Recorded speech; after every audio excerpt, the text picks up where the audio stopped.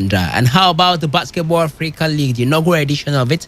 We have the inaugural finalists, as the final is set to go down today. We'll look at that. Rivers Hoppers evicted from the tournament, couldn't make it out of the group because they couldn't even qualify to as best losers, because they had the opportunity to qualify, even though they lost in the first two places of their group, but they couldn't even meet up, courtesy of point differential involving them and some other teams in the other groups of the league. But right now we have inaugural edition or inaugural finalists, you want to call them.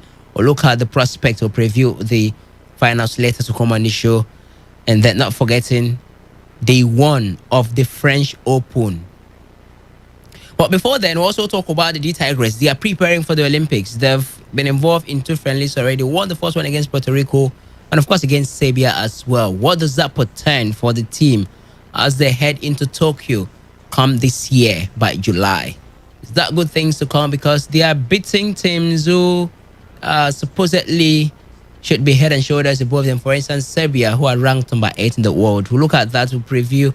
More like we'll analyze the team and look at their preparations ahead of the Olympics. Now, here is the thing. In athletics, Casa Semeya, I recall that name, don't you? Have failed to qualify for the Olympics for the second time of asking. Which race? Is it by a mile or is it 800 meters? You get more details about that one later on the show. Not forgetting Nigerian-born Ese Brume, who broke a 25-year-old record in long jump. Yes, Ese Brume broke a 25-year-old record, formerly held by Ujunwa. You know her, don't you? Ese Brume has broken that record. What does that portend for her and how did it happen? And of course, what does that portend for her as well as she heads into the Olympics? So there are so many sporting stories to talk about on the show this afternoon. And the NBA playoff is also ongoing. It's more like blown apart by the LA Lakers, the champions of the defending champions, more like it. So we'll look at the NBA playoffs as well, and then we'll culminate into talking about football in the show. We'll look at the Champions League, look at managers, look at transfers all together. And Chelsea were crowned champions of Europe last night. What does that portend for the team going forward? Does that mean that we're going to see the dominance of Chelsea once again? More questions to be answered on the show, and I'm grateful that you are there listening and you are eagerly anticipating to be a part of it. We have our SMS and WhatsApp portal up and running, 0701 933 9962. Phone lines much later will be thrown open, but our WhatsApp portal, I just call it, and we have a Twitter handle as well, an alternative means of contributing on the show, which is at Today95.1. At Today95.1. You can equally copy me at Reliable Rely. That's my handle. Victoria here, your favorite melanin sport presenter, joins me on the show. Welcome, man. Thank you so much, Vilas. Good afternoon to everyone listening. It's great to be here. Quite an exciting evening we had yesterday in the UEFA Champions League. I mean, I had goosebumps all over, and I think I'm still recovering from the high of yesterday. But it's great to be here.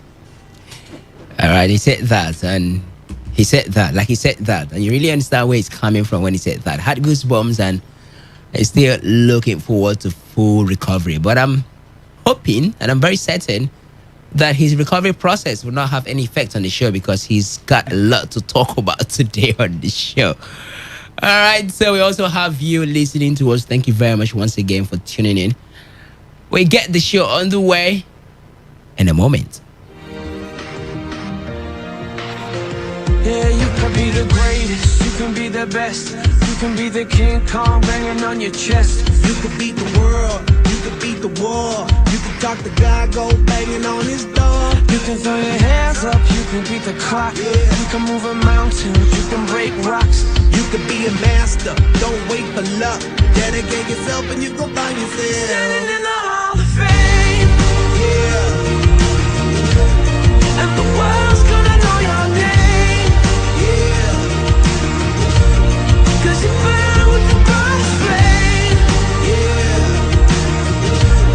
and the world's gonna know your name, Yeah. and you'll be on the walls of the run the mile. You can walk straight through hell with a smile. You could be the hero, you could get the gold. Breaking all the records they thought never could be broke. Yeah, do it for your people, do it for your pride. Are you ever gonna know if you never even try? Do it for your country, do it for your name. Cause there's gonna be a day when you're Standing in the Hall of Fame, and the world's gonna know your name. Cause you burn with the brightest flame, and the world's gonna know your name. And you'll be on the walls of the Hall of Fame. Be a champion, be a champion, be a champion, be a champion. The walls of the Hall of Fame. Be students, be teachers, be politicians, be preachers. Yeah. Thank you very much for sticking around to that Sports Live. It is. You're listening to it from the studios of your premium news talk and sports radio station, Today95.1 FM. OAP on duty, reliable reliance, joining alongside Victor Oriahi, and not forgetting you listening from the other side of the divide. We appreciate you. Let's get the show on the way.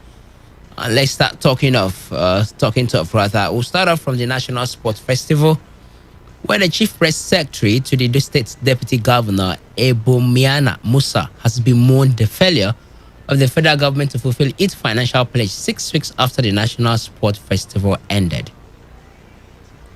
In an interview with The Punch, he said, and I quote, "As a state, we have put it behind us and decided to move on. If it places the almighty federal government and the almighty federal Ministry of Youth and Sports Development to compensate us for the financial losses suffered during the sport festival, so be it.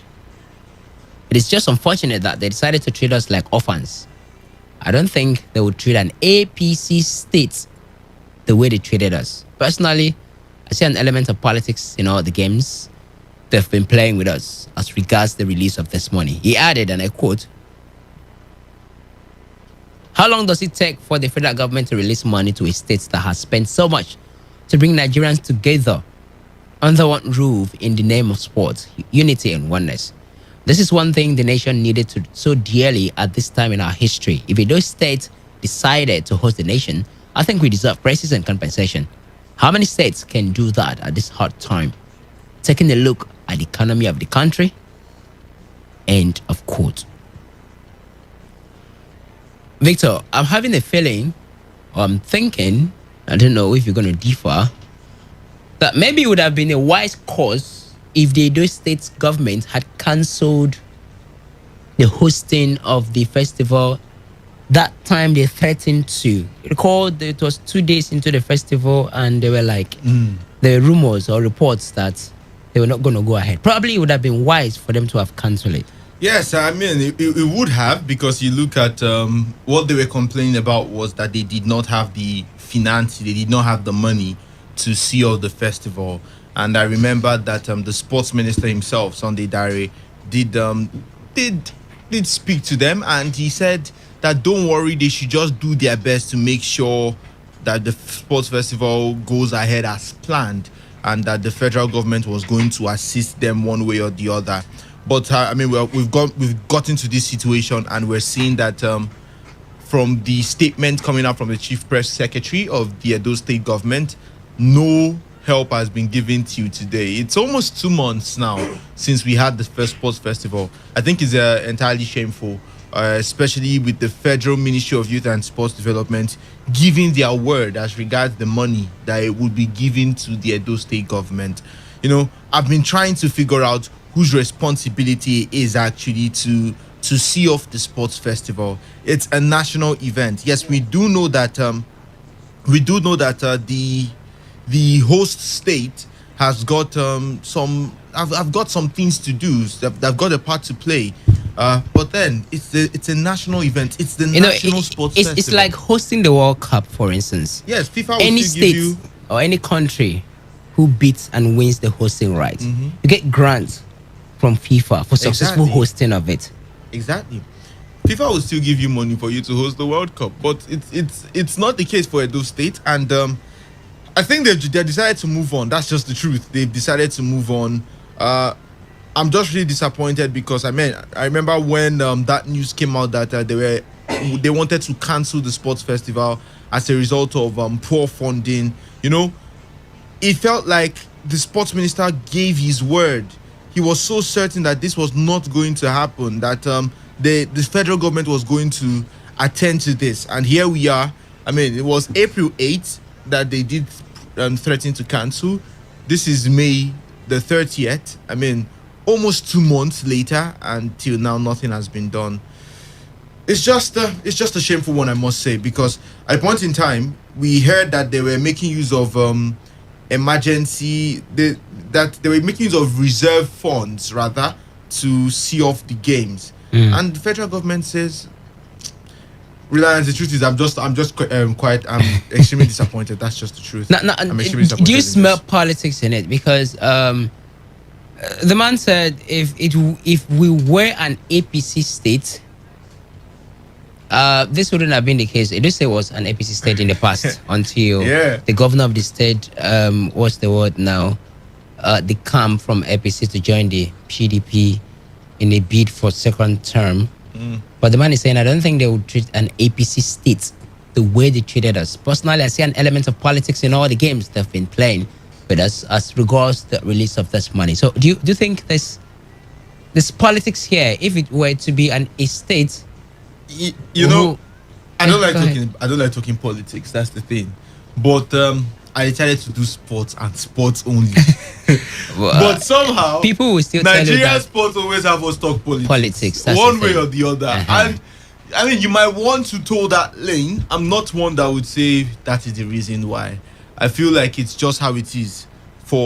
It's just how it is generally, where promises are given and then the promises are never fulfilled. You know, you just say something to someone so that the person will just do that thing, and at the end of the day, you don't do it. Because right now, it seems like this is not the first time. 2 weeks after the sports festival, we heard, I think it was a representative from the Edo State government also coming out to talk about this issue. That, okay, nothing has been done. And the sports ministry was silent. The federal government was silent. 6 weeks later, we're seeing the same issue, and there's been no feedback from the federal government or the sports ministry. They've not said anything as regards, don't worry, the money will come, or this is the reason why the money has not yet come. No statement has been given with regards to this, you know. So it feels like at the end of the day, it might be political, but I'm not one that would think so. I don't think so. We've seen several situations where athletes are promised a sum of money, or sportsmen and women are told that if you do this, if you win this cup, if you get to this level, when you come back, you're going to be getting so amount of money, and it never happens. You know, we've seen it before. But let me just say this as well. I feel like at those days they had the money, but you know, it's better to spend someone else's money than to spend your own money, because they did promise their athletes and they fulfilled the promises to their athletes. If you get a gold medal, you get this. If you look at different. the amount of money they spent on just the athletes, I think it's different, Victor. I think it's different. You will not want to put it side by side. The amount of money given out as rewards to athletes who perform quite well during the festival, winning them gold medals. You don't want to put that into the same conversation with the amount of money spent in organizing the entire event. I think there's a huge gap, and it's more like about budgeting. Or I mean, you can't even say for sure. What if? How much did they promise gold medal? I think 500,000 naira for Yes, each sir. gold medal. Now, what if they had to cut? What if they would have given them a compensation with close to 1 million naira? The Bayelsa State government, I think Bayelsa State government promised each gold medalist 1 million naira. That's Delta State government. Delta State, I beg your pardon. So what if they would have done something like that, but they couldn't do it because they had to cut some amount of money and channel it into hosting and organizing the Well, event? Relax, just to wrap everything I'm saying, I Wrap think it at up, the end of the man. day, the sports festival was just not one that interested the government. That's the way it seems. Because federal government. The federal government. Yeah. Because you look at from the very start, before the tournament even started, you know, they were supposed to give some money before the start of the tournament so that they could complete some stadia and mini auditoriums that they're going to be using. Nothing was given. I remember sometime in March, the the deputy governor of the state, Philip Shuaibu, came out and said they've not given us money till now. This was back in March. We had the sports festival in April, and then there was more of a promise again. Don't worry, we'll give you. The tournament started. Don't worry, we'll give you. The tournament is over. It's still don't worry, we'll give you. I think it's safe to say nothing is going to happen. They should just move on. And I think from that statement by the chief press secretary, I They just think that decided to move on. Quite unfortunate, and this asks a big question. What happens to the hosting right of the next National Sports Festival? Delta State were granted a hosting right, and they just concluded it. Not just concluded, it's been concluded for over a month now, so that shouldn't be just concluded anymore. But Delta State will be hosting the next one scheduled for next year. Well, let's over the same fate. Recall the history of the National Sports Festival of recent. In 2018, was held in Abuja. Abuja was not the initial host. It was supposed to be Cross River. But due to issues like this, it didn't happen. Well, we'll leave that for discussions in the coming days. Let's move on from the National Sports Festival and talk athletics. In the meantime, Henry Ogugwo is here. Good afternoon, Reliance. Good afternoon to our listeners. Great to be here. Now, on Saturday, Ese Brume in the United States broke Chioma Ajunwa's 25-year African women's long jump record. Impressive, isn't it? She leaped a distance of 7.17 meters at the Chula Vista Field Festival in California to break the 7.13 meters record set by Ajunwa on her way to winning gold at the Atlanta 1996 Olympic Games. Brume leaped the distance in a sixth jump after earlier leaping 6.75 meters, 6.83 meters, 6.83 meters, 6.88 meters, and 6.83 meters, respectively. Brume's distance is also the world lead in the long jump women's event as the Tokyo 2020 Olympics approaches. A previous personal best was 7.05 meters, which she jumped at the Turkish Championship in Bursa, Turkey, August 4, 2019. America's Brittany Reese placed second with a season's best of 7.10 meters, while Chantel Maloney was third with a jump of 7.07 meters. Guys, Henry Ese Brume should give us an Olympic gold medal. Now, here's the thing. Chioma Ajunwa, when she leaped a distance of 7.13 meters in 1996, she won gold medal at the Olympics. Yep. But now, this is 7.17 meters, about 0.04 meters higher or longer than what Ajunwa leaped in the 1996 Olympics. So, surely she should be able to deliver an Olympic gold with this kind of jump. We are with this with the sort of jump she did, yes, definitely. But I don't want to hinge too much on that because there could be a lot of factors that will take place, or a lot of events, or a lot of things that could occur before the Olympics. We hope she will be able. Let's pray that no injuries pop up or anything. But I think she will be there. And I don't know. Sometimes we see our athletes do these things. I mean, Divine Oboro do what he did in the NCAA. Then he went to the World Athletics Championship and he failed to deliver. So sometimes when it comes to things like this, I like to keep my fingers crossed when it comes to our athletes, not because of they are not good enough, but number one, because of the preparation our country puts in place for them, and number two, the whole atmosphere. How comfortable are they in the Olympics? How well has the Nigerian Olympics Federation and the Athletics Federation, how well have they done to ensure that these athletes are ready and there's no confusion like the mess that happened in the last World Athletics Championship and all that stuff. So until it happens, I keep my fingers crossed when it pertains to things, but when it comes to things pertaining to Nigeria and things like this, because we have the talent, we have the athletes, everything, but it's just that administration has always failed us. And I just hope, I mean, every time we go into a competition, I look at her as one of our medal hopefuls on the international scene. Yeah. And hopefully she will be able to deliver in the Olympics, even if it's a bronze or a silver. But she'll be able to deliver a medal for Nigeria. But till then, I keep my fingers crossed. I mean, we've said that about Okagbare countless of times, and somehow we've eaten back our words, sort of. So I think, At least in the was it World Athletic event yeah, where they were wrongly registered in a race 200. I think 200. Is it a 200 or? I think they initially wanted to go for 200 200, and they yeah. were registered in 100. Let's say that that could be maybe that was an excuse for Blessing Okagbare. Probably if she had run in the 200 meters, she would have done better. Maybe I know, but I just say you can't. We're talking about what is hypothetical now. We're trying to paint a hypothetical situation. So I just think that I keep my fingers crossed. Hopefully she does it. I do believe she can do it. She's one of those I'm probably hinging on and hoping on that she can somehow raise the flag of Nigeria internationally. But I just want to keep my fingers crossed on this.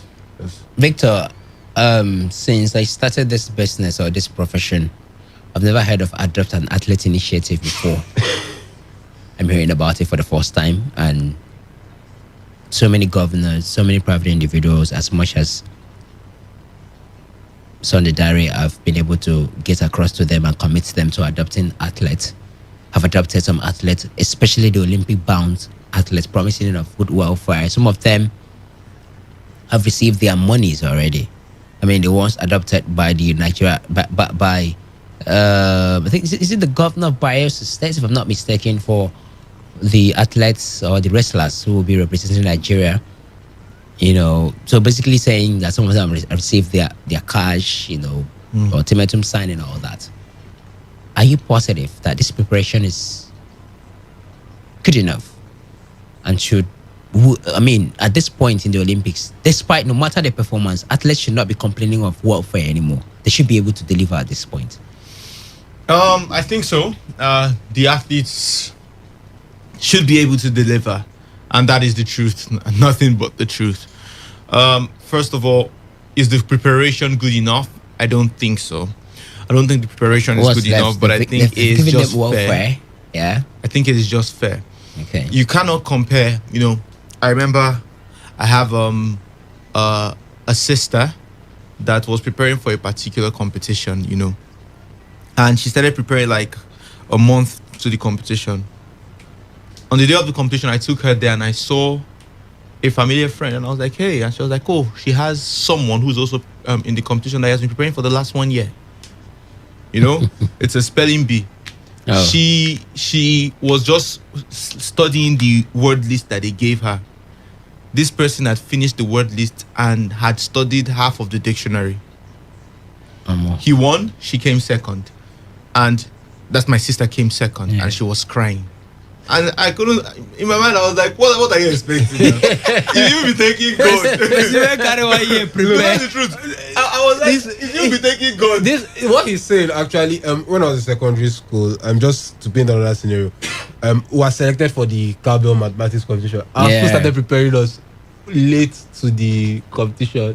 When we went there, I just saw the questions and I just.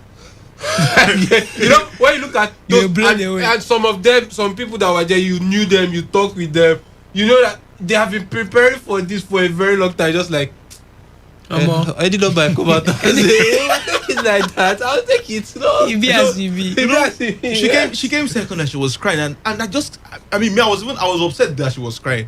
Because I was happy for the second. I didn't even believe that she would get second, because she said preparing like a month to the competition. And yes, she gave a lot of hours of preparation. But you cannot compare someone who's been preparing the last 1 year. You know the funny thing? The mom of that particular child who won the competition said that the child had come for that competition 2 times before now. Oh.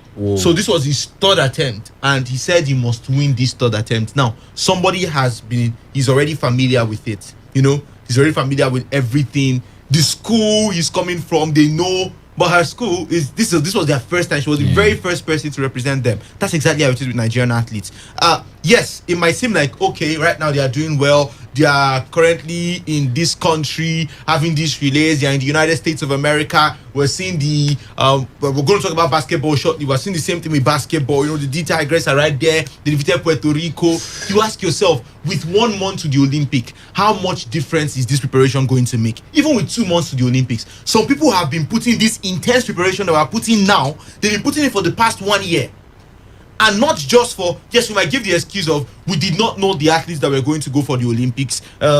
They didn't know as well. But how about, I mean, if you don't know, put everyone on top Exactly. chairs. Yeah. But do we have the capacity? City. Do we have the facilities? Do we have the financial ability Victor, to be able to off put your mic. You don't every deep- single person? You don't deep as with And so what I'm just saying is the preparation that we have is fair. Okay. That's the truth. It's Alright. fair.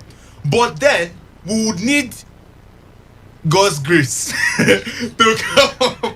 I'm saying that because Shebi. you know it's not going to be, it's going to be a surprise to me.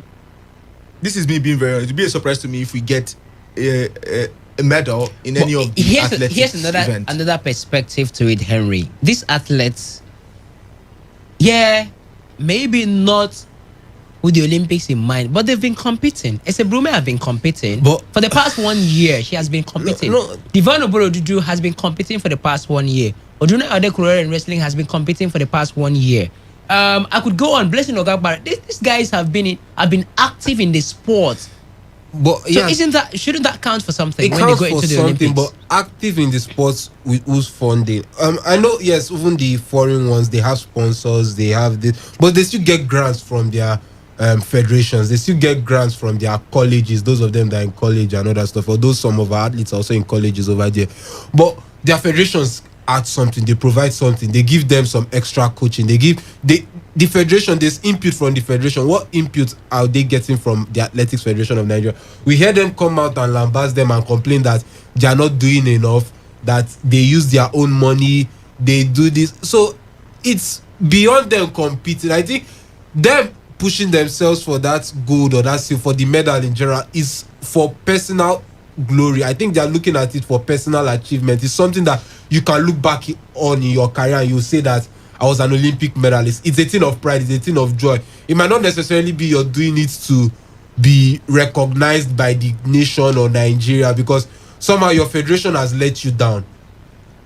And I'm asking, isn't it time that we simply accept that our athletes are not good enough at the world stage? I think they can't. Isn't it time that we simply accept that fact instead of continuously hipping, or making excuses, coming back home talking about lack of facilities, lack of funding, and lack of every other thing. We don't have the infrastructure in sports, no doubt about that, and we equally have governing bodies who are bent on selfish interests, more like it. Yeah. They place the politics of the Sport, organization of the organization. sport ahead of the sport itself. Yeah, admitted, we have all that, but isn't it time that we simply accept that these guys are not good enough to represent Nigeria at the global stage? Recall the last was it Diamond League? Was it the Diamond that Toby Losa came back with a bronze medal? And she was about the only one who even Shakiri that kept close, so at the dying stage couldn't meet up. So isn't it about time that we simply accept that these guys are not just good enough? I think it would be unfair to say they are not good enough. I think it's a combination of a lot of factors. Because to bring up these stats now, there are 4 countries with people who have run sub 10 the most.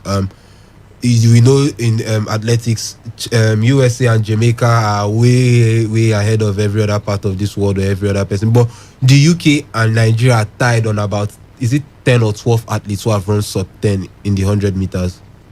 So it tells you a lot that the talent is there. They have the ability. But number one, what has been done necessarily? What facilities are in place to get them? Sometimes when you're in colleges or in our universities or some of these games that you see organized, you see, or in secondary school, who was I think someone was telling me there was in secondary school that there was is this 16-year-old or 17? He was in SS2, SS3 then. This was my elder brother when he was still in the junior secondaries, that he's a boy in SS2. or is it SS3, ran 100 meters in about 13 seconds or thereabout, Whoa. or 14 seconds, about that. So that's very fast for a 17-year-old or a 16-year-old. But what coaching has been given to him? What level of facilities does he have to train with? I mean, even if the facilities are not the best, I mean, coaching matters a lot.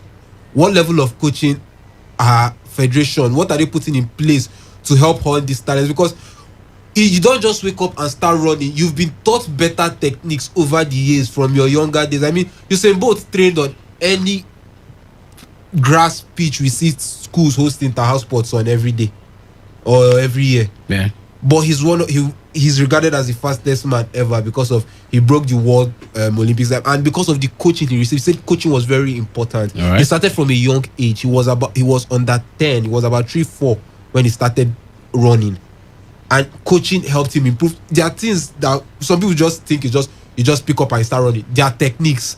Your posture might not be right. It might be what slows you down. Yeah. Coaching is there to take off more yes, like it. your takeoff could be poor. Yeah. Coaching is there to correct all these things, and it's from a young age. I mean, sorry to digress a bit. When you go to football, in Ajax, it's so bad that they will take it to the extent that a player's running posture and even standing posture and walking posture, they have to alter it and change it to ensure they get maximum efficiency from such a player in the youth days. So, and it also affects, because it also helps you reduce injuries and risk of certain things. So I just think enough is not being done. We have the talent, we have the ability, but like I said, administration has failed us woefully, and that is why the notion and the thought of our athletes not being good enough is coming up. Okay, then. So it boils down to catching them young and giving them earlier preparation. Sometimes I do wish, this me being honest now, confessing, sometimes I do wish I grew up in some other part of the world, because some of the things I do right now, you know, I would have done it when I was younger, maybe when I was a teenager. Yeah. You know, when I see teens do great things, I tend to admire and congratulate them because they have the opportunity and the avenues right there for them. But here, Nothing. anytime I achieve and just have to find an achievement.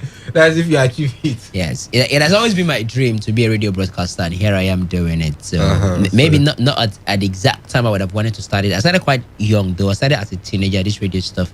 But that's, by the way, it's not about me. It's about Nigeria and catching them young. According to Henry Ogugo. Keep your contributions coming to us to be a part of the show. We talked about the National Sport Festival. We talked about Brume breaking a 25-year-old record formerly held by Chioma Ajunwa. That record ensured that Nigeria had an Olympic gold medal in long jump in 1996. But she broke the record by far, about 0.04 meters distance over Chioma Ajunwa's record of 7.13 meters. And that is a mark that won someone a gold medal. Does it mean that Brume is on course to deliver a gold medal in Tokyo come July? Wait and see. There is another person who is bidding to be in Tokyo, and the person has not been able to do that. Her name is Caster Semenya. She failed again in Durban to qualify for the 5,000 meters at the Tokyo Olympic Games. She clocked 15 minutes, 32.15 seconds. That's 22.15 seconds outside the qualifying time of 15.10 seconds for the July 23 to August 8 games in the Japanese capital. I need to let you in on that part again. For 5,000 meters, qualifying time is 15 minutes 10 seconds. But she was only able to do 15 minutes 32.15 seconds. That's 22.15 seconds outside the qualifying time. She had tried before. In the past, she clocked 15 minutes 52.28 seconds last month in Pretoria at an altitude of 1,339 meters. She couldn't qualify. Well, we know the history of Chioma, Caster Semenya, the whole doping stuff and blah, blah, blah and stuff.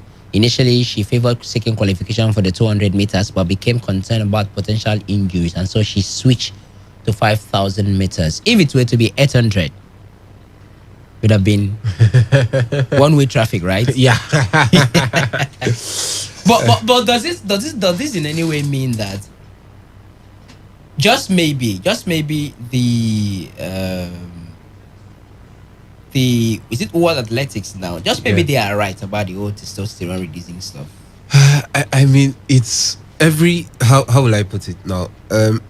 I don't think it's. Some people say it's a big. Yes, it's our own biological makeup. It's a big advantage for her. I know all that stuff. Even within, I think if I'm not, a medical practitioner could probably correct me if I'm wrong, but within men, some could probably have a much higher level of probably testosterone than the other men. others. Yeah, The yeah, other men. yeah. And you could also look at Michael Phelps. The human body, we release lactic acid, which somewhat delays our recovery rates. But Phelps of joints and all that, but Phelps releases less his body, so he recovers faster for races. And his is it they were saying something about his leg formation of his leg bones, something about that. It makes it easier for him to swim. So all these things are biological advantages we have, or he has. Some people have that over you. So because of Messi has a low center of gravity and can literally beat everybody, it doesn't mean he's A cheat. He's a cheat. It's her own biological makeup. She's still a woman. Tests have shown that she's a woman. She just has the slight advantage of having a higher level of testosterone more than a woman should. But I don't think it's her fault. I just think it's. Will I say it's victimization or being unfair? Yes, I want to say that because I think she has not shown anything out of the ordinary to prove that she's will I say mixed gender or what you want to classify it as. But I just think that it's quite unfair for her, and I just feel that maybe she has to quit the sport now, that probably it's not favoring her and everything has just gone out. But it doesn't stop her from fighting for what she believes is right. I don't think she's going to quit anytime soon. You know, Caster Semenya, just like you stated in your last statement, that she is a fighter. It's called DSD, differences in sexual development, and that's the case with Caster Semenya. To those who are listening and have never heard the name before, she's basically an athlete, South African athlete that has quite a high testosterone. So it's High testosterone as a woman. as a woman. Always put that aspect because she's as a woman. Yeah. Now, so whenever she's competing with other women in 400 meters, 800 meters, meters. it is a whitewash. You know, she's at Romokoro, they are still at Choba. So it just shows you the distance, you know, that she actually beats them. And so eventually they had to. But I'm saying, Victor, now that she has tried 5,000 meters and she couldn't qualify for the Olympics, she couldn't beat the time. For Well, I think one thing a lot of people have- maybe World Athletics are just right. No, it's not a matter of. I mean, this is her first. She's just getting used to this. Okay. Imagine you've been playing basketball your whole life, and now you are told to play handball. Or football. They are or not the netball. same, you know. They are not the same. You might be playing handball and you are told to play netball or softball. Hockey. They are actually not the same, you know. I mean, Reliance. We saw it initially. Sorry, just to add, we saw it initially. She first went to 200 meter. You know, it didn't work out for her in the 200 meters, and then she decided to make that jump to the 5,000 meter. This is her fourth time, and one thing I must say is that with every single time she runs, she gets better. The first time that she ran this 5,000 meter, that was in March. She took 16 minutes, 14, 43.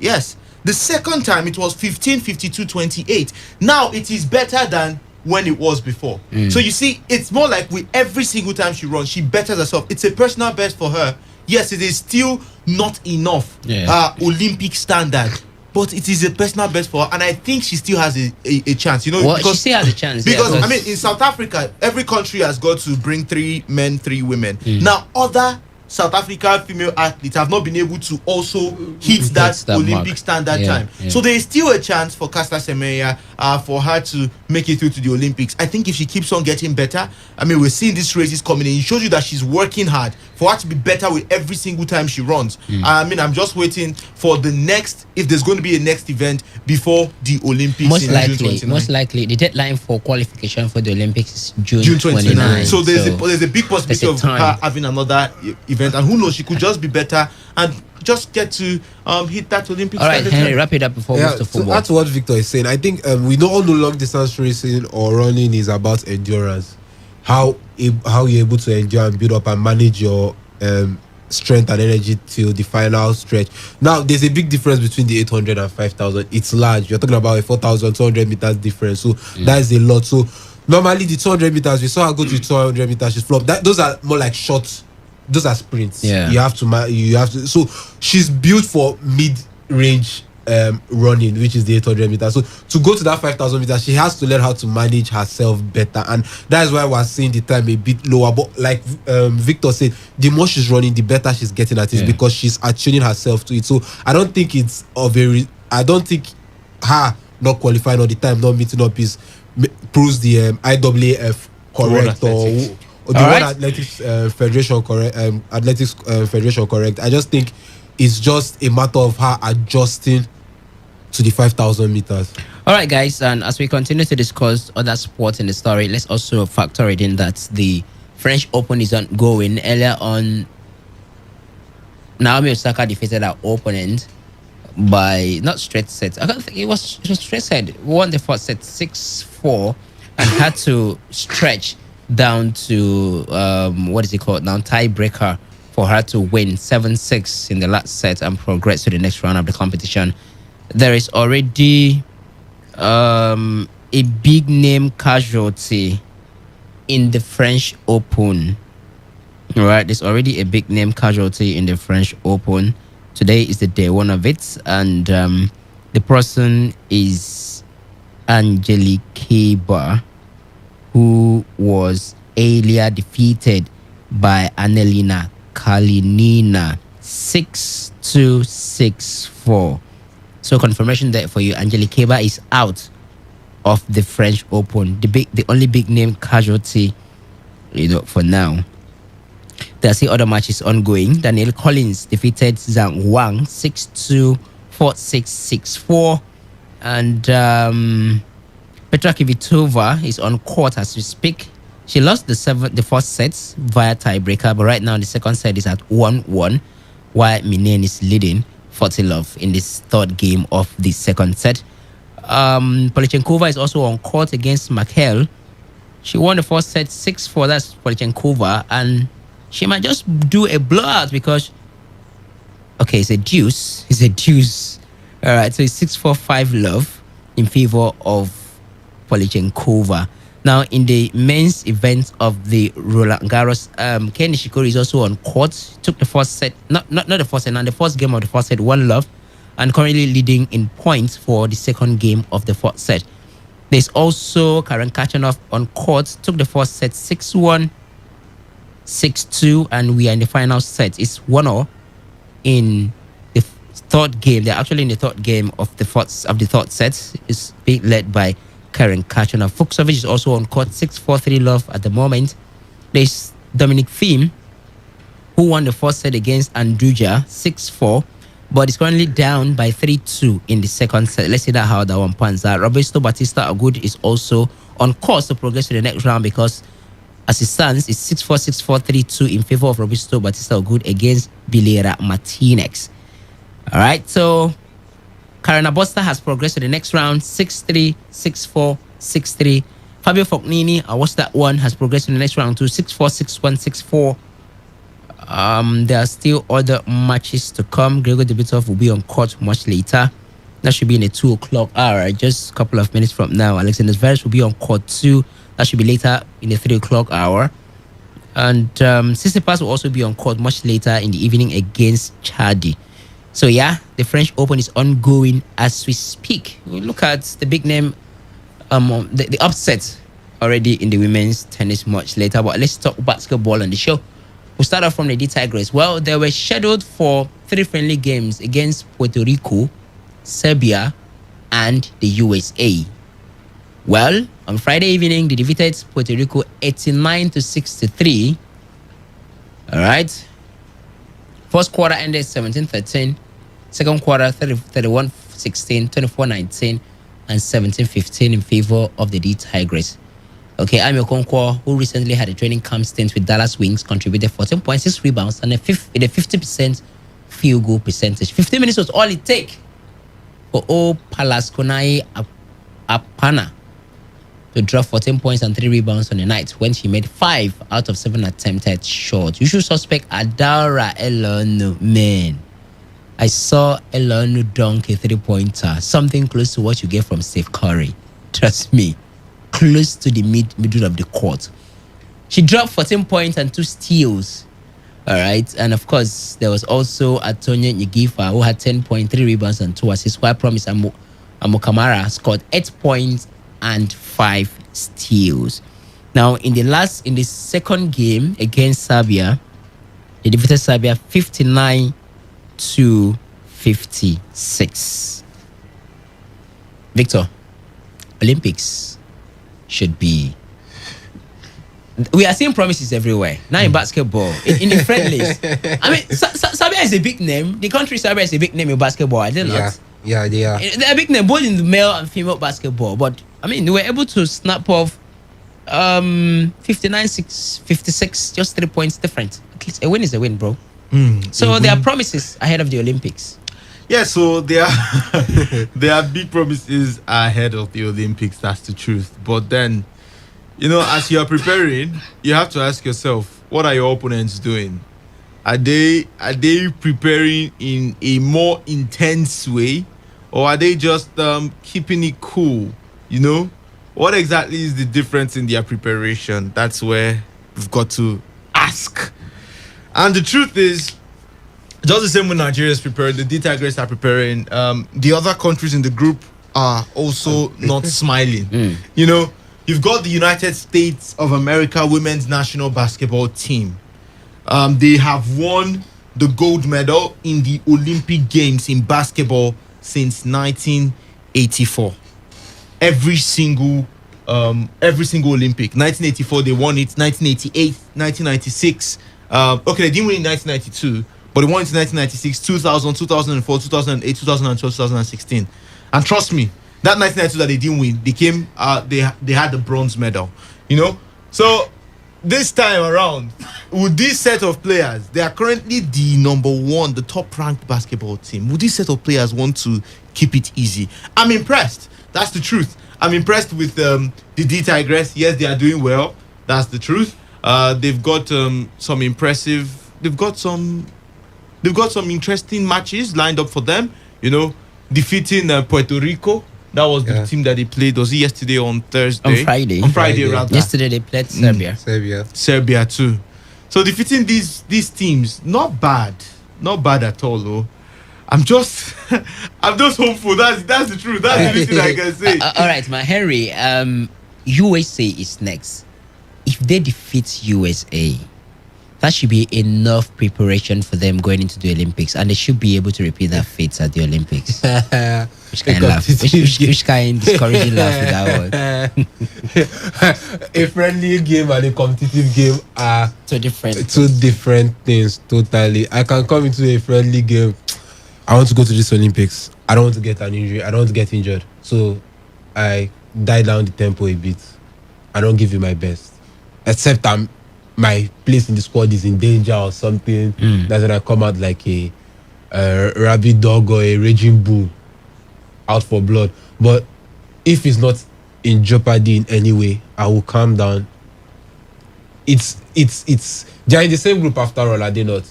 Yes. So it's almost And like, that's the reason why I don't want it to happen. and it's almost like both coaches try to understand what the other coach has in mind. So the element of surprise is almost taken out of the Olympics. Yeah, it's literally taken out. So I just think if we beat them in this game, I don't want to read much into it because we could go into it with a lot of confidence, maintain the same game plan and everything, and then go back, sit back. They come fired up.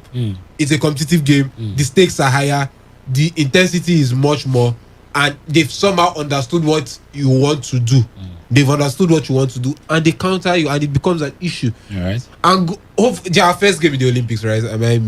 I hope I'm not mistaken. I don't think. I think it's. I think that should be the final game. Yeah, the The last final game. game. And The God first game is against Tokyo. help Japan. us. We don't need to beat them to qualify.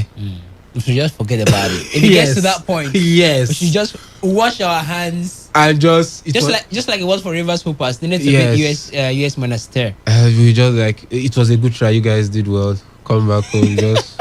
But Just relax, to- just to say, for this friendly game, I'm skeptical. I don't know why it's happening. Yes, we want good friendly games. We know it can't be any better when But you there are play other good against- nations. Yes, that's the thing. There's a So- Spain. When they There's an play Australia. Serbia, it's not a problem. Serbia are number 7 in the They are FIBA eight. women's They are number eight, 8 yeah. in the FIBA women's world ranking. You know, you could play some of these teams, but playing a team that is in the same group with you in the Olympics, I think this is what's just going to happen. Except our manager Otis Hughley is able to come up with a different tactics that is when the Olympics start proper, or probably just approach this Let me ask friendly you a with a question different before you tactics. land. It's going to be a big Let problem. me ask you a question before you land. If you want to get a friendly, a Class A friendly for the Super Eagles, which country will come into your mind? Currently, Yes. Depends on the competition it, we're preparing it for. depends on what we're preparing for. Yeah, Mhm. like you Depends said. on what we're preparing for. Preparing for AFCON. Or let's say we're preparing for World Cup. We're preparing for the World Cup. Yeah. Argentina. Okay. I'll think maybe a Brazil or even an England today. No, I don't. So because Argentina is in the same group with us, are you going to scare away from playing them in the friendly? No, I think according to FIFA rules, you can't even play the team in the same group with you. in No, the I'm friendly. just saying. Yes. You're going to run away from playing them in the friendly because they're in the I same would group rather with you. say don't choose another team rather than play that team, because that's the thing. Listen, what's just going to happen is when we get into that Olympics, they will just know our tactics. They will know, they will know everything. They will know the players. They are able to. They have a beautiful manager, a beautiful coach in Dawn Staley. Yeah. Dawn Staley would. She's a female, and she would effectively read the game plan of Otis Hughley, get to study. You know what you're saying? You get to know your opponent before the battle starts. It might be an advantage and a disadvantage. That's why I'm saying it depends on what angle Otis Hughley comes from. Alright. Because now they could have a different expectation. Okay, these guys are going to be playing the defensive, Yeah. or they're going to be doing this. And eventually on the Olympics games, Otis Hughley changes some things, and it's a different digress entirely. But if it's a manager or it's a coach who we're not comfortable, we're not sure that he's going to be able to tinker the squad as much as we want, it's not a great one. But then if they beat them, we're going to take that win, but we shouldn't read too much meaning into it. Nigeria defeated Argentina 4-2 in a friendly, but in the World Cup we played against them. How did it end?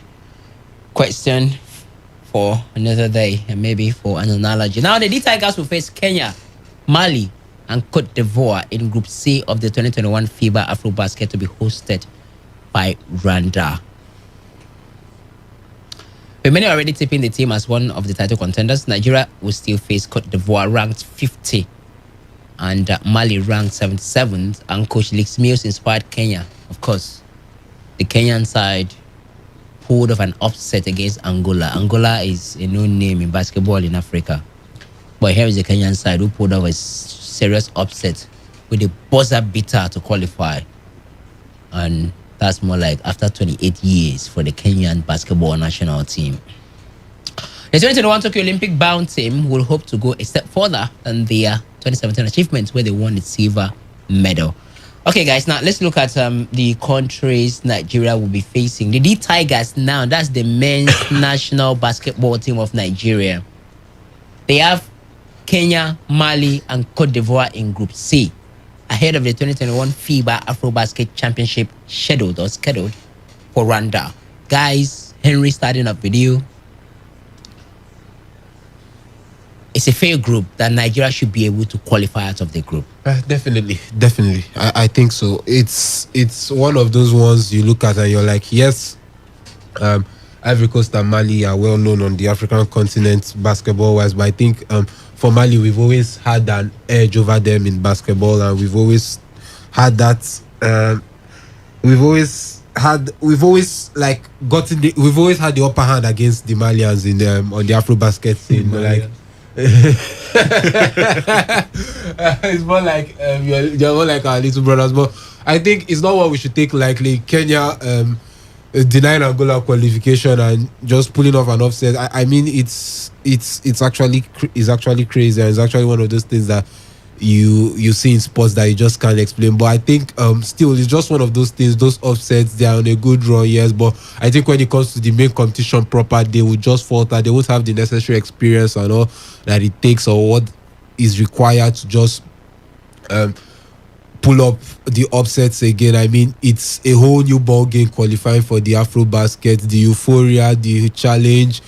Can the players stomach it? Can they develop? Can their morale be high enough, or can they keep their heads down or low enough to perform well? I don't know if the Kenyans will have it. So I think definitely it's an easy group. Ivory Coast, yeah, they are known on the African continent in the basketball scene, but it's not like they're much of a force to reckon with also. So I just think Nigeria, with what we have and what we have on ground, we've actually seen an upward trajectory in our basketball since 2015, since we won the Afro Basket Championship and all that stuff. So I just think we'll continue going with that momentum. And if you look at the qualifiers, we breezed through the qualifiers. We beat everybody in sight.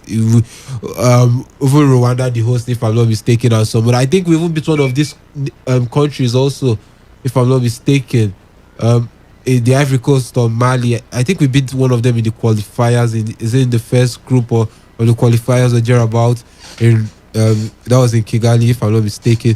So I don't think it will be much of an issue for us, but I just think we have to be very careful. Normally, you have to be careful. Even if you're playing a San Marino in the World Cup, you have to be careful. Upsets do happen.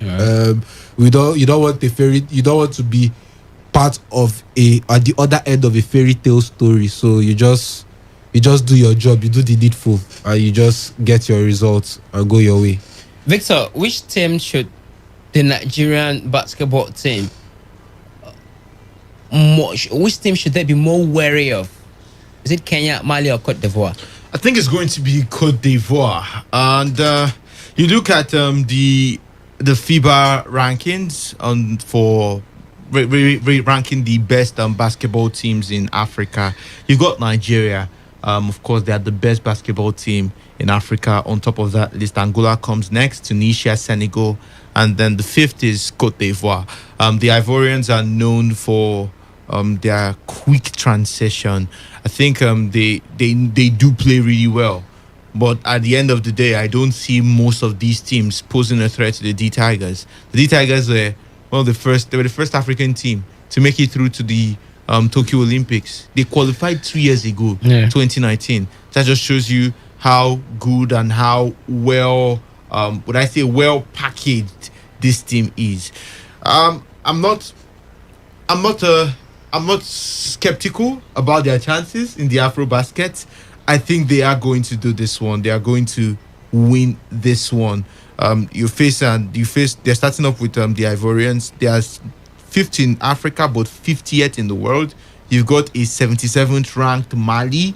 You've got Angola. It just shows you that there's so much in store for the D Tigers. And then they've got the Tokyo Olympics in sight. Angola. Rather, Kenya, Mali, and Cote d'Ivoire. Yeah, no, Angola. You know, it just shows you that there's so much in sight for the D Tigers. They've got the Tokyo Olympics just in front of them. So this is going to serve as a preparatory tournament for the Olympics. Yes, it is the Afro basket. And okay. Well, the Afro basket is to hold after the Olympics. Yes. After the Olympics. Apologies on that one. So I think it's not going to be much of a challenge, you know. The D Tigers are going to be able to do it, and I don't see anyone stopping them. No one is going to stop them. We have Kenya, we have Mali, we have Cote d'Ivoire. Mali, they've not won the Afro Basket Championship before. I think the last they got close was 9th last time out. And for Kenya, it took them 28 years to seal this qualification, and they pulled an upset, like I mentioned earlier, using a buzzer beater to beat favorite Angola. After 28 years. After 28 years to qualify. And then there's also Cote d'Ivoire. The Afro Basket Championship is scheduled for 24th August, and the tournament is scheduled to be held between 24th August and 5th of September. coming mostly after the Olympics. So we'll keep monitoring proceedings in that one. The show is Today Sports Live, reaching you from the studios of your premium news talk and sport radio station right here in the Garden City of Port Harcourt. I remain your reliable radio spokesman, the classical gentleman. My name is Reliable Reliance Odanyan. Henry Ogugo is right here with me in the building. There's Victor Oriahiyo, favorite Melanin sports presenter, also in the building. And together we're looking at other sporting stories. Football comes up in a bit as we are about to throw the phone lines open to have a contribution. And on the other side of the show, we'll talk about football, talk about the Champions League, we'll talk about Manchester United and Ole Gunnar Solskjaer. We'll talk about the coaches' transfers as well on the show. So in the meantime, we'll look a bit at the NBA playoffs. And the world's gonna know your name. And you'll be on the walls of the Hall of Fame. Be a champion. Be a champion. Be a champion. Be a champion. On the walls of the Hall of Fame. Be students, be teachers, be politicians, be preachers. Be believers, be leaders, be astronauts, be champions. All right, so we're looking at the NBA playoffs right now. I did mention earlier that the Milwaukee Bucks blew out Miami Heat 4-0 in a game of 7. So Bam Adebayo is out of the NBA playoffs. Jimmy Butler is out of the NBA playoff. Who's that Nigerian that was Is it That was- Achua? no I pretty sure is it Miami Heat? Yeah, I think Yeah, it's Miami Heat. Heat. Miami Heat, pretty sure the Port Harcourt boy. Yes. Is also out of the NBA playoff. In the meantime, it's 2-2 between Portland Trailblazers and Denver Nuggets after 4 games played. The last time out was Blazers, who equaled the series when they defeated Nuggets 115-95. Philadelphia 76ers are currently leading the Washington Wizards 3-0 after 3 games. The last time out, they defeated them 132-103. There are some matchup in the playoffs. You just know that it's going to be a whitewash. Yeah, maybe I didn't expect it for the Miami Heat and the Milwaukee Bucks. I mean, looking at the Milwaukee Bucks teams being a team of one head in Giannis Antetokounmpo.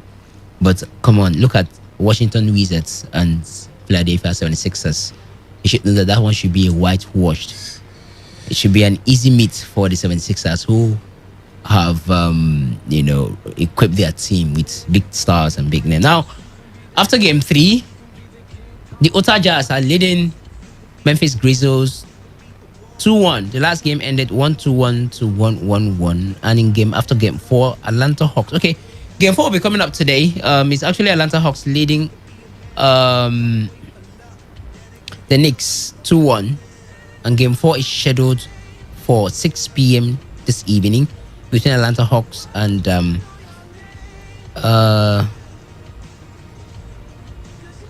between Atlanta Hawks and New York Knicks. And there's also a game between the Lakers and Phoenix Suns. Now, Lakers are currently leading that series, right? Well, it's actually the Phoenix Suns who started off 1-0. They won the first game. Yeah. Lakers equalized 1-1. And then here we are, Lakers leading. It might just be a game of 5 after all. I'll get your points much later. And then tomorrow will be Boston Celtics against Brooklyn Nets. How Celtics were able to pull one back against Brooklyn Nets, it still surprises me. It's one of those games I felt should be a game of 4. Okay. So this is also going to be LA Clippers against Dallas Mavericks tomorrow. Dallas are leading that series 2-1.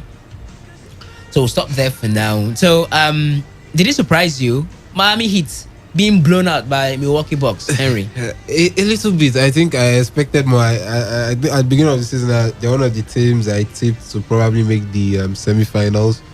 Defending finalists. Yes. Because they were in the final last time out against LA Lakers. I expected more from them, and when it was the Bucks they were coming up against, we've always said and we've always hammered on how the Bucks right from time are more of a regular season team. They somehow stutter in the playoffs. If Giannis isn't present or Giannis doesn't turn up, they tend to stutter and struggle. But now we've seen them blow the Heat apart, which is actually quite shocking, and will I say probably a bit liberating for them on their own part. They get extra days of rest. compared to doing other- it early. Yeah, so I think it's a good one for them. And as much as it's a little bit of a shocker, I'm not too I'm not too shocked also that it happened, because they're a fantastic side.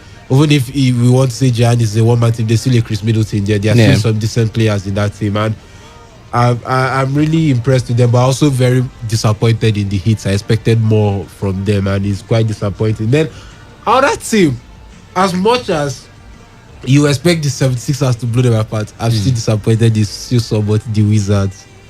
That team has With they Bradley have- Beal Bradley Beal, and Russell has picked up. Westbrook. Yeah, David Beton has picked up. So they have decent players who can put up a fight, but it's like they labor to. They started the season so poorly that it had to they had to rally late to actually make the playing tournament before. So I don't really know what is wrong with the team, whether it's an issue of defense. Sometimes you see that they let in a lot. As much as they score a lot, Bradley Beal is a fantastic player. He scores a lot. Westbrook assists also. But I just think something's not right with the team. But making the playoffs this year is a good one, because last season they weren't there. 2 seasons ago, if I'm not mistaken, they weren't there. So I just think it's a good one for them. They should build on that success, work on the cracks, and move forward. for Pep Guardiola and his team. So is a course in university, you know, but if we start talking about it, we will not leave here today. It's an all too familiar problem. I mean, Guardiola tinkers too much. He tinkers too much, and that was just the major cause of his undoing. He left out the captain Fernandinho. He left out fellow holding midfielder Rodri, yeah. from his starting lineup, and instead chose to play the more attacking minded Bernardo Silva alongside Kevin De Bruyne and Ike Gundogan. Gundogan. I mean, the outcome was so obvious because City never managed to get a grip on the midfield throughout the entire game. Yeah. Their defense was exposed. Their attack was also hampered. I mean, we didn't see the City because of those few changes. It seemed so little, but a little piece in a puzzle could either make the puzzle complete or make it completely shatter the puzzle. exactly, shatter it. And that was just the case for Pep Guardiola. You know, this thing has been working out for you throughout this throughout the competition, throughout this season, and then on the final, the most important match for Manchester City this season. I repeat, the most important match. Yesterday's game was their most important game In their this history. season. Even In their history, actually. This is the Champions League final. It's not the time for you to try new tactics. I understand that I was probably saying, okay, we played this way and they were able to defeat us on 2 occasions. Maybe we need to try it in another way. I think that sums up what went wrong for Pep Guardiola. He Team tinkered selection. too Too much. much. He tinkered too much with the starting And 11. Not only the Fernandinho, looking up front, there was creativity everywhere. You had the Sterling from the left, you had the Marquez, you had the De Bruyne, you had a Bernardo Silva. A point man or target man, a proper number 9 would have offered more. Some of those, And it's not like Sergio Kun Aguero has been doing badly. I mean, Badly. he came up in the final match. He got 2 goals. yeah, over the Gabriel Jesus would have had more impact as the top 9. I mean, they lacked a lot. The movement a top 9 would bring to you Yeah. up front, they lacked it in that game. Phil Foden was isolated. It's just like City were passing the ball in front of Chelsea. It's until the necessary changes were made. Fernandinho came in, Jesus and Aguero came in. Those balls to the bar line and the cutbacks, we started seeing more of them. Yeah. City were just literally passing the ball in front of Chelsea, and Chelsea found it easy to defend against them. They were not making enough inroads. Yeah. They were over in the first half. When they managed to get ball to the bar line, they tried to cut back. There was no point man. It's like there was nobody in the box to meet that ball, which a striker would normally offer you. That person in the box. And it just summarized, like Victor said, the whole tinkering and everything. So is it safe to say that Pep Guardiola is the reason why Manchester City did not win the Champions League last night? I think Yes, he has he is. yeah, he is. He is. So it wasn't the best selection. It that wasn't night. best selection. It wasn't best selection. Let me just add a little. You look at Ike Gundogan. Yes, Ike Gundogan. Before now, in the 2018-2019 season thereabout, he was a great defensive midfielder, you know, for Manchester City. Yeah. But this season, we've seen A Pep more make attacking Ike Ike Gundogan Gundogan, yeah. so attacking minded. Yeah. Do you know he's one of the highest goal scorers In We're Man talking City. about a defensive midfielder Yeah. as one of the highest goal scorers. Yeah. So already his mentality is changed. It's forward. He's just forward forward. now. He's not concerned about the back. I think when it comes to Gundogan, it goes both with Gundogan and Dortmund was a deep line playmaker. A deep line playmaker. Pello is a deep line playmaker. They are the last man in front of the defense, but they are not the DMs. They will never do the defensive work or the dirty work. you Yeah, need. the dirty work. Yeah. So against the smaller teams, you can do that because you literally not face enough pressure. Yeah. When you're playing a side as big as Chelsea, who is probably as good as you or probably even better, they will hustle you. You have players like Mount, Havertz, Pulisic, Werner. And they have pace. With the pace, and these are fantastic individual players. And if they turn up, it will be disastrous. And because of that, he felt that Gundogan could. Now, Gundogan couldn't. Gundogan should have paired with a Fernandinho up. It would have given them more stability in that midfield. Yeah. While Gundogan advances, Fernandinho Exactly. sits. Video- Because you Hits look at the and goal breaks. Chelsea scored, the space was too was much. just much. too wide. This yeah. was Just there. land. You could build three-story You building could on write that land. you could write 3 papers on where City messed up defensively in that goal. First off, I don't even the selection of who the check could be starting was a wrong choice. I felt Mendy or Cancelo, Yeah. preferably Cancelo, should have been the left back because you could see the gaps being like Zinchenko for one didn't have the pace to recover. He's not a fast player to recover against the person. The goal Havertz scored, Zinchenko should have tucked in and covered that space, but he couldn't. He didn't read it. A natural fullback probably would have, and would have had the pace to even go through the length with Havertz. Yeah. But it shows that's what I was saying. The selection, Pep Guardiola literally sold the match, or let's say not sold the match. He lost the match in his selection in his overthinking. Thomas Tuchel was asked about Pep Guardiola's selection. Let's listen to him. The team selection by Pep Guardiola. Were you surprised? We were a bit. We expected. I expected Fernandinho in the lineup to start, so he chose a very offensive lineup, a very technical lineup. It was very hard to steal the balls and to recover the balls. Everything else we more or less expected. We expected that they want us to pin on the side, very very wide. So it was very important that we step out with Aspi and Tony constantly out of the back five. All right, guys. Now he said he was about saying he was surprised, but he held back his words and made the point that you guys have made already that Fernandinho should have started up that match. But wrong team selection for Pep Guardiola, maybe. But how brilliant was the Chelsea team, Victor? They were brilliant, you know. Every single player. I mean, I watched the game and I was so excited for Chelsea. You could tell that every single player in the squad were playing like their lives depended on it. We saw how many tackles, last minute tackles. First from Antonio Rudiger, Cesar Spilicueta had his own. Andres Christensen had his own. Even when You could Christensen feel- came in to replace Thiago Silva, Everybody Yes. was shaking. yeah, Even- like I was like, hey, the Chelsea fans around me were like, oh Well, my. it don't be right. But the dude came in. I mean, I it- was equally blending with It's with the the spirit team. of the final. It shows you how much every single player gave. Every player. N'Golo Kante was N'Golo Kante raised to power 2. You know how he would be on a normal day. powerhouse. At a point in time, this is not even a parody account. Manchester City put it on their official Twitter handle.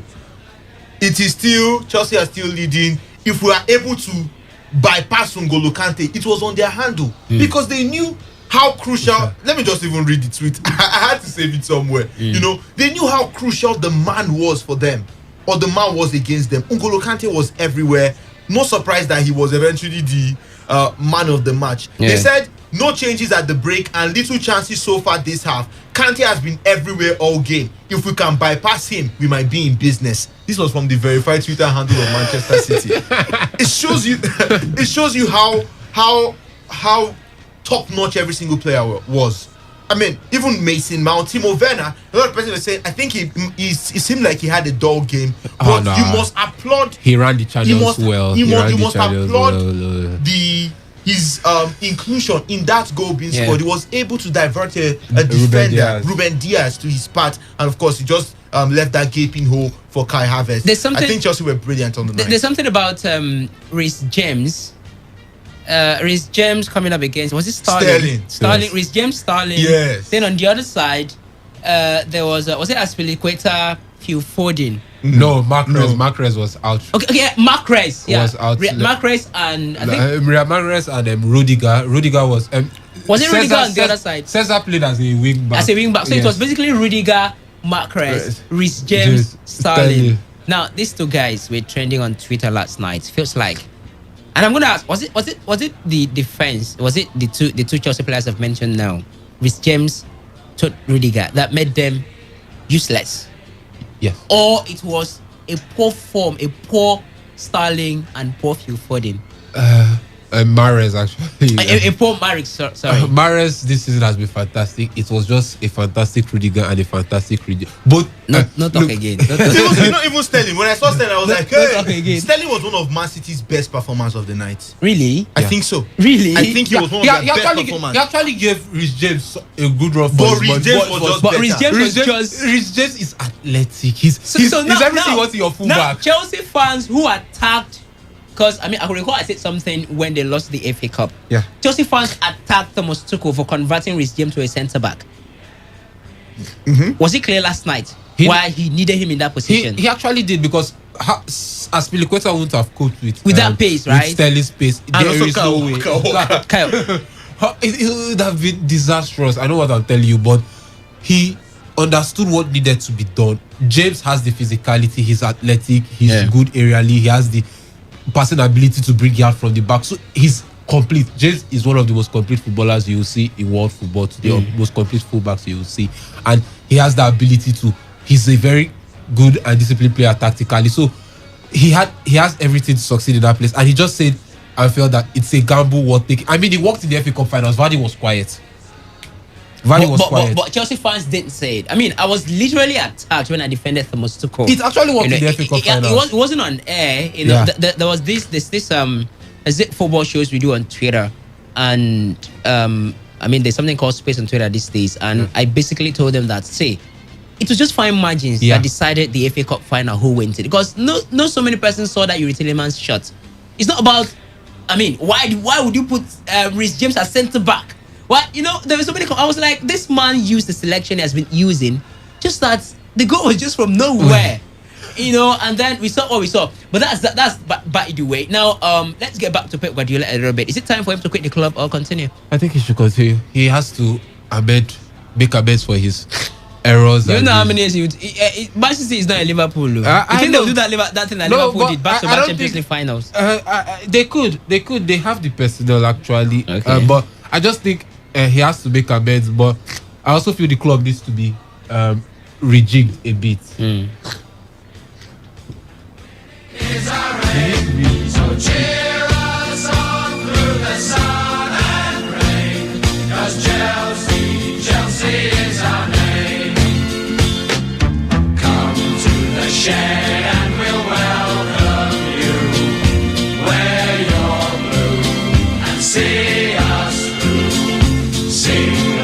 Yeah. All right. So you were saying something, Yeah, Harry. I think he has to make amends for his mistakes because a lot of City fans, a lot of people blame him for City's inability to win that match yesterday, and they blame him for City losing that match.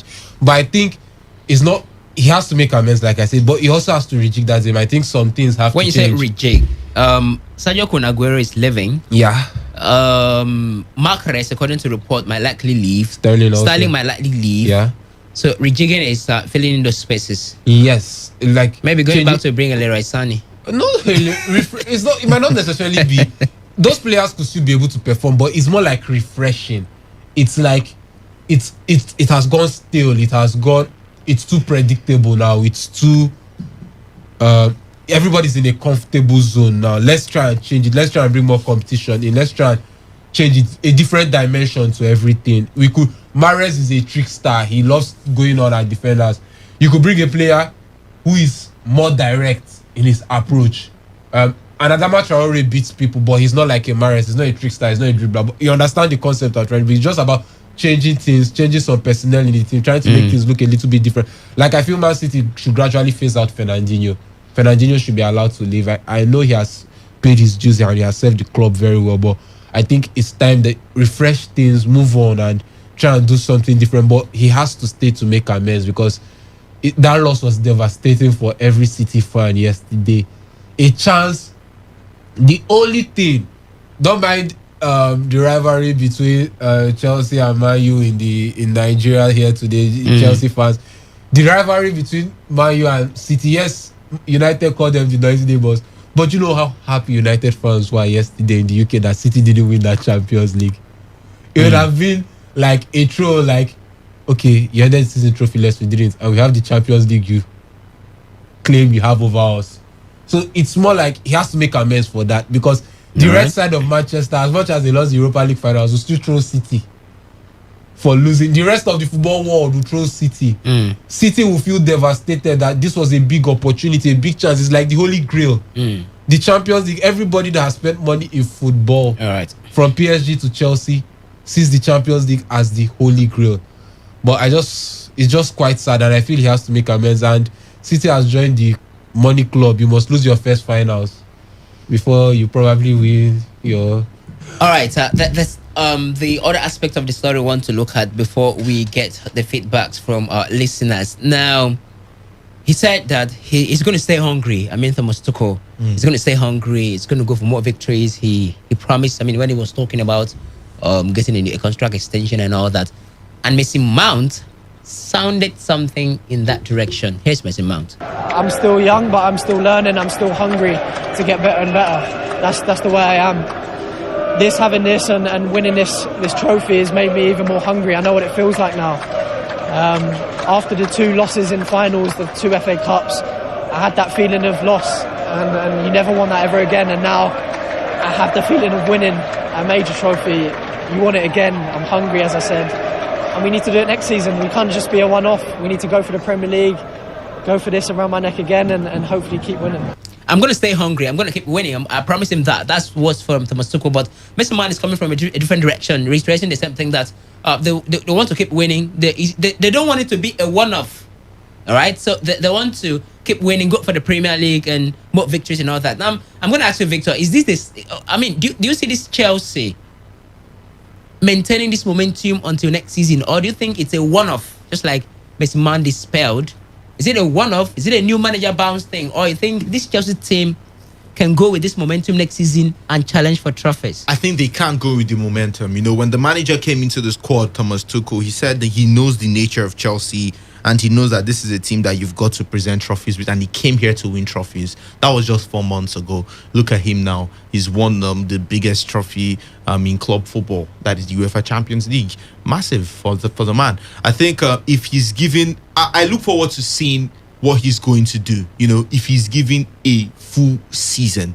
Because the players that he came into with, he did not sign any player. These were the players that Frank Lampard signed, and he just kept on. He just used the players that were available to him. He recalled some of the players that were now made fringe and reintegrated them back into the squad. We wait to see how it's going to be when he gets his first full season. This summer, he's going to be making some transfers. Who's he going to be bringing him? I mean, if you're able to do so, you should not sign Bro Haaland. I mean, Beckham. If you're able to do what he's doing with I don't want to say Bro Haaland. Sorry, Victor. I don't want to say Bro Haaland for Chelsea. It will be Harry Kane. He go red. Harry Kane will come and win. Let him just come and win Super Cup. You know, if he comes, probably Club World Cup. There's also Club World Cup. Harry Kane could just have 2 trophies. Let it be that Harry Kane has won a trophy. In a few months, if he comes to Chelsea. All right. You know, so I think it's a big possibility that Chelsea would continue with this form. It might die off at a point in time. That's the truth. We saw it with Roberto Di Matteo, and at the end of the day, the man was sad. But Roberto Di Matteo is less experienced. 2 different coaches. I mean, those are two contrasting parallels, because I think, like you said, Di Matteo was an inexperienced coach. Tuchel has seen a lot in football at a bigger level, and Tuchel is a better tactician. No offense or trying to water down Di Matteo, he did his part. This one not be offensive, matter. Even Picky were born today, we they watch football. Come go. I want to compare Tuchel and Roberto Di Matteo. You know, compare them now. But Harry, coming back to you now.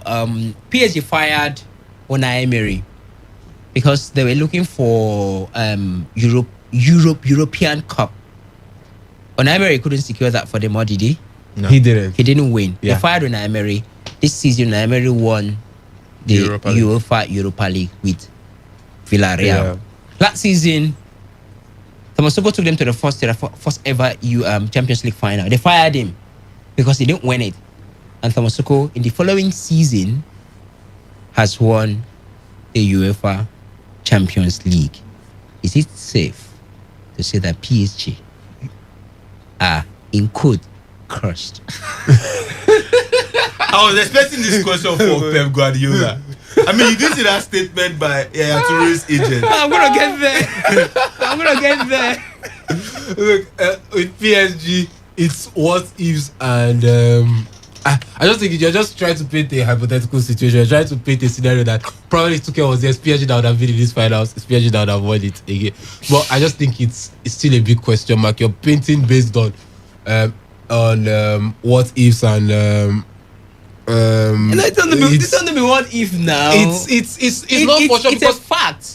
Personnel are different in both clubs. Situations could be different. Are you saying that Chelsea parade more stars than PSG that got to the final last season? I'm not saying Chelsea. Are you telling me that Villarreal that won the Europa League parade more stars? Look, Chelsea, PSG parades more stars. They have Neymar, they have Mbappe, but Chelsea is a more complete squad. PSG have a lot of dead weight and dead rubber players in those squad in that their team. You remove Mbappe, Neymar, Di Maria, who comes in? Is Sarabia.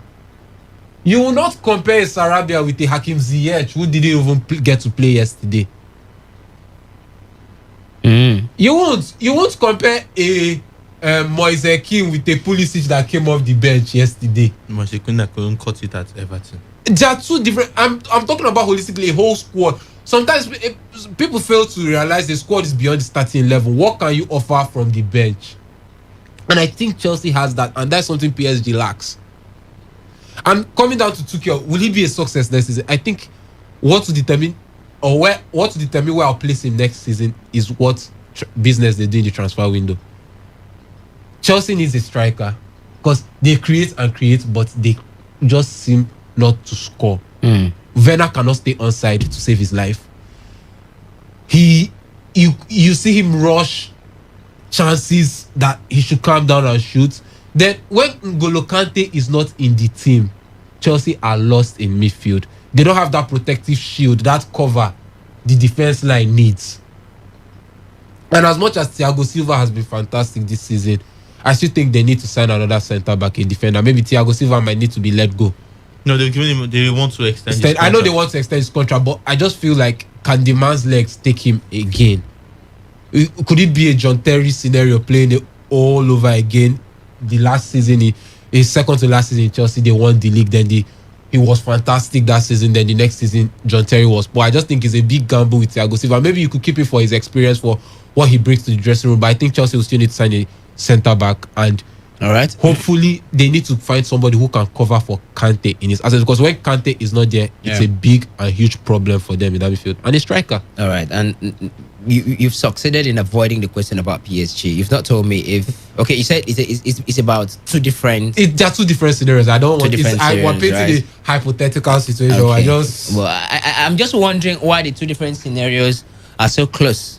I mean, I'm just wondering why they're so close, because it happens to Unai Emery, happens to Thomas Tuchel, almost the same season. I'm just wondering why they are so close, and it's just the same club that is at the center of it, PSG. What did he say? The agent of Yaya Touré. Yeah, that was sometime. You know how the internet never forgets. The internet never forgets. Sometime back, was it 2018, 2019? The agent of Yaya Touré said that Pep Guardiola was never going to win the Champions League because some African shamas, that's more like a priest, voodoo priest, had done something to make sure. Now it happened last night, Abby. So it seems like the thing don't happen. Guy, calm down. People don't work. Calm down. Now, Cesar Azpilicueta, the captain of the Chelsea side, was asked a question about N'Golo Kante. Here's the conversation. Hi, Cesar. It's a straightforward question, really. Is there a better player in his position in the world at the moment than N'Golo Kante? Straightforward? No.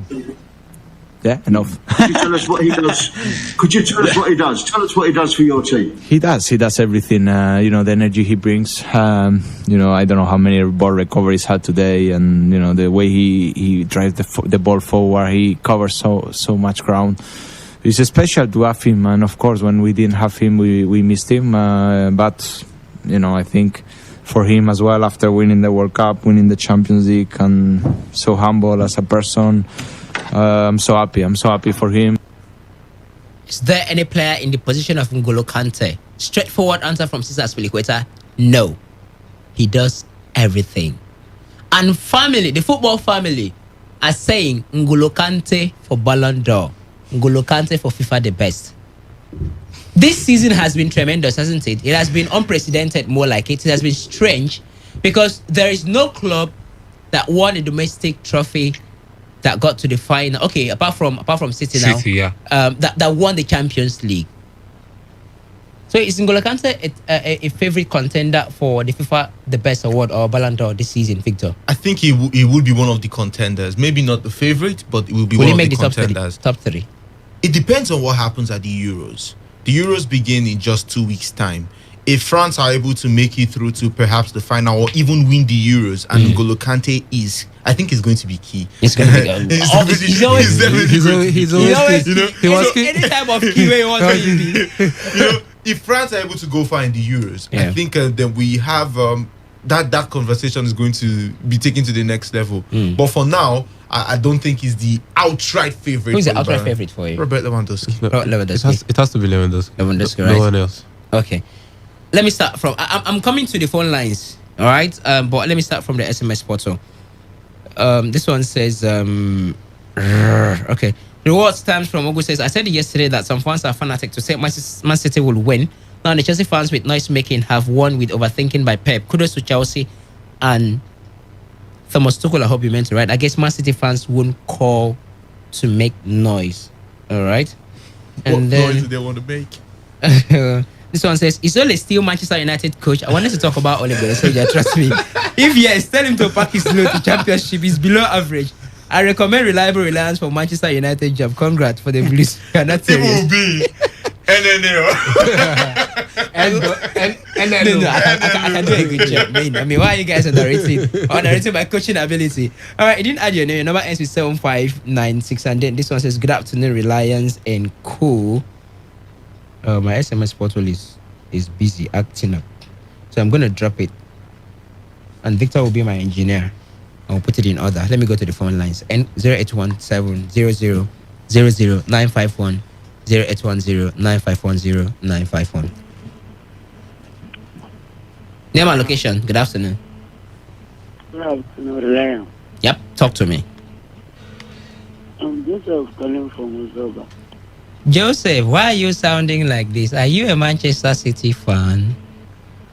You can tell me Manchester City fan. So sound which club do you support, Joseph? I'm a Chelsea fan. Hey, sound like a Chelsea fan now, bros. I want to feel the energy of champions of Europe. I'm not feeling it, man. Okay. I'll ask you right. Give it to me, brother. Give it to me. Give me that energy.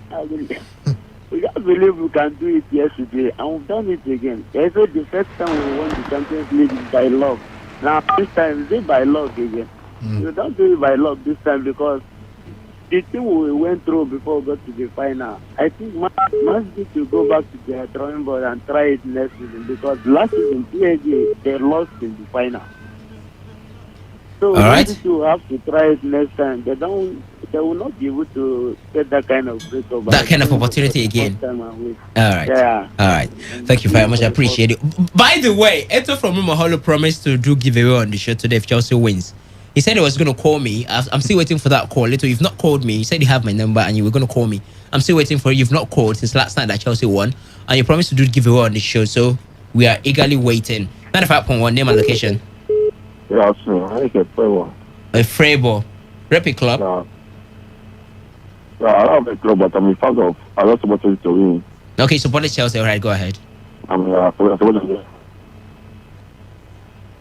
ahead. They don't make mistakes for selection. You don't make any mistake. You the same selection and win PSG. And say you the same selection and win Dortmund. So I guess PSG. I think Fernandinho started. You know you attack and start that match now. No, Fernandinho started against PSG, so it's not exactly the same selection. The the man want to use, want to change football pattern. So the man win, and people praise him. So you know, people should give Chelsea the glory. Leave our Man City. Let's go and rest one place. So. All right.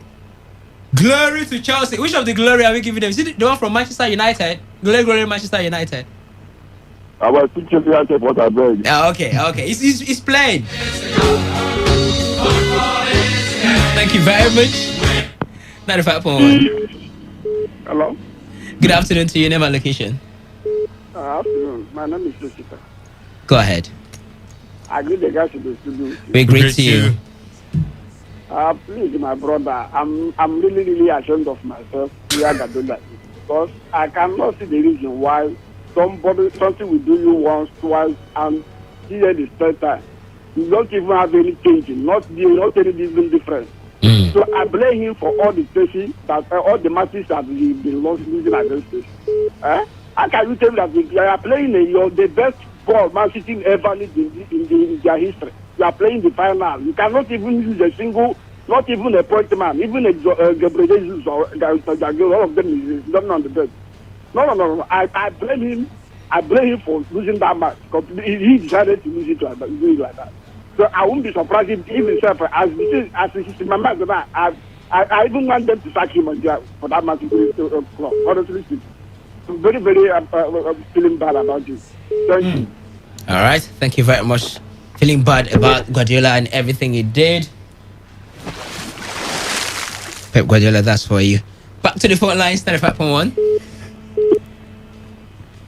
The Lions. Now it's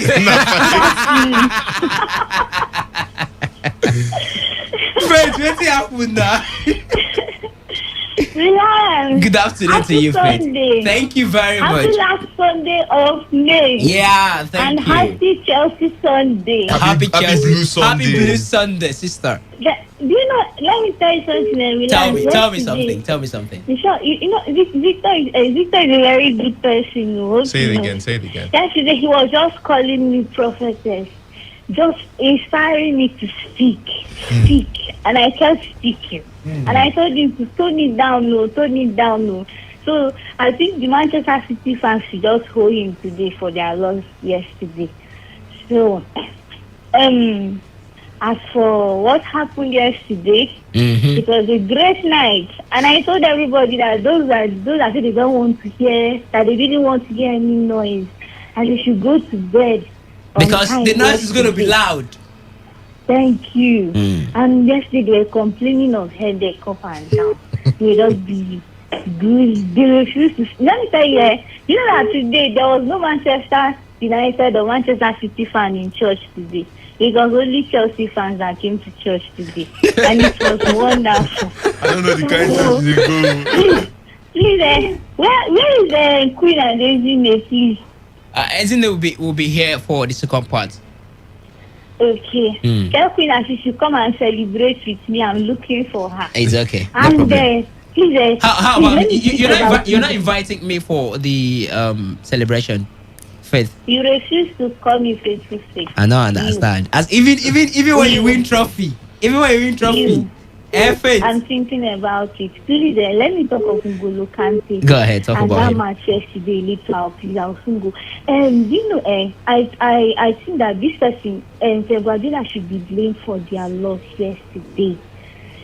You know, they are two. The coaches are both very tactical. Yeah. But how will you allow somebody to defeat you the first time, second, and third, like 3 consecutive times? And oh no, I think he didn't do well that yesterday. And N'Golo Kante is just the best. Like he is just good. You see him, Rudiger, Rich James, like, oh no, they were all wonderful yesterday. And I tell you, our players, you can't even match them with the pedigree of Manchester City. But I think our own people, it was the tactics that was able to get us that game yesterday. And congratulations to all Chelsea fans. About you, Reliance, you will go and anything you want. I'll go and do what? She don't run. She don't run. The Chelsea fans that I have as friends, they spend money in situations like this. Well, these ones, people don't want to spend money. The guy should come and do giveaway on the show, Jared. 95.1. Who has the final cup? Now Chelsea get the final cup. call. I say who get the final cup? Now Chelsea get the final cup. Hey, someone is turn a life around. He turn Guardiola around. He beat them one and he beat them thrice. Now Chelsea get the final cup. Oh, you go school, you go school. Congratulations, man. That's all Congratulations. they know, you go school. Congratulations, Oh my man. God, what type of this is that? In fact, I'm putting to all of you, after your show today, enter any mall you want to enter, collect anything you want to collect, when you collect finish, pay. Honorable Bibi, you are not serious. When I collect finish, you understand? Collect any amount of thing, but when I collect finish, when I pay. Because Chelsea won, right? Yes. Alright, but by the way, this is Honorable Bibi from Bielsa. From Rumo Yes. Bielsa. No, please introduce it very well. Oh, Please, Honorable not Bibi understood. Palliative. No. From My Rumo name is left, right, center. Honorable Bibi Palliative. Chelsea. All the way from Rumo Bayasa. And as a Chelsea fan, I give all of that. Today, now 2 hands knuckle. 2 hands. When I take knuckle. We don't call it, man. We don't call it. Nah, honestly, so if I judge it, even though at a time, it can be like just walk at a walk. When Thiago Silva got that injury, I feared more. Yeah. That's to tell you when players are dedicated, nothing will not happen. N'Golo Kante, it's so sad that being a defensive midfielder, you cannot win the world best. That is very bad. I think Guardiola is a problem to his own self. How will he be playing a team like Chelsea? You know that this side, they are very good defensively. And you are playing without an outright striker. No, you know, if you had won that match, all of that was still talking, oh, Guardiola, this guy, So they enter in head most times. So I think they should go on the Twitter should go out and start firing into, because I don't know why you have a striker like Aguero and you are still keeping it on the bench. You really just want to condemn that man's career. Why? Because this person now be working for you. You are playing somebody like De Bruyne in front as a striker. So who is going to do the supply for De Bruyne now? The man who is supposed to supply the striker, the pass is to score. You are playing him as a first time. So who is going to supply for you to score? Guardiola, well, start of the Nigeria League. I just a surprise in the Nigeria League they got to this guy team. I know the Forte Saka. That's from the stadium. I bet when I carry goes, everywhere is blue. If you check your blood now, go out you go say Dr. Blue. You don't say I will drain out all the blood in my system and refill it with another one. If I see a blue blood. Go to the blue. Even as it stands, Governor Wicked blood is blue. That makes yesterday the coffee don't take place because Governor Wicked was wearing blue blood. I take those say coffee don't take place. Bibi, you're not in Port Harcourt. You're not in Port Harcourt, you're in Bayelsa. You don't see the celebration. You forgot the coffee there Bayelsa, but I want to be coffee, I want a coffee. So nothing happened. As it stands now, when I felt in the station blue. Alright, thank you very much, Honorable Bibi, calling in from Bielsa State. Rumo Bielsa, as you usually call it. Keep the calls coming and keep your reactions coming through. Victor, do we have the SMS up and running now? 95.1. Hello, good afternoon. Good afternoon. You are at the right place at the right time. So talk to us. What's your name and your location? Yeah, my name is Ben from Woji. Go ahead, Ben. Hello? Go ahead. Yeah, I'm happy for Chelsea. Yes, I'm a true fan of Chelsea. Yesterday, people are making comments that Fernandinho didn't play, no striker. But I want to ask, the last time we did that, the Fernandinho didn't play, we didn't play. They all played and we won them. We know how to beat them. It was the whole war against Chelsea and we showed them that we are the same. That's just it. To say anybody can go back to it. They are just this time as well. Go back to their house and do homework, then come after. Not this time around. The club was meant for Chelsea. All right. Yes. Thank you very much. Appreciate you. 95.1. Reliable. Can you hear me, Claire? I can hear you loud and clear, man. Eto. Okay. Sorry. I make the promise, but something came out as I talking. I don't have now. You don't start. You don't start. Eto. Hear me clear now. Hear me clear. Go ahead. Somebody together. I don't have now. On Tuesday, I come back. When I come back, I will not even talk on it. I will come to your station. To know that fulfill my promise. We have bag of rice. And goats. When I get there, I will say to you because I can't this is the international radio whereby you can make a comment and you do not fulfill your promise. So I'm not just that kind of a person. When I come back, my guy, I'm going to paint the whole Port Harcourt blue. I'm going to let them know that without blue, nothing will function. And not only blue, just the royal blue.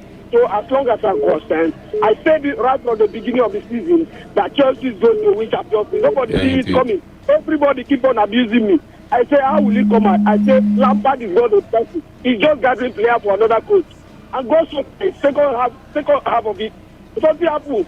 And now it's the prophecy that the John the Baptist have been prophesied that the incoming king is coming. Now he have already come to pass.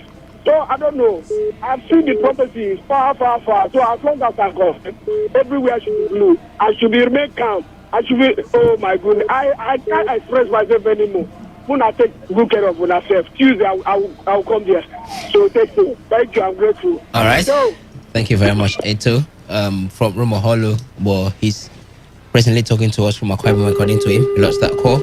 Keep the reactions coming through, and you can equally send text messages 95.1. Good afternoon. Good afternoon. Name and location. My name is Fortune. I'm calling from Azoba. Go ahead, Fortune. Yeah. Mr. Reliance, well, I'm a Barcelona fan, but I'm very happy for Chelsea. Okay. They went for it and they got it. But you're supposed to have a connection with Pep Guardiola. Well, yes, everybody expected that. Even last night when we were watching it, but then I am one of those people who believe that Pep Guardiola is overrated. I mean, he's high. And I also want to believe that, some of you, the media contribute to, this issue. You seem to, love him so much. I'm telling you. You seem to do what? You seem to like him overhype him. I'm telling you. Sometimes I get pissed off. When you analyze and talk about him. That's me personally, right? The media, or the media. Okay. Now up until yesterday, I was following the Nigerian Info. The Twitter station, Nigerian Info, and then I saw them. Castigating him, bringing out all his flaws. I said, okay. And for the first time, they have come to agree with me that this man is overrated. How can somebody do this 3 times? You are in the same league with this man. This man just came in. You've been in the same league with him. Now he just came in. He a team that he didn't gather. He has some this team. He just started with, and he beat it the first time, second time, third time. Mr. Ryan, Guardiola lost it. Right from the selection yesterday, he was completely confused. It was obvious. Okay. And I give it to Thomas Tuchel. Thomas Tuchel saw the weakness of this man, and then he capitalized on that. You could see Thomas Tuchel in the touchline throughout the game. Yeah. And so throughout the game, Guardiola was completely confused. Look at it. You are playing. Okay, you played against Dortmund without a striker. You succeeded. You played against PSG without a striker. You succeeded. But let me tell you, the Chelsea team yesterday cannot be compared to PSG nor Dortmund. Now, you ask Henry a question about if PSG is cost. No, PSG is not cost. But look at it. If Tuchel had remained with PSG, he would have not won Champions League this season. Because you can't win Champions League with Neymar leading your line. You know what I mean? You must be serious-minded. You must know what you want. You must go for it. So Neymar is the reason why PSG are yet to win anything on the continent of Europe. I'm talking about in this particular one they lost out. Because when Emery had Neymar, didn't he? Yes. When Emery had Neymar and he failed to deliver on the continental level. Thomas Tuchel also had Neymar and failed to deliver on the continental level. So it's safe to conclude by your own analogy or logic that Neymar is the reason why the PSG are yet to deliver on the continental level. it was partly the reason why PSG had what it takes to beat Man City in that match. But you didn't watch that match and saw what Neymar was doing. I mean, who would have said that? And Pochettino, is a mistake too. Because you couldn't even say anything to the player. But look at the Chelsea side. Let's talk about Chelsea. Chelsea is a complete team. These guys, look at Kai Havertz, look at, Mason Mount, and then look at N'Golo Kante. These guys, they completely outclassed it yesterday. I give it to them. All right. If you know what you want, you go for it and you get it. Let me tell you, if Guardiola remains with City next season, he will still be roaming about. He can't get Champions League anytime soon. Okay. Thank you very much. Okay, thank you. All right, thank you. We appreciate it. Let me take some messages before I get back to the phone lines. Victor, my engineer, has put this one together. It's reward terms from Ogu says, Obina that don't love Chelsea. Now, Manchester United fans that turn to Man City fans because they lost Europa League won't call to hell Blues. So, all right. And then this one says, good sport girl. My name is Ojimini Promise. For me, Ole should be sacked. And Manchester United should appoint Conte for the job. Thanks. That looks like a nice idea, doesn't it? They shouldn't, please. Fire Ole. They shouldn't, please. Why? Conte is a fantastic coach, and that team is built for Antonio Conte. So if he gets into the team, it's like a match made in heaven. Just give him a good centre back and it's complete. And that team is good to go. Manchester United will return to glory. glory, Manchester United. Anyways, this one says, blue is the color, football is the game. We run together. Winning is the... Why are they laugh? I saw the message. All that they laugh. The thing is, Eto. And it's Eto. Eto, take your time. If it's a bit your Chelsea anthem, let me. Blue is the color. Football is the game. We run together. Winning is our aim. It's not the rain, Eto. Winning is our aim. All right. Faithful fans make it complete. Faithful fans made it complete, which I am. I and my family are part of the Royal Blues success. Up Chelsea, up Blues. Eto texting him from Roma Hollow. Earlier on, he said you are in a Quibom. Now you're texting him from Roma Hollow. Eto, which way now? This one says, my name is Fordin from Port Harcourt. I'm an angry City fan. Honestly, I think it was Pep's fault. Why can't Pep use what has been working for him? And the goal they scored was from the DM, defensive midfielder's position. Pep 5 years without Champions League in City. He just been pampered. If it was Chelsea, they would have sacked him. Would that have happened? This man basically won you the domestic treble the other time. Won the Premier League by miles. Three what is it called? 3 digits points. Would he have been fired if it was Roman? I don't think it's any club fire Pep. Three league titles in 5 years. You can't fire. I'm crying out loud. Greetings, sport crew. N'Golo Kante should be banned from football. It's like 4 players making it 15 against 11, running everywhere like the movie. The girls must be crazy. Why are you guys talking about Rhys James and Chilwell played as wing backs, not Aspi? But because of City pressure, we were using our wingers, unlike other games when we use wing backs to spread the width of the pitch. I am AB from LMA. Messi and Co. We're not there. Let him go back to Barcelona like Allegri, JJ. Okay, why are you all crying for City? They are all big players playing with the kids. Reliance, you must pay me my 5,000 naira because Chelsea won. Now me, JJ. I don't know which day I promised somebody 5,000 naira. I didn't too. I rather call for Chelsea fans to do giveaways on the show. All right, Chelsea versus the Wall and the Blues won. JJ. This one says Ivole. Okay, I've read that one already. Chelsea won the Champions League because they were tactically disciplined. City, on the other hand, showed laxity when not in control of the ball. Anyways, congrats to Chelsea. Earlier on, he said the D Tigers should be wary of the Kenyan team. It takes courage to oust the Angolans. Victor talked about elements of surprise. The Kenyans might just bring that up. Val from Abba. Thank you very much, Val. Good afternoon, Reliance. Reliable and Co. Listening to you on radio just makes me happy. And I've been laughing, smiling, and remembering how I used to yab you, Prince Ben. Oh, brother man. Prince Ben, thank you very much for listening. That's a very good friend of mine. This one says, okay, this is surely not for us. This one says, I greet you guys. Ona, well done. No, my name is Ambition Express. That's a boy. where they stay for SARS Road. Please, I want to ask, which part of the blue cow did you people need? Omo, He was Tozo. No, we want the leg. just bring the cow first. Bring the leg. I think we should make do with the leg. Yeah, the leg. Bring the leg, I beg. All right. The Abu boy that says Asas. Thank you very much for texting in. This one says, what has Pep done that other Man City manager did not do? Man City board have some questions to answer. Man City Mancini can't make blunder in the final. Europe in Dube. Well, Pep has won a domestic treble, and no other Man City manager has done that. Pep have won the league with 3-digit points, and no other Man City manager have done that. Pep have qualified the team to the Champions League final for the first time. No other Manchester City manager has done that. So, Europe from Dube, we've got that. Good afternoon, guys. We're not too much. Yes. We made the world proud. Up Blues, the original one. Chelsea FC, champion again. From Timothy from Port Harcourt. All right, thank you very much, Timothy. I'll take some tweets now before returning to the phone lines. I'm still coming to the phone lines to take some calls. Weneda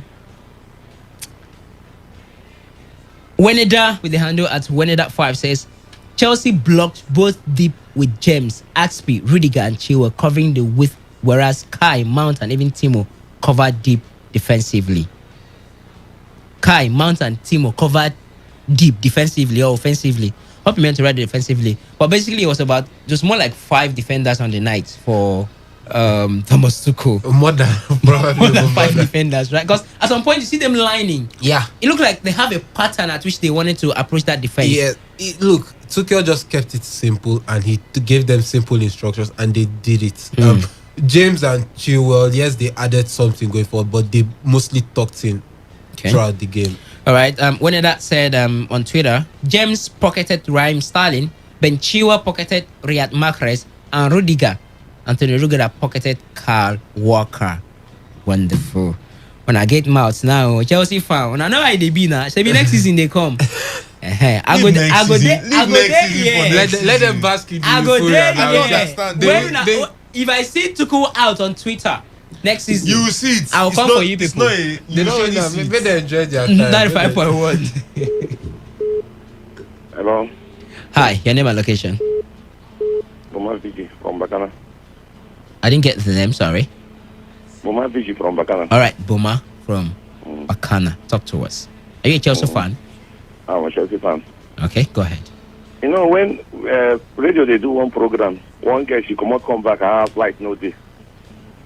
She have to call NEP and say, make them call light no day house. Then they call and say, wait, how far is like no day? She said, I never get light.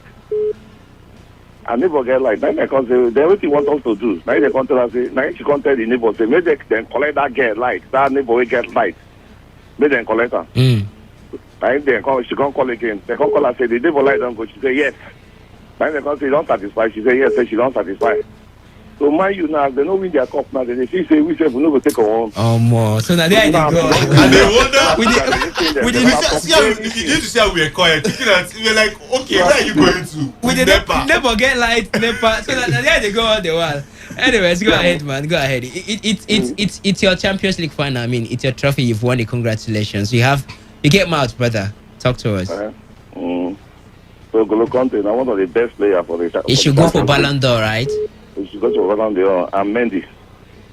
And Mendy should also go. Mendy should also go for Ballon d'Or. No, not the Ballon d'Or, the best keeper. Oh, best keeper.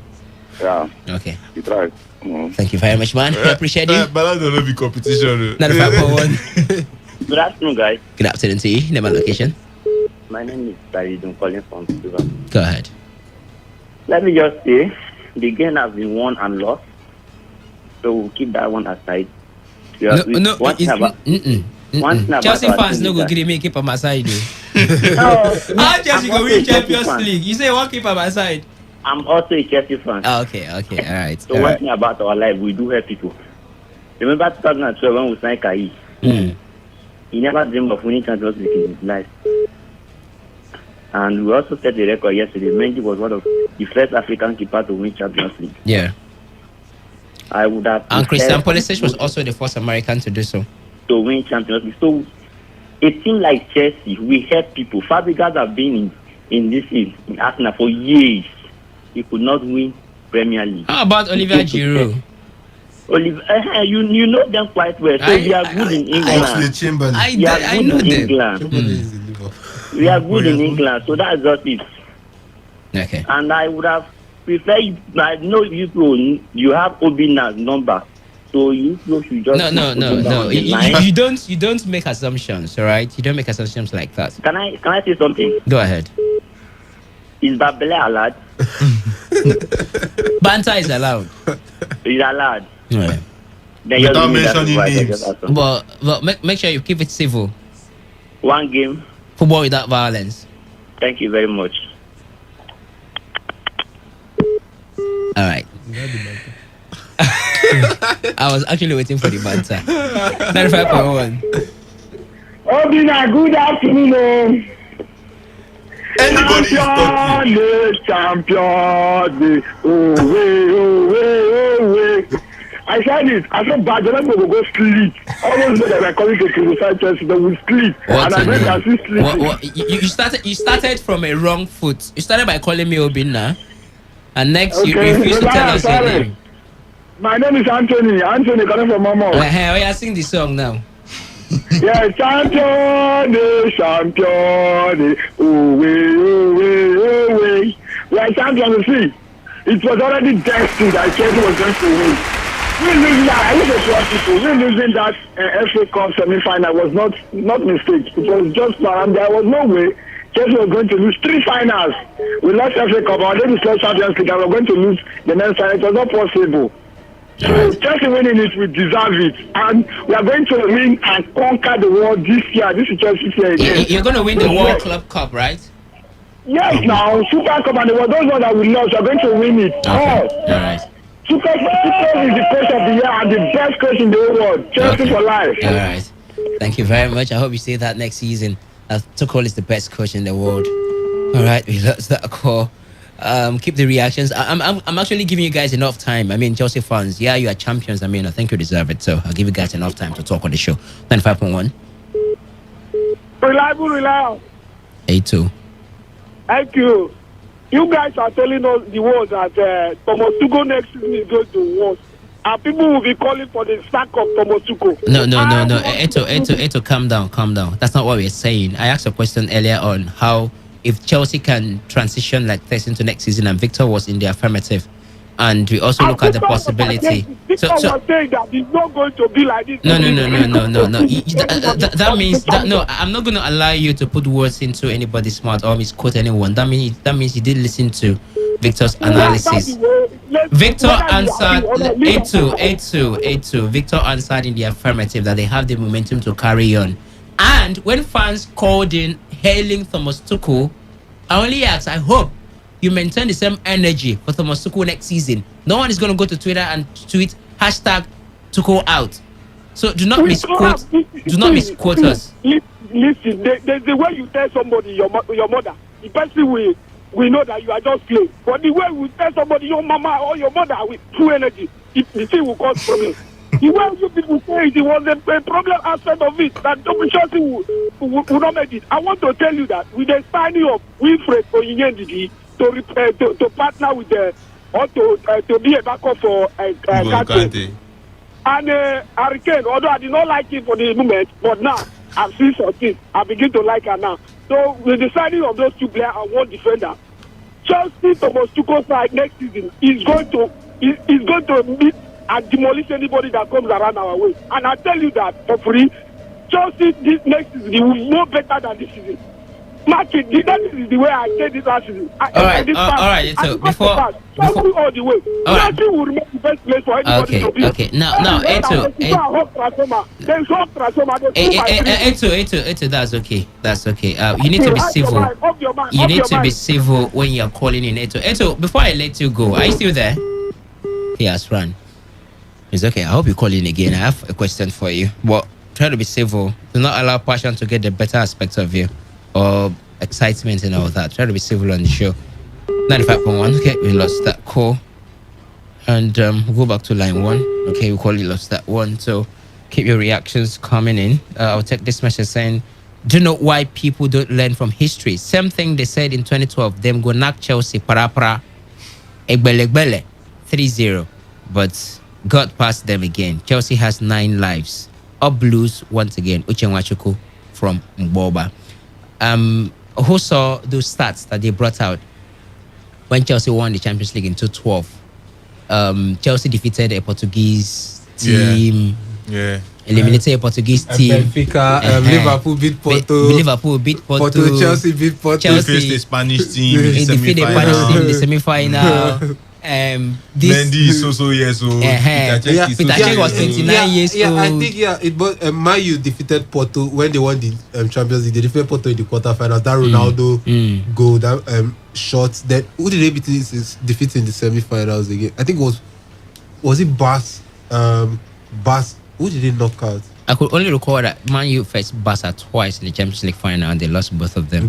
And that was 2009 and 2011, if I'm not mistaken. I can't really remember, but I know that almost the trajectory for most English teams that there were crazy stats. Yeah, trust me. The trajectory for most English teams that you probably beat a Portuguese team, then you beat a Spanish team before you.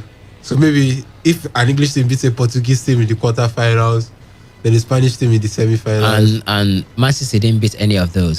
So maybe that's why. Peter Cech was 29 years of age. How they be using and then themselves. Mendy too. And they both came from the French league. From the French league. Almost the start was something else. Let me go back to the phone lines. 95.1. Hello, good afternoon. Good afternoon. Name and location. My name is Chukwuebuka. Go ahead, man. Yes, first of all, big congratulations to Chelsea and their fans. Worldwide, they tried. They won. Tried. And let me also use this medium to say I am really, really disappointed. Very, very disappointed. Like, I need the neutrals when I say that. Like, I'm speaking for most of the people I've talked to. Like, we are disappointed. Like, we expected something, not a regular Premier League. Because if you watch that game this week, it was just like any other Premier League game. Nothing special about it. If you saw the other 3 legs with Chelsea and then involving Chelsea and then Man City, it was just the same thing. Nothing changed. It was just, I mean, the other time I saw DJ Jobber sharing the Chelsea guys, I think he did the small, I saw it on Twitter, telling them to go out and then conquer, maybe because Man City didn't have anybody to cheer them. But the way they played, I didn't enjoy it. I really did not. I didn't enjoy it. I didn't enjoy it. And for Guardiola, I don't know. People are saying he played the first night. But on this session, we have also called and said kudos to Guardiola. He played without a striker. He doesn't even need somebody like Aguero. And we've celebrated him. Now he has lost without a DM and a top 9. Let us just accept that he lost, not because the people are saying he's tactically inept or anything. No. I think on the day, the Chelsea guys needed it more. They played more. Because if you look at the players, like if you look at the players Chelsea have fan for fan with that of the Man City, you can't compare them. I am the opinion, without due respect to the Chelsea players, I'm of the opinion that they are not good enough. Yes, they won the Champions League, but if you want to single out those players, Kai Havertz, Timo Werner, if you look at those players, they are not players that win the Champions League, but they've won. They've won. Kudos to them, they've won. So for me, I don't think it's about Pep Guardiola not being good enough for anything, but these things happen and he has lost. Let us just chill. For Kante, I'm just surprised that people are noticing Kante now, or people are beginning to talk about Kante. It's surprising that Lampard actually at some point even benched him. It's just crazy. It's just crazy. Kante he has always been good since I noticed him playing for Leicester City. He has always been good. So, congratulations to Chelsea. Congrats. All right. Yeah. Thank you very much. On Twitter, when that says, what happened to Pep is twice beaten, thrice shy. Not once, but twice shy. Toko was a pain on his neck. 95.1. Relax, you say you have a question for me. Okay, I'm going to quickly ask and you're going to quickly answer because I need to take other calls. We are running out of time. Question is, when you called in, you said you are in a Ibom, but when you texted, you said you are in Lumaholo. Why? It's a way of recognition, okay? If I put it texting it from 8 or because I was in the government, it looks so maybe it's different. Maybe it should be somebody else. So as I text it. It's a signature. It's a signature, right? Yeah. Okay, I get. All right, Ito, thank you very much. Let's leave it at that. Don't mind me. 95.1. Hello, Milan. Hi, Faith. He's faithful face, reliant. You don't want to celebrate. You don't want to celebrate your victory with me, so I'm not going to add it. I'm not going to add it. I will shout to reliance. Faith, I'm not going to add it because you don't want to celebrate me. You're inviting only Queen to the celebration, so I'm not going to add it for you. Anyways, Faith, let's have a contribution so I can take other calls, please. Okay. Please, your question about PSG. How will a coach take you to the final for the first time ever? And you come fire. And you are giving him a sack letter. Oh boy. I'm sure they are crying. I'm sure they cried last night. I mean, regretting stuff. I think, I don't know, is it that they are so used to winning the La Liga that they feel that anybody who cannot give them the Champions League perhaps in his first or second season should just go. I think they should calm down. Look at just like Henry mentioned, who do they have in that team? Di Maria, what's his name? Their good Cavani now has gone to United and he's doing well over there regardless of his age. Only they have Mbappe and this person. Those two cannot carry, and then Neymar. Neymar is also good though. I think he did well during their last their semi-final match with City. Yeah. On that's the Champions League. So, but still, I don't think they have what it takes. But I think if that man was left there, perhaps he would have done like Klopp and gone to the finals back to back. All right. But it's just unfortunate that he had to do it to another club. Okay. Faith, hold up before you go. Okay. Faith, if you are listening, there's a giveaway for you for there's a reward for you for always calling onto the show, and that reward is courtesy of High Chief. All right, so what you do is you text your number to our SMS portal 0701 933 9962 0701 933 9962. So just text us your number and then you get your reward via recharge card voucher. 95.1. Good afternoon to you, the reliable gentleman. This is the real gift, all the way from the Tap Road. Thank you very much. Go ahead. My kids in the studio. We greet you. Good afternoon. Well, I wouldn't want to ask you for weather reports, one, because at this point in time, I know how the weather will be. And two, as my good friend Mr. Obina called you yet, please. No, leave Obina now. What's happening?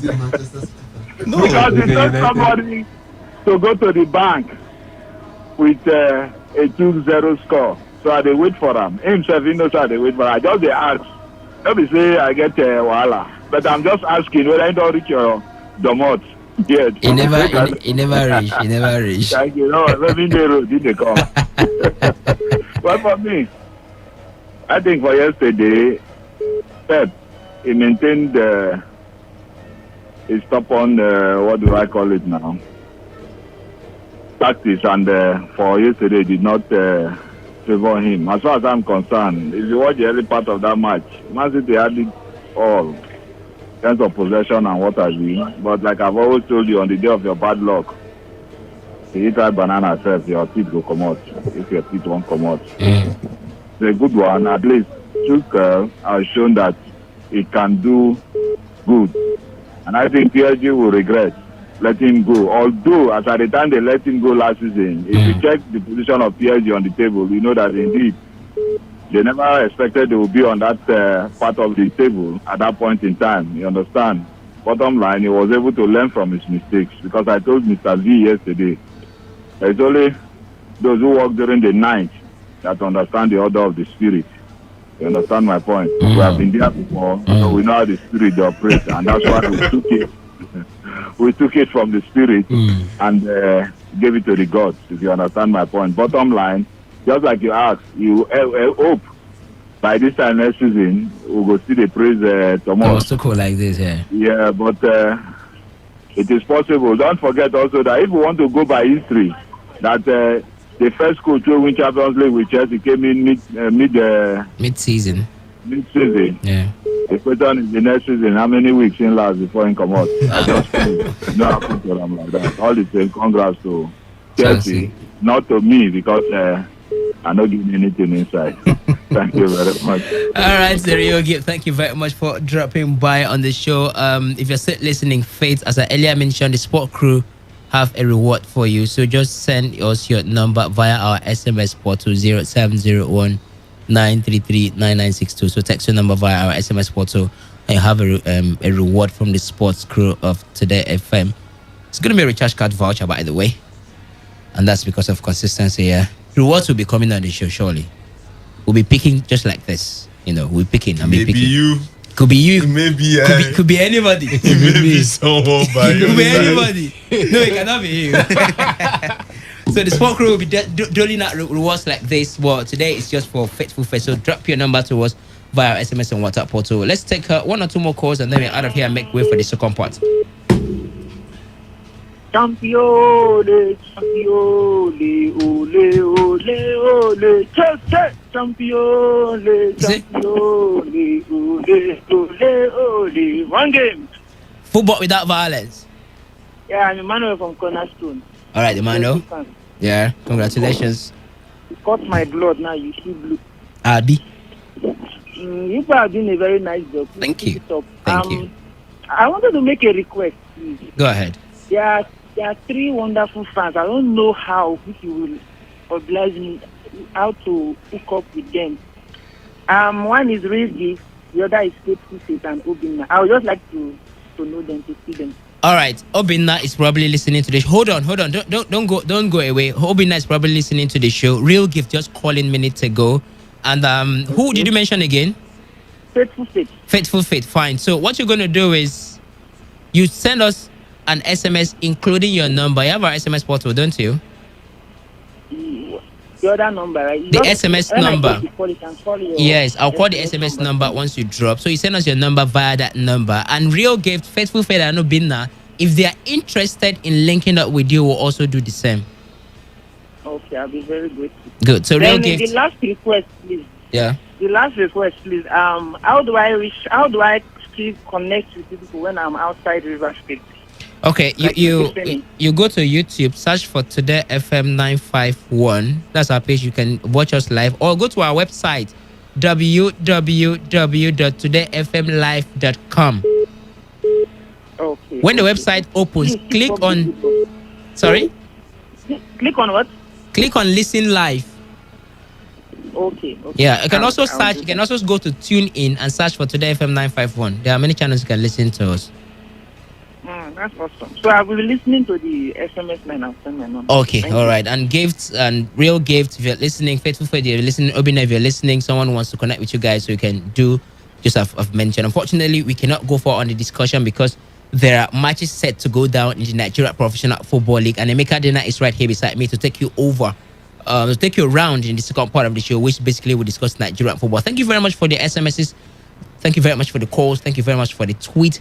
And thank you too to Henry Ogugwo and Victor Orayi, who were here doing the analysis. Emeka Dena takes over for the second part of the show. Remain your reliable radio spokesman, the classical gentleman. My name is Reliable Reliance Odoyin, urging you to always give it a little bit of a sacrifice in anything you are doing, because trust me, there is no success whatsoever without a sacrifice. Stay glued for the second part. And see us play. You're welcome any day.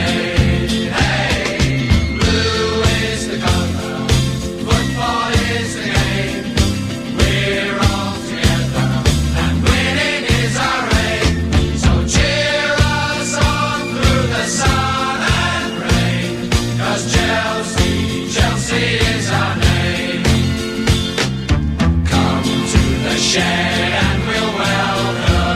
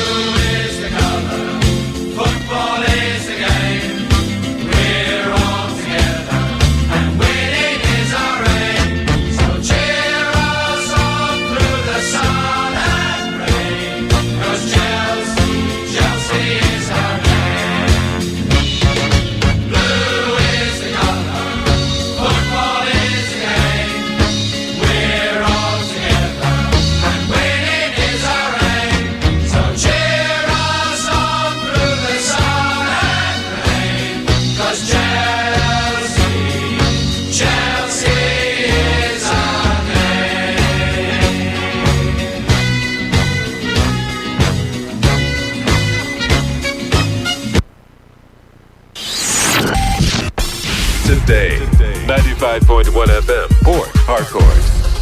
Sports.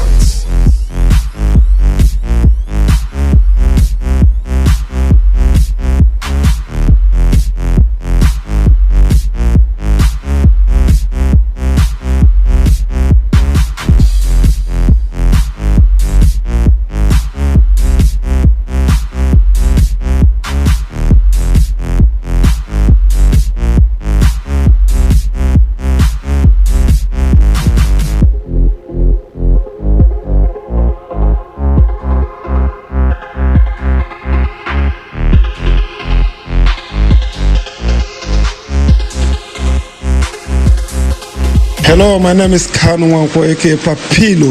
For the latest and trending sports stories, always listen to Today Sports Live on Today 95.1 FM Port Harcourt. For the best coverage of Nigeria football, always listen to Today's Sport Live on Today 95.1 FM Port Harcourt. My name is Austin Oladapo, the captain of two-time African champion Eyimba Football Club. Feel the magic in the air, aïe, levez les mains en l'air, allez, feel the magic in the air, aïe, levez les mains en l'air, allez, feel the magic in the air. Magic System, Red One, Shawty.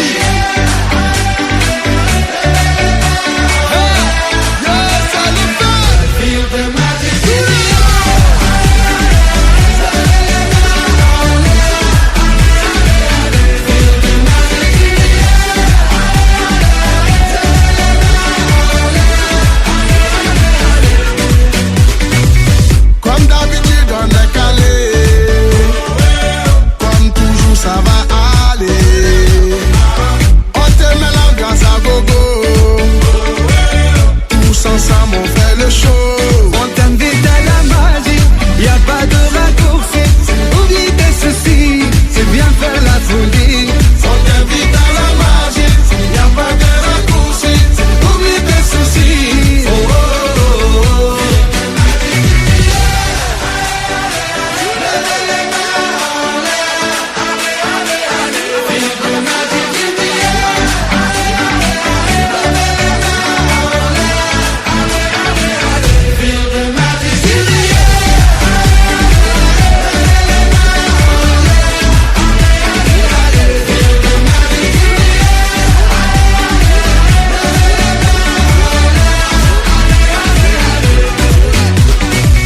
C'est pas seulement pour les bobos, nous on vient dans nos mambo.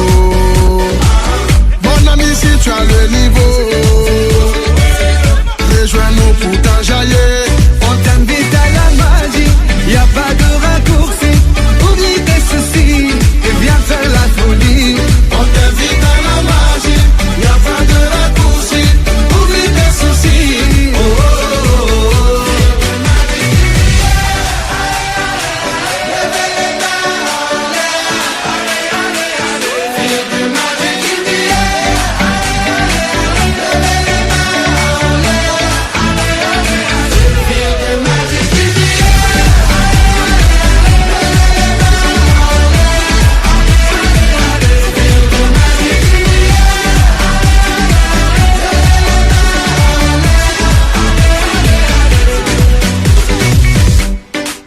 Ah ouais, Magic System. Toujours nous. Ah, ça change pas. Ah ouais. Ah, Shawty avec Red One. Est-ce que ça marche? Ça va pas. On vient du ghetto pour aller plus haut. Avec les magiciens, c'est ready go. On vient du ghetto pour aller plus haut. Avec les magiciens. Oh, oh, oh.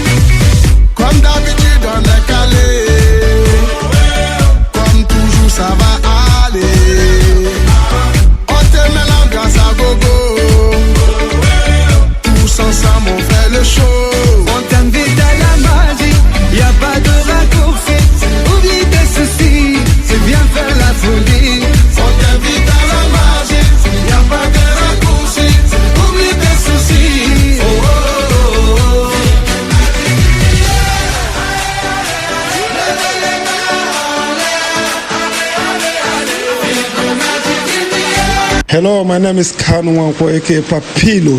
For the latest and trending sports stories, always listen to Today Sports Live on Today 95.1 FM Port Harcourt.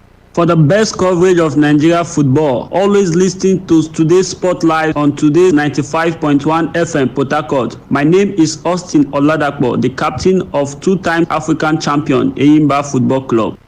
Feel the magic in the air. I love it, my all air. Ale. Feel the magic in the air. I love it, my all air. Ale. Feel the magic in the air.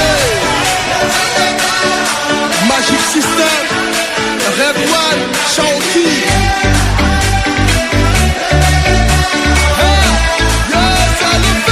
Feel the magic in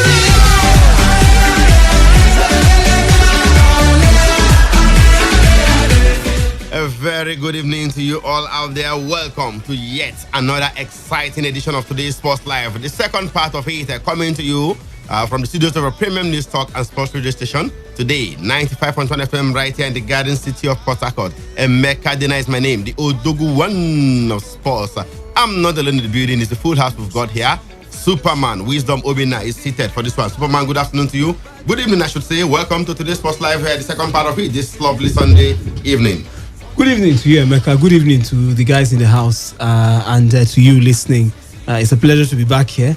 A lot going on in the local scene also, even as it looks like the paparazzi from the European scene is overshadowing everything going on currently in this side of the world. But it's good to be here, Emeka. Good afternoon or good evening to you. All right, Pri APC is also in the building. Pri, good evening to you. Welcome to the show. Pri is dog actually officially, but of course, the nickname, the AKA is Pri APC. That's what we love to call him. Good evening to the Dogo One of Sports. Good evening to the guys in the studio. Good evening to the beautiful city of Port Harcourt. And beyond, and beyond, definitely. So about logo verse. Exactly. The people they listen to, but yes, some people they pull.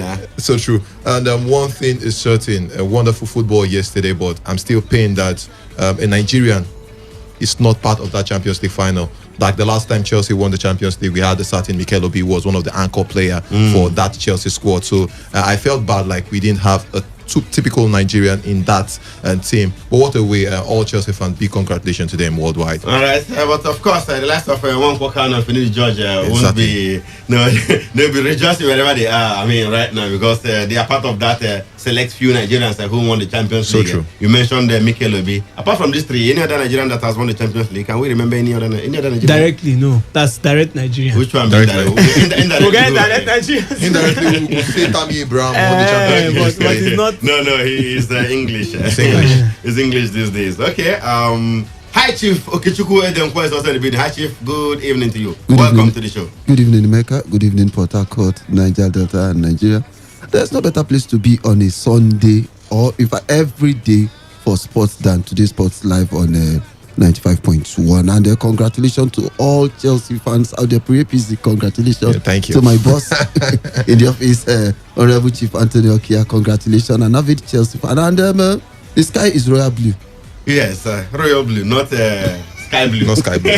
Not the blue of Manchester. The blue of Chelsea. All right. Of course, I'm sure the guys dealt heavily as far as that Champions League final yesterday is concerned. They did talk about it in the first part of the show. You had the opportunity to also have your say. We will not be talking about the Champions League this time around, but we'll be talking about the MPFL. Yes. It's arguably the only league that is online in the whole world, right?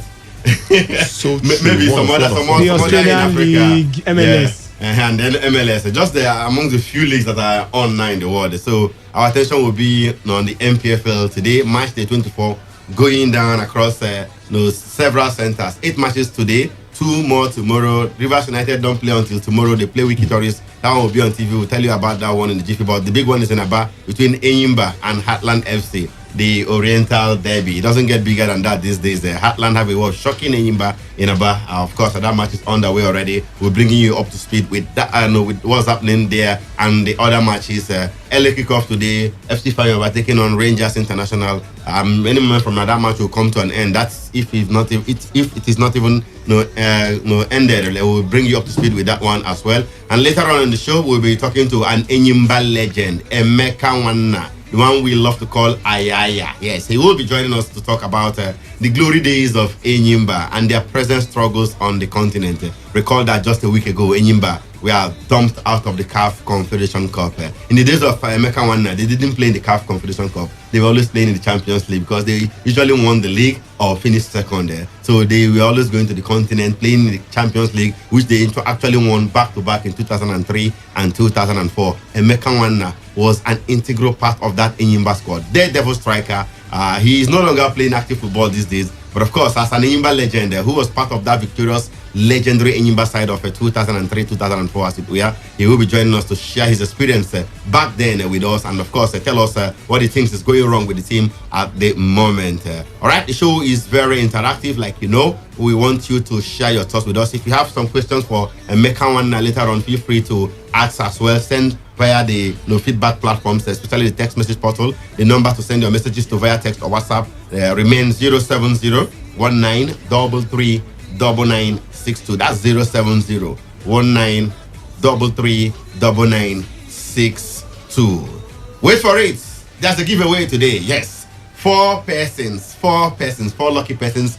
We're going home with 1,000 naira worth of recharge card each. That's 4,000 naira worth of recharge card in total. It's not coming from me. It's not coming from Priye. It's not coming from Superman. Neither is it coming from High Chief. And you'll be wondering who will be giving us this one. All right, Honorable Chief Anthony Okia Esquire Apa. He's the one taking care of that one. He's a Chelsea fan. He's happy. So, and the spirit of celebration, Chelsea won the Champions League yesterday, beating Man City. So, Honorable Chief Anthony Okia is giving away 1,000 naira worth of recharge card to 4 different people on the show. How do you qualify to even get that?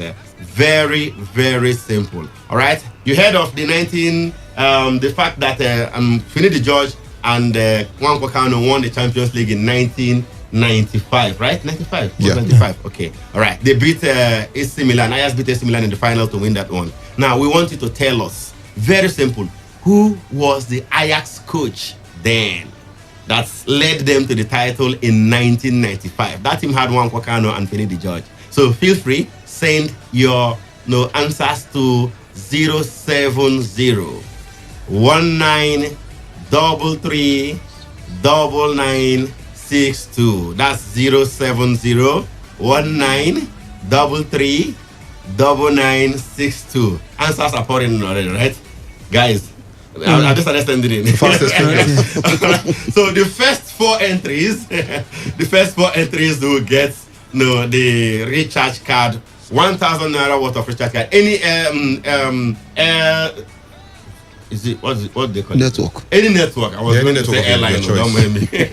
Any network of your choice. It could be MTN, Glo, whatever. So you get 1,000 naira worth of recharge card. Courtesy of Honorable Chief Anthony Okia Esquire Apa. He is sending that one. He is celebrating the victory of Chelsea yesterday over Man City, and in a happy mood, he's giving away that one there.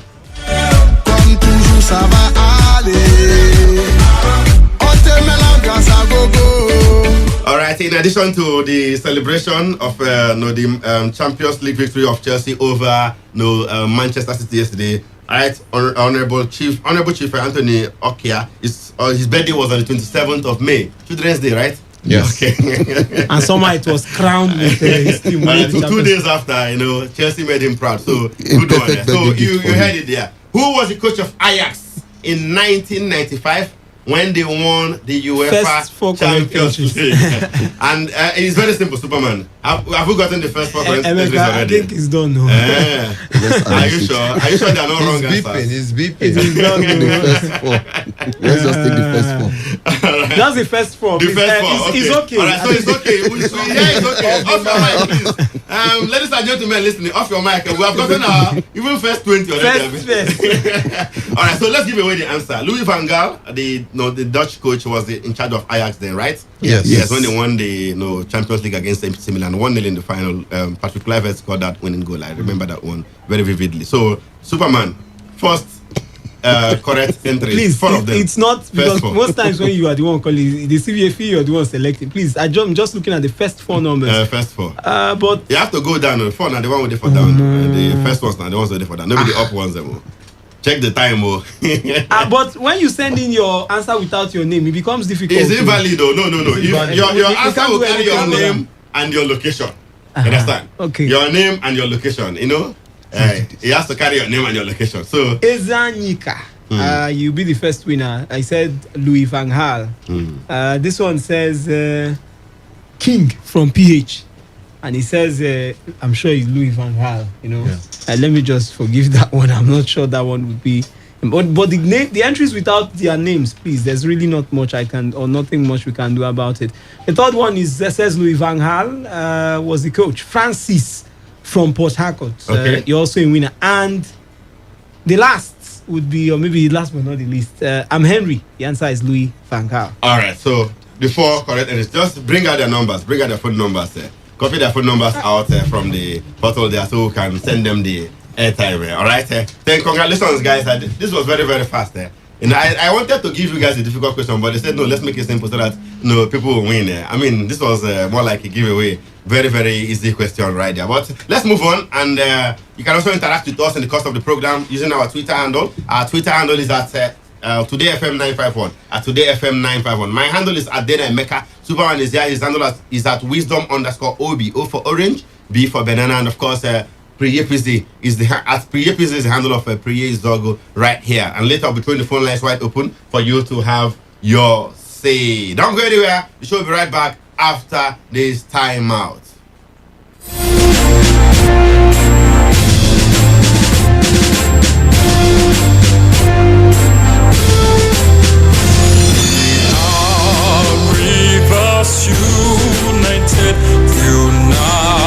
United we shall triumph with a rainbow of sunshine.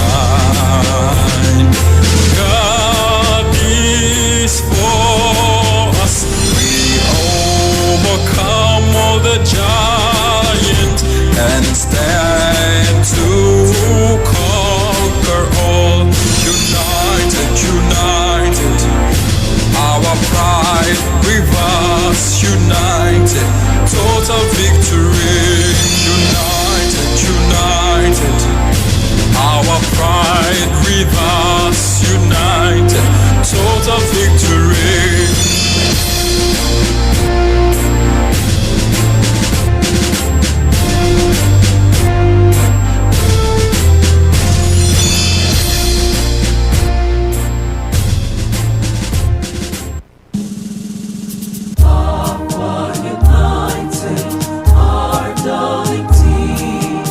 Our mighty team with courageous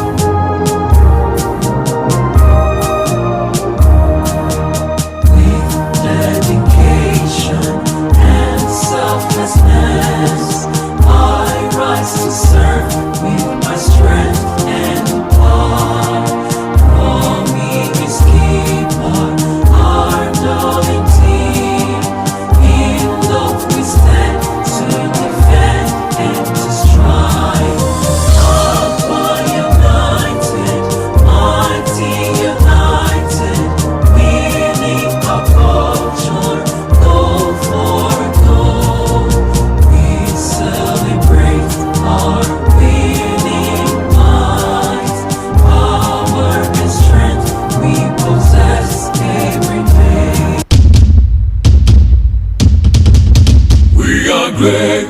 We are born winners, shining bright like a star. The gift of God to Africa. FC Ifeanyoba, united we stand, hand in hand, bringing glory to our land. Anye bundi meri, anye gadigide, Football Club Ifeanyoba. Anye bundi meri, Alhambra Warriors. Football Club Ifeanyoba.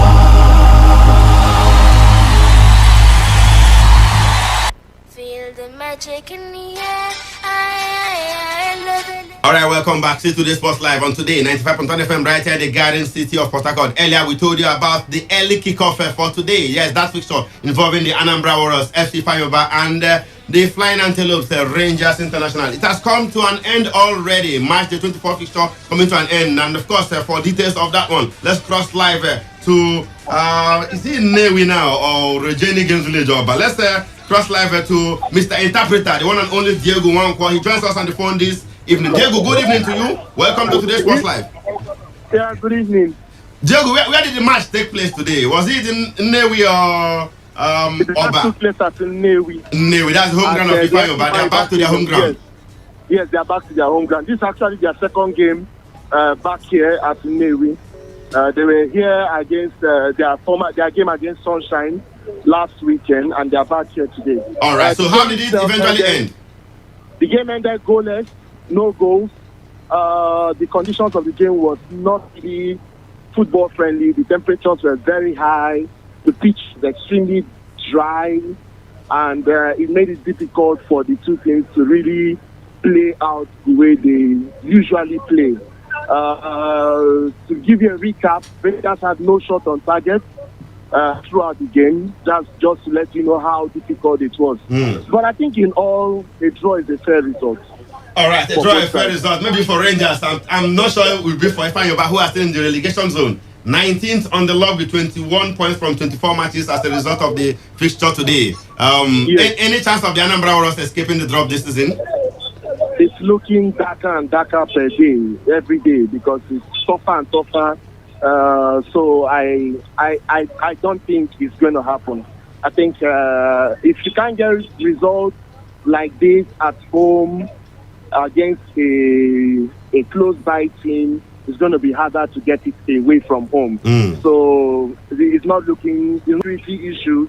The match was moved to 2:30 so that Enugu Rangers can return back to Enugu. As I speak to you, the team boss of Enugu Rangers has just left and they are going back to Enugu. All right. So yes, so that's just it. All right. Thank you so much, Mr. Interpreter Diego Wankwa, for joining us live on the show from Newi this evening. All right, you heard from him there. That match has ended. One goalless between FC Ifeanyoba and Rangers, the first match of the day. The other matches are well on the way. I can tell you for a fact that in Makurdi, we have seen 2 goals already. Lobby Stars lead Sunshine Stars by 3 goals, I should say. Lobby Stars leading Sunshine Stars by 2-1. MFM are playing at a goalless draw at the moment with Dakara FC at the Soccer Temple. Elsewhere in Lafia, it's goalless between Nasarawa United and Adamawa United after about 26 minutes of football. Plateau United are also drawing at home with Kano Pillars in the high-profile fixture. Goalless after about 25 minutes of football.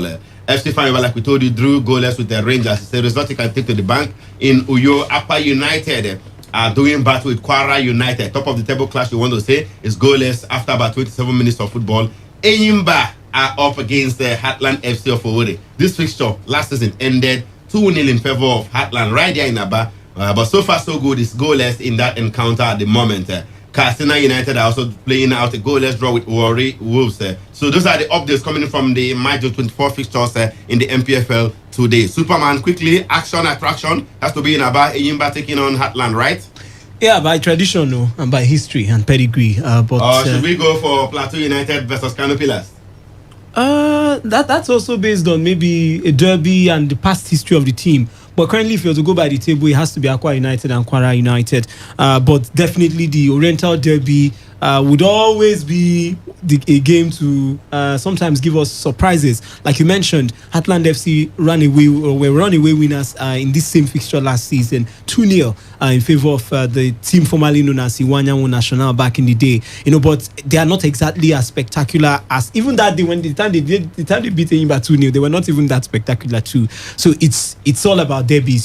Same with what could happen in the game between Plateau United and Kano Pillars. When it comes to derbies, most times form is thrown out of the window. There is no home ground, there is no away ground, because the team you're playing against are also familiar most times, are in the same environment or close environment with the team, because Imo State and Abia State, just brother and sister states, at some point even used to be together. So I think for me, I won't be surprised if the Heartlands team decide to probably give more than 100%. Maybe the whole season they've been given 100% and it's not exactly been good enough. I won't be shocked if they decide to give a 120 or 150 to get it right against Enyimba.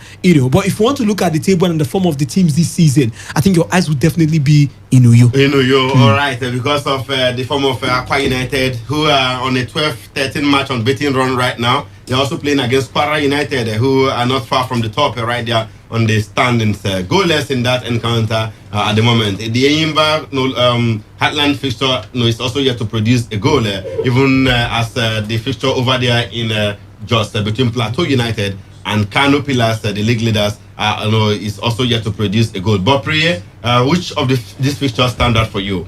And for me, it's a no-brainer. Personally, if our captain, the Super Eagles captain, will be in that game, I think it would be wonderful to actually see the Plateau United versus Kano Pillars game. Come on, that's a huge game when it comes to football in the country. If you look at Plateau United of late, you could remember that they were league champions some couple of seasons back. That's how good they are. And also, Kano Pillars come on serial champions when it comes to the MPFL. So for me personally, I think it should be that game. Then you look at players, star-studded players from both sides. You look at the Kano Pillars side, they have the captain of the Super Eagles, Ahmed Yokadama Musa, and we also have there in that particular team the ageless Rabi Ali. And Rabi Ali, the quality of Rabi Ali, come on, is something that you cannot just say. It's a legend when it comes to Nigerian Professional Football League. So for me, that game should be a standout game. It's a game I expect to see a lot of goals, but right now it's still goalless. For me, I think a standout game should be Plateau United and Kano Pillars. All right, hi Chief, which fixture will be the standout one for you in the 8 that we have today? One gone already, so we are looking at 7 fixtures at the moment. I think it still remains the Oriental derby between Heartland and Enyimba. It's a cracker any day, anytime, because these are teams with rich pedigree, serial winners of the National League, even if Heartland, they've not won it in the past. But I think that game still remains a cracker, given the fact that Enyimba, they're just back from the continent. And we have a resurgence Heartland where, quote and unquote, someone claims they are Nazi millionaires who play scientific football. All right, so let's quickly go. Since we don't have a goal yet in those big fixtures, as it were. Superman, let's go to the prediction room and get your thoughts. Let's start with the Enyimba Heartland fixture. 30 minutes of football played, still goalless. So how do you see it ending? Well, it could go either way. No, that's even though I feel Enyimba will definitely have an upper hand in this one. I don't think lightning will strike. I don't think it will strike in the same place twice. And they are very much aware of what happened last time. And don't forget, Enyimba are trying to fight back. Somehow, the fans are not happy. You don't want to give them a result that would make them sad. You can probably lose to Kano Pillars and some of those other teams, but the Heartland side, no, I don't think it will be something they would welcome, coupled with their Champions League chaos. Don't forget, Enyimba are now totally focused on the league, and winning that league and maybe getting to the qualification spots now is definitely their aim. And if you can't beat Heartland, who else do you want to beat? Even if we know that derbies can be very funny. We've seen Fulham beat Chelsea 1-0. 2 or 3 players were recorded. I can't remember. Chelsea 5-2. Absolutely. So, but then again, for an Enyimba side that just look like they are now a forgotten story. People are talking about Kano Pillars. People are talking about Akwa United as title contenders. The noise has reduced, even if we know for sure that you can't mention 3 favorites without mentioning Enyimba. The noise has reduced as to what Enyimba can do because of their ouster from the continent. What looked more like a shame if you look at the results, they were beaten 4-1 the first leg, 1-1 here in Nigeria, so 5-2 on aggregate. Not impressive at all. So I think the Enyimba side and Fatai Osho particularly are not going to want to actually throw this one away, and it's at home. We've seen them get results away, since they returned. So they won't want to actually bottle things up, not exactly at home against a Heartland side. But then again, it's Fidelis Ilechukwu and his Heartland side that get results even with poor welfare. Somehow they still managed to get the result, because we expected by this time the team, he would have probably been sacked and all that. But with the challenges they faced, he's been able to still manage that team to produce results. I won't be shocked. But I think for me, Enyimba will have the upper hand at the end of the day. All right, so man thinks Enyimba will have the upper hand. How about the big one in Jos Plateau United taking on Kano Pillars? He's still goalless in that encounter after about 31 minutes of football. So how do you see that one ending eventually? A tricky one. If you critically look at the history of both teams, look at the Kano Pillars side, a decent side, they're on top of the table before this match day, and you look critically at the squad and you look at the morale of the team after the introduction of the captain of the Super Eagles, Ahmed Musa. It's more like a united squad right now, so they want to pick those points. And he didn't travel for this one today. Yeah, he didn't travel. I'm looking at the starting 11 for the Pillars side. Okay, he's playing. Sorry. He's playing. Yes. I think he should play this one because it's a just boy. As a matter of fact, it's a just boy. Yes, that was where he started his football. Yes, that's where he started. He's playing today. He's playing. So he would love to go back to Jos and actually do one over Plateau United. So if you critically look at that and Kano Pillars side, it's a quality side. They are united right now. You could see the whole behind the scene, the way the players actually hug each other because they now have a leader, someone that can actually get to the government for them if they want to get something from the administrators of the club. So for me, I think that would be a great one for Kano Pillars, getting an away result and still holding on there. But Plateau United, you can't take anything away from the former league and champions. They want to fight. So I think it may possibly end in a score draw. All right, it may end in a score draw according to Priye PC. Hi Chief, let's go to Uyo quickly. Kwara United, I guess to Akwa United today. Let me see. I think he's still goalless the last time we checked. Kwara United. He's goalless. He's still goalless in that encounter. So how do you see it eventually ending? After 35 minutes of football, he's still goalless. I think I still see that game going the way of Aqua United, given the fact that they are in a very good position, and the worst they could do for themselves is to take their foot off the pedal. It will be against their own peril. So I know they know what's at stake. They know that the 3 points, they need it at all costs, and although they won't do things that are anti-football. All right, let's quickly go to Aba right now. We have our big friend Frank Okoye, the one we love to call the Orange Man, joining us from the Enyimba International Stadium in Aba. We are the most elephants are in action against the Nazi Millionaires. Buzo, what's happening? Well, so few goals 36 minutes into the second half. It's been a one-sided affair, I must tell you, Emeka. In favor of Heartland? Of course, in favor of the Enyimba. Okay. That goalkeeper normally get to feel the ball with his hands since the game started. So that tells you how one-sided it's been since the first half started. But so far, it's still goalless. And all those possessions amount to nothing. Of course, in football, the goals will always count. Definitely. All right. So where are Enyimba getting it wrong? I mean, is it converting the chances or what? Exactly, that's been the bane of the club. They've had about 3 glaring chances, half chances I have to call them, but they've just dominated. And I want to believe that even before the first half rounds off, they'll definitely get that goal. They've been probing, they've been asking questions. Heartland somehow has been pedestal. Then of course, they are here to secure a point. So that's why they've been playing like that. I want to believe that if they should that cutting razor, it will actually bring out Heartland from their shell. Now, this fixture last season ended 2-0 in favor of Heartland.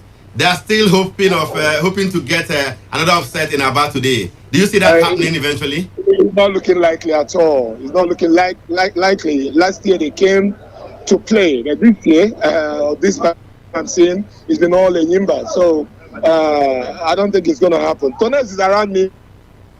The Heartland, no.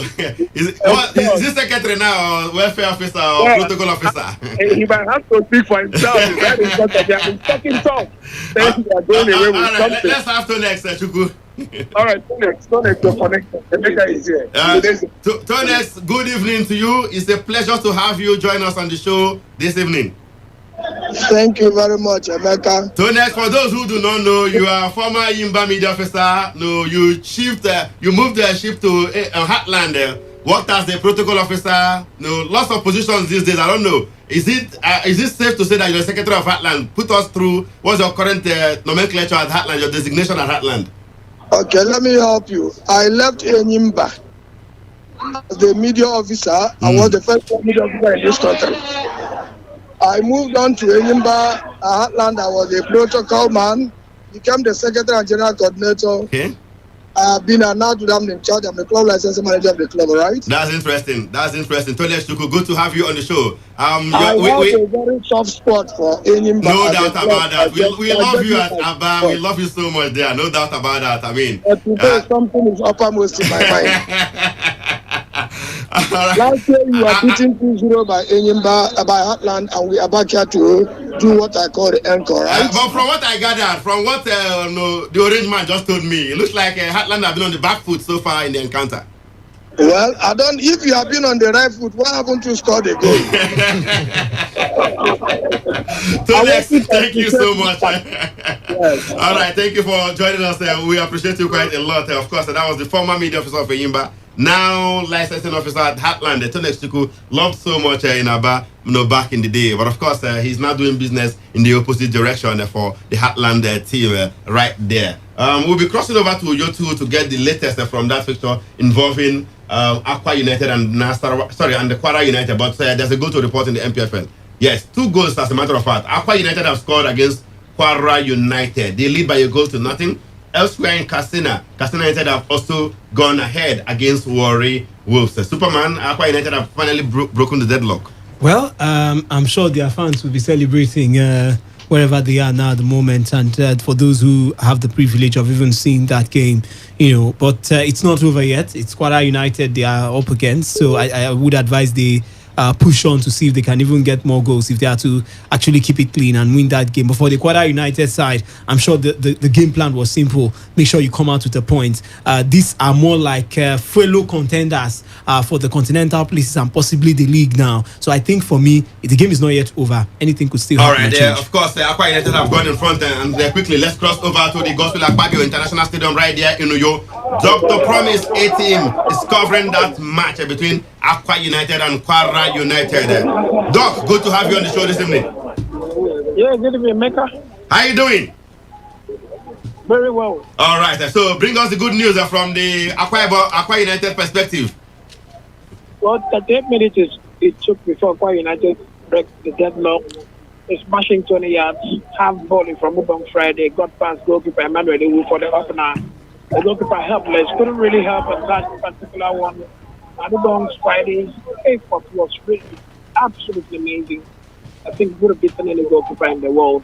But it's 1-0 for Aqua United, and it's a pretty entertaining game if you ask me, given the fact that Kwara United are very, very versatile, their side, and they're also taking the game to Kwara United. So the fans that are here, I think everyone is having fun. This game is living up to its billing.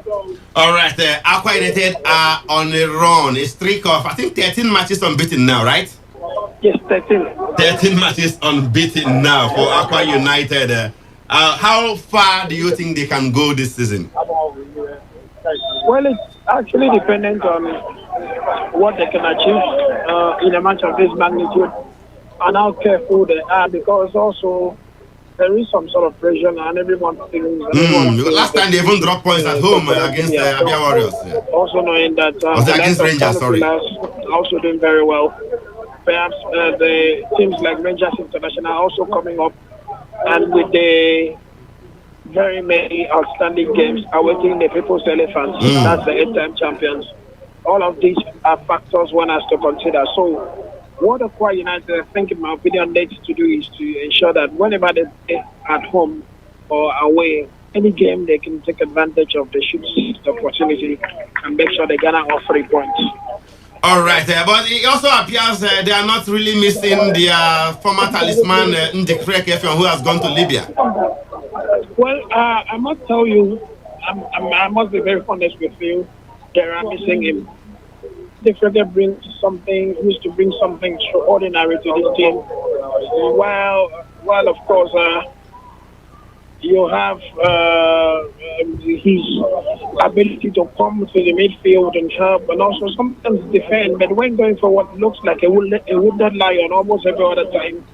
And apart from this record, the man that has joined Rivers United, Morris Chuku, yeah. big void, a very massive void in this Aqua United side. Daryl Jove, in my opinion, hasn't really filled that particular spot perfectly very well, as Morris Chuku would do any day and time because of his physical nature and the fact that he's very robust. So that's a challenge for the coach.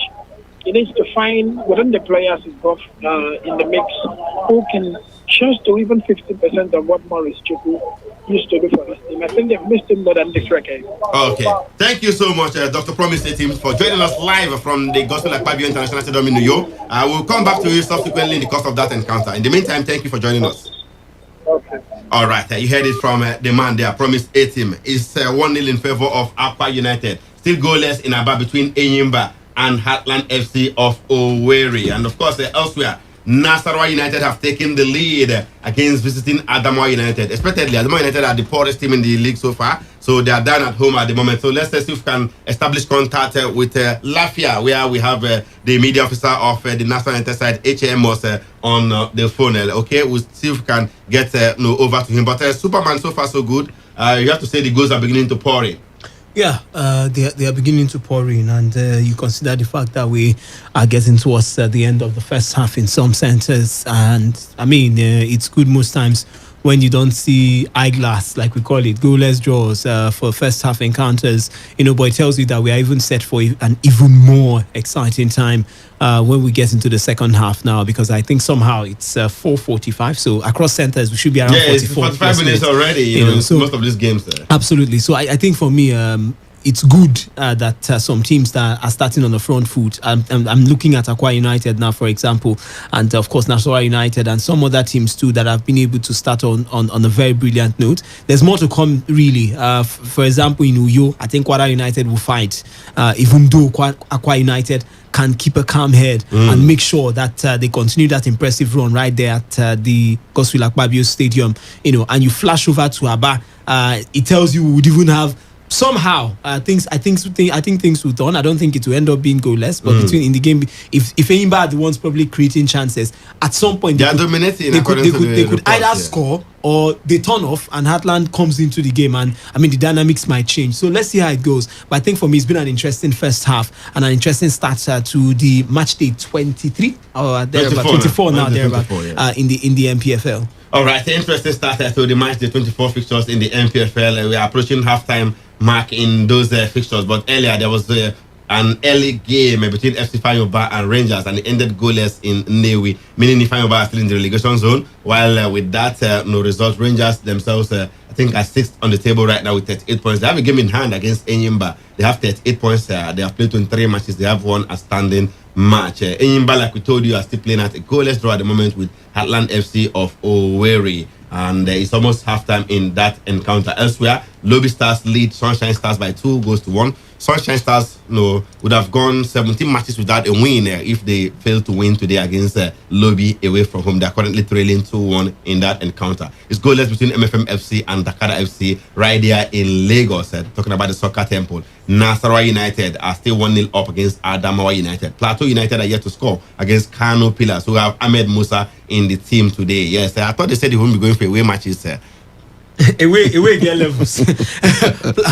Away gear levels. Maybe it's because he has affinity with Jaws. Yes, it's just boy. And it's not too. It's not, maybe the distance far. is It's still far, but it's not still far. No, from Kano to Jos, it's quite a distance. But I think it's more like a homecoming for him. Yeah, it's like a homecoming. Yes, I mean he started his professional football career in Jos with Jos University teaching us youth. Okay, I wish them all the best in that encounter.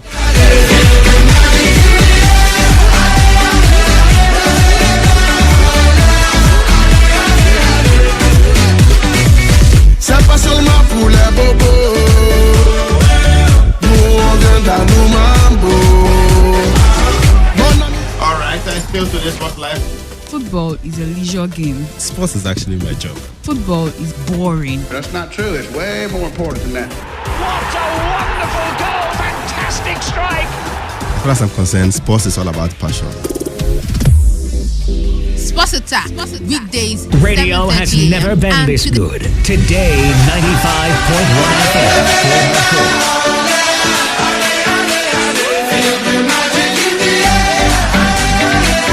All right, welcome back. Sorry for that little mix-up right there. Still today's Sports Live on Today 95.1 FM right here in the Garden City of Port Harcourt. Half-time in Latvia. Nasarawa United lead Adama United by a goal to nothing. Also half-time in Makurdi, where Lobby Stars are 2-1 up against Sunshine Stars. It's also half-time over there at the Soccer Temple in Lagos. There's goalless between MFM FC and Dakada FC. And we can also confirm to you that it's half-time in Uyo. Aqua United, courtesy of Ubon Friday's goal, lead Kwara United by a goal to nothing. Full time already in Nnewi, where FC Fire Doni managed a goalless draw with Rangers International. Yet to confirm the situation in Aba, but it's nearing conclusion. Talking about the first 45 minutes between Enyimba and Heartland FC. Okay, it's half time in that fixture, and no goal to report from Aba, where Enyimba are up against Heartland FC. Goalless right there. But from the report we got, it was a one-sided affair in the first 45 minutes. But come on, one-sided affair, you have to make it count. It's all about the goals. I think fair. Yeah, in football is not like the game of boxing where they calculate on the points that you throw on your opponent. The only thing that determines the end of a football match is number of goals to score. Yeah, you have to score your opponent to win. Previously, let's look at the halftime scores as it stands right now. Any surprises for you? Nah, come on. We all expected Katsina United to have a better one over Warri Wolves. Warri Wolves have been very poor this season. Even Katsina themselves have not been richer. They have not been richer, but at least they are better. They are playing at home. Yeah, definitely. And they are playing at home. Maybe the game between MFM and Aqua Starlets, we still need to see some goals from that particular center. Yeah, Aqua Starlets. The way it's placed online by Dakada FC. A lot. I think we still need more goals. There's a huge possibility of more goals, especially the game between Nasarawa United and Adamawa United. They are the whipping boys at Adamawa United, so they will definitely concede more goals. And we're still expecting more goals from every center, basically all the centers. All right, we'll be expecting more goals there. But Superman, a win-win is difficult to come by these days. I don't know. Last match day, apart from Enyimba, the other matches went the way of the home teams, or perhaps draws as it were. Today, all the teams, all the scores so far, it doesn't show that the away teams are doing anything significant to win, away from home. Hi, Chief, do you see anything happening in terms of the away teams? Are we likely to get an away win on this match day? Well, one thing that determines the game of football is the end justifies the means, and they will have a long time, 45 minutes, to change the narrative and complexion of all the fixtures. But let's still keep our fingers crossed. Anything can happen. Anything can happen. Superman, 2 more matches tomorrow. Jigawa Golden Stars will confront Abia Warriors, while here in Port Harcourt, Rivers United will take on struggling Wiki Tourists. Very weak side. Let's start with Rivers United Wiki Tourists. All right, it promises to really be an maybe when I say just based on paper, maybe on paper. Let me not sound like it's a done deal, but I'm sure for the Rivers United fans, it looks like a guaranteed 3 points. The Wiki Tourist side are in a state of comatose, because if you want to look at the fact that they had problems with management, they had to let their coach go, or he resigned. Either way, the coach left the team. Now, instead of bringing in a good manager, the manager there is a good person, but a tactically smart and a coach with a pedigree here in the MPFL, but they let the man do the thing now, the assistant on the interim, and I don't know how well he will continue, because we've seen him post out poor results, and you're coming to Rivers United side that have made the Adokia Mercy Stadium a slaughter ground. Yes, they drew a game, a goalless draw, and Rivers fans were asking what is going on, what happened. The 100% record. Now, I'm sure some people were wondering, what do they mean by 100% record when you have? But what that means is they've not given out points to any team ever since the season started. Yeah, apart from the Abia Warriors goalless draw. Apart from the Abia Warriors, they have won all the matches they played at home. So except one. 100% winning. That's what it means. So, and this is a weaky side that are actually weak at the moment. So I think for me, it might go the way of Stanley Guma and the boys, and they look like a hungry side. 3 teams have told us this season that they want the MPFL trophy. Enyimba are the quiet ones, but we know they won the MPFL trophy. But Rivers United have told us somehow that if they don't win this league, everybody will have, because they gave them everything they needed to get it. Same with Aqua United. The promise is it is Bassi now the Paul Bassi. Paul Bassi, the chairman, the chairman of the side. Countless interviews, I think 3 or 4, where he said similar things, that they would need to actually take the trophy back this season, because they look at the investments that have been made by the management of the team. By the time they've given you, the owners of the club have given you everything you need to get the job done. If you're not getting the result, there's a problem. Let's flash now to Rivers United. We can go back and mention all the names. They have some of the best players in the MPFL. Ifeanyi and Emena, for me, and Theophilus Afelukai, are about the best players in their positions over the last 3 seasons. If you want to do maybe check an average rating or something, outside maybe the guys who would run away, they are the best that are still in the MPFL. Look at the men up front now. You have Aguda, you have Fortune Omoniwari. There's some that Fine players. Adetunji is in the team.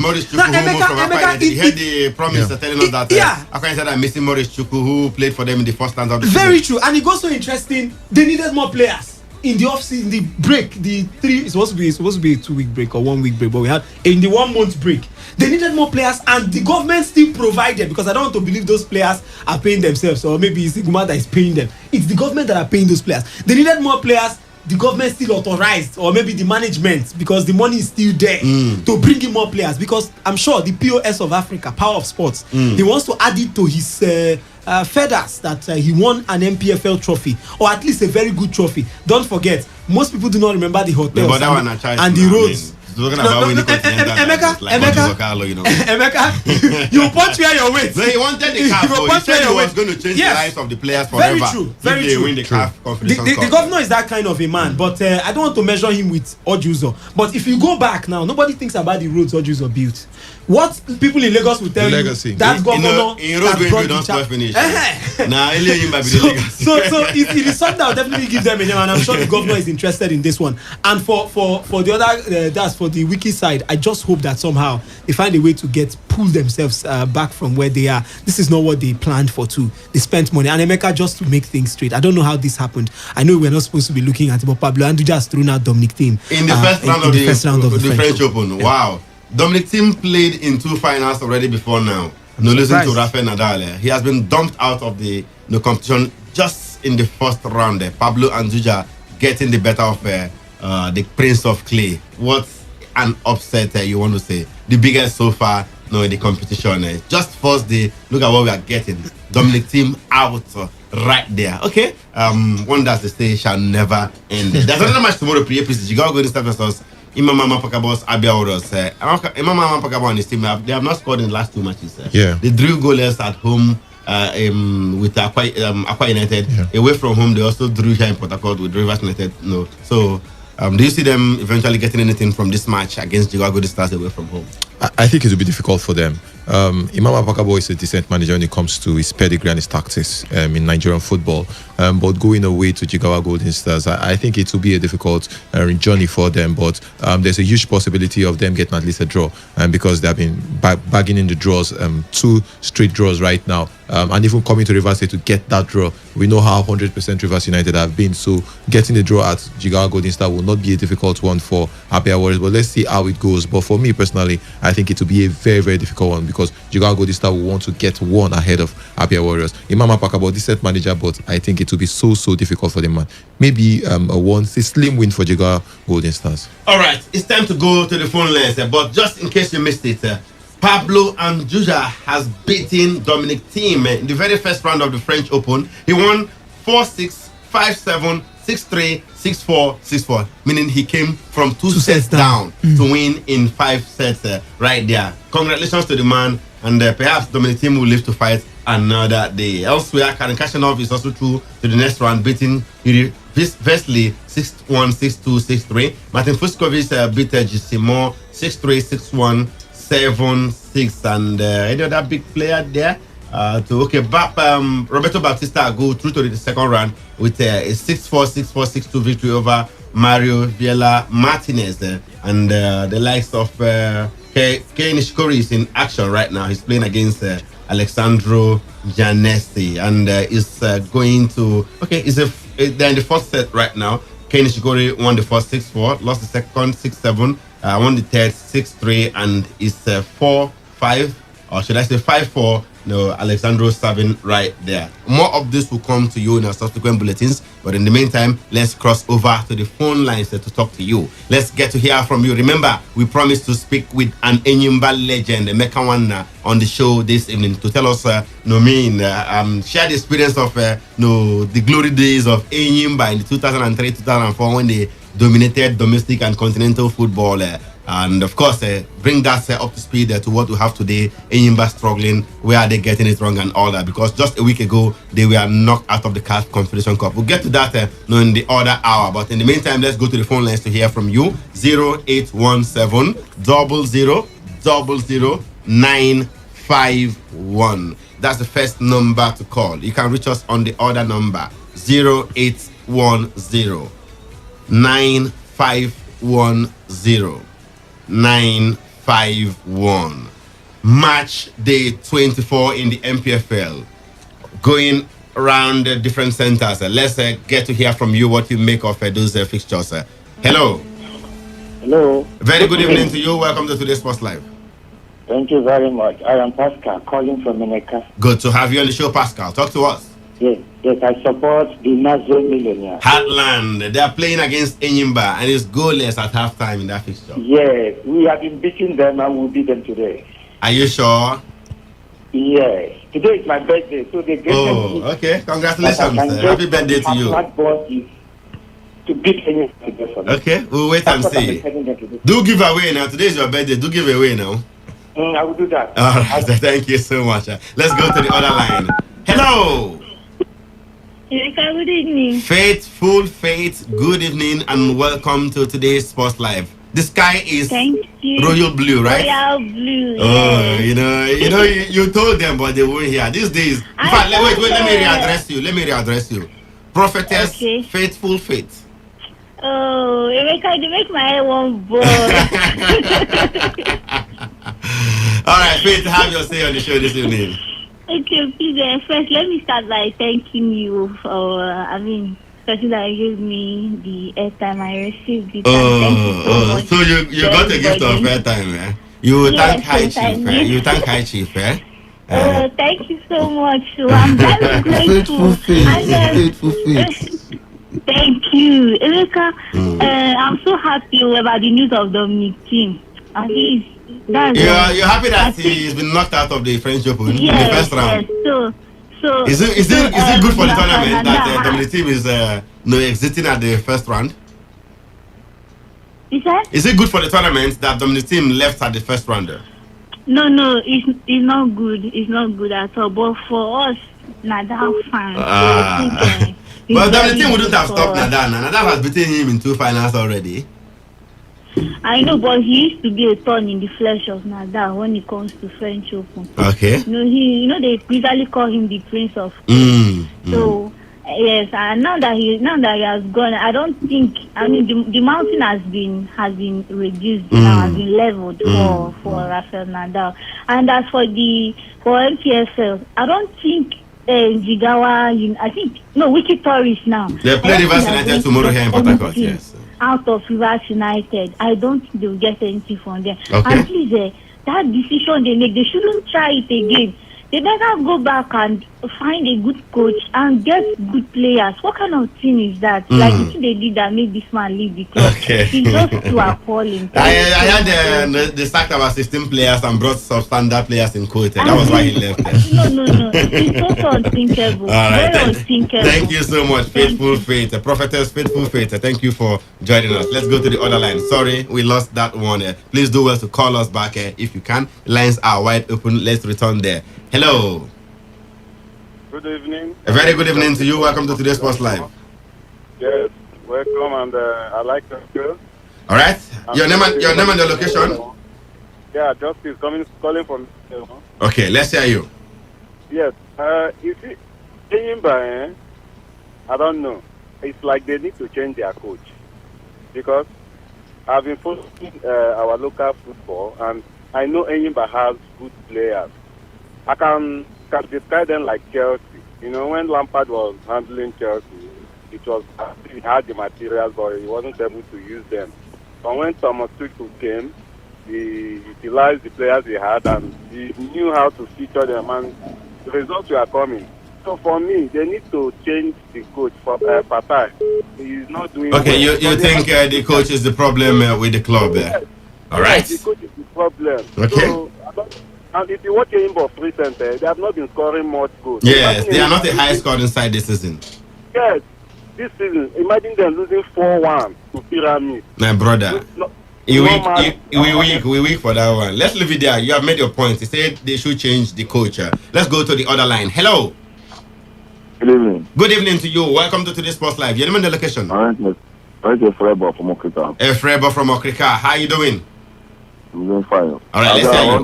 I'm waiting for a Plateau United to win Canopilla for me. Okay, but it's still goalless at halftime in that encounter. No problem. I wish them good luck. I wish Plateau United. I was born in Plateau. Okay, you support Plateau United. No, I'm a shooting star fan, but I was born in Plateau. Angels, okay. All right, thank you so much. Out of solidarity, you want Plateau to beat Canopillas. We have another call on the line. Hello. Bluetooth mode. Hello. Good afternoon. Good evening to you. Welcome to Today's Sports Live. Tell us your name and the location. Oh, you're the catchy, right? No, this is Pastor UK. Pastor UK, good to have you on the show. Talk to us. Yes. I strongly believe anybody will win. Where is that belief? Where is that confidence? Where is it coming from? No, Imba win 1 goal to nothing. You know, Imba have a way of disappointing also. No, they win 1 goal to nothing. Okay. Wisdom. I agree with you. Okay, Wisdom, well done. Happy Sunday. I wish you the same, Mom. Anything for him? I told him yesterday that Chelsea will lift the trophy. What did he say to you? What did he say to you? Let's wait and see. That's what.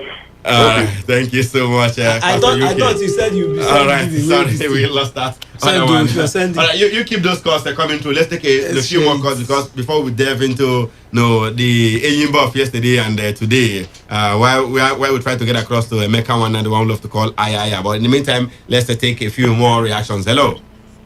Hello, Emeka. A very good evening to you. Welcome to Today's Sports Live. Good evening, Chris. I'm calling from Port Harcourt. Good to have you on the show, Chris. Talk to us. Yes, please. Fatayo Shaw is the best coach that you have in Nigeria. Different strokes now for different folks. Somebody said he's the problem that he should be sacked. Now you're saying he's the best coach we have in Nigeria. Don't mind the person who is talking. Does he know what football is all about? I don't know. In Nigeria, there were 4 clubs that went to the continent. And it was anybody. I look at the caliber. Football in Africa has developed. You understand? Anybody is the only team in Nigeria that is following the trend of development, no matter how you look at it. No Nigerian team has ever played the preliminary. They are always been eliminated at the preliminary stage. But anybody goes beyond preliminary every time they go. So it's not easy.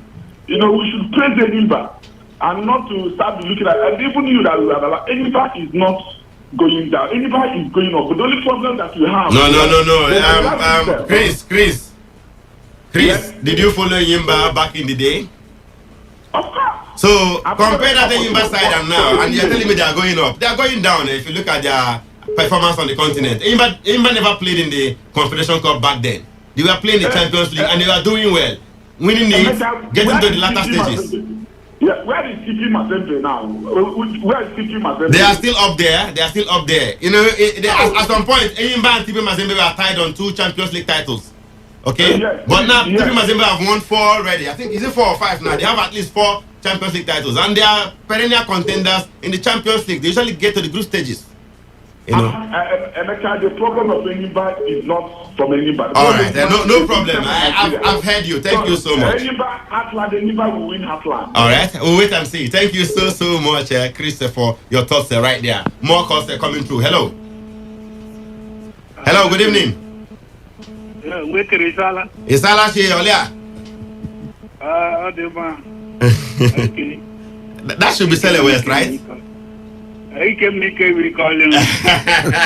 Sele West, calm down, come back. Bokulo confuse some people, I give you. Yes, Sele West. Or do you Banyama Ibe some million? I do a lot of people don't handle it. There are my people, I mean. Is a Mecca there with you? I'm here. Emeka is live and direct. Emeka one, I mean Emeka. Okay, no. We will call him on the phone. Very soon we'll call him, yes, sir. Oh, my guy, one of my best. Yeah. We'll call him very soon. In the next few minutes, the we'll call him. mistake he made is that Switzerland he made move, He didn't favor him at all. Okay. I was thinking that he moved to. We'll also ask him about his move abroad and the experience. We'll ask him that. So back to Enyimba, honestly, if Enyimba lose today match, they should put those guys on half salary. Yes, if they can't beat Heartland, but that is not professional. No, but you lost from Continental, you back to as a local champion, you cannot still win. I mean, why? No, but they beat Wicked Odyssey away from home. But Rivers United lost and did not win. They didn't put them on half salary. Sele West, when you were Rivers United were beaten by Enyimba, they came to the league and they were struggling. Did you put them on half salary? Did you put them on half salary when they were struggling after losing to Enyimba on the continent? No, we have enough money. Get out of here, man. Let's go to the next caller. Hello. Good afternoon to you. Today's Sports Live. Good evening, I should say. Welcome to the show. My name is Tony. I'm calling from Bile Kingdom. Good to have you on the show, all the way from Bile Kingdom. Wow, wonderful. Good to have you. Talk to us. Yes. I don't know when Enyimba will play their remaining matches. They have 4 outstanding matches. One of them will be on Wednesday against Lobby Stars in Aba. They have scheduled all those matches. Yes, they will be coming up very shortly. But the first one will be on Wednesday. They play Lobby Stars in Aba in one of the outstanding matches. And the other ones will come subsequently. The fixtures for those outstanding matches are out already. Okay. I see Enyimba drawing today match, and it will be a goalless draw against that land. Okay. Yeah. All right. Thank you so much. Thank you so much. Let's quickly go to bring you some commercials right now. And of course, I'll be back on the show. Don't go anywhere. The show is Today Sports Live, and we'll be right back after this time out.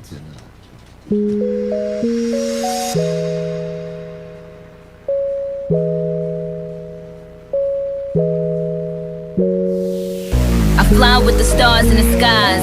I am no longer trying to survive. I believe that life is a prize, but to live doesn't mean you're alive. Don't worry about me and who I fire. I get what I desire, it's my empire. And yes, I call the shots, I am the umpire. I sprinkle holy water upon the vampire.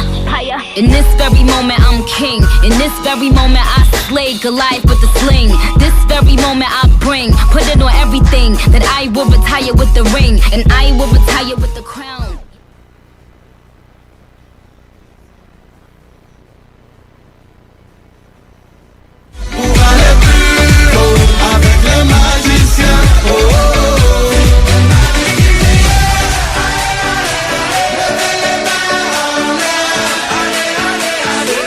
Alright, welcome back. Really sorry for that little technical hitch right there. But of course, the show continues. Today Sports Live, reaching you from the studios of your premium news talk and sports radio station Today 95.1 FM right here in the Garden City of Port Harcourt. Second half of those MPFL encounters are well on the way. Let's bring you up to speed. It doesn't look like anything has changed from the halftime scores right there. Plateau United are still playing at the goalless draw with Kano Pillars. It's still Nasarawa United 1, Adamawa United 0. MFM FC versus Dakar FC in Lagos is goalless. And of course, the Lobby Stars still lead Sunshine Stars by 2-1. Elsewhere, Katsina United are still 1-0 up against Warriors.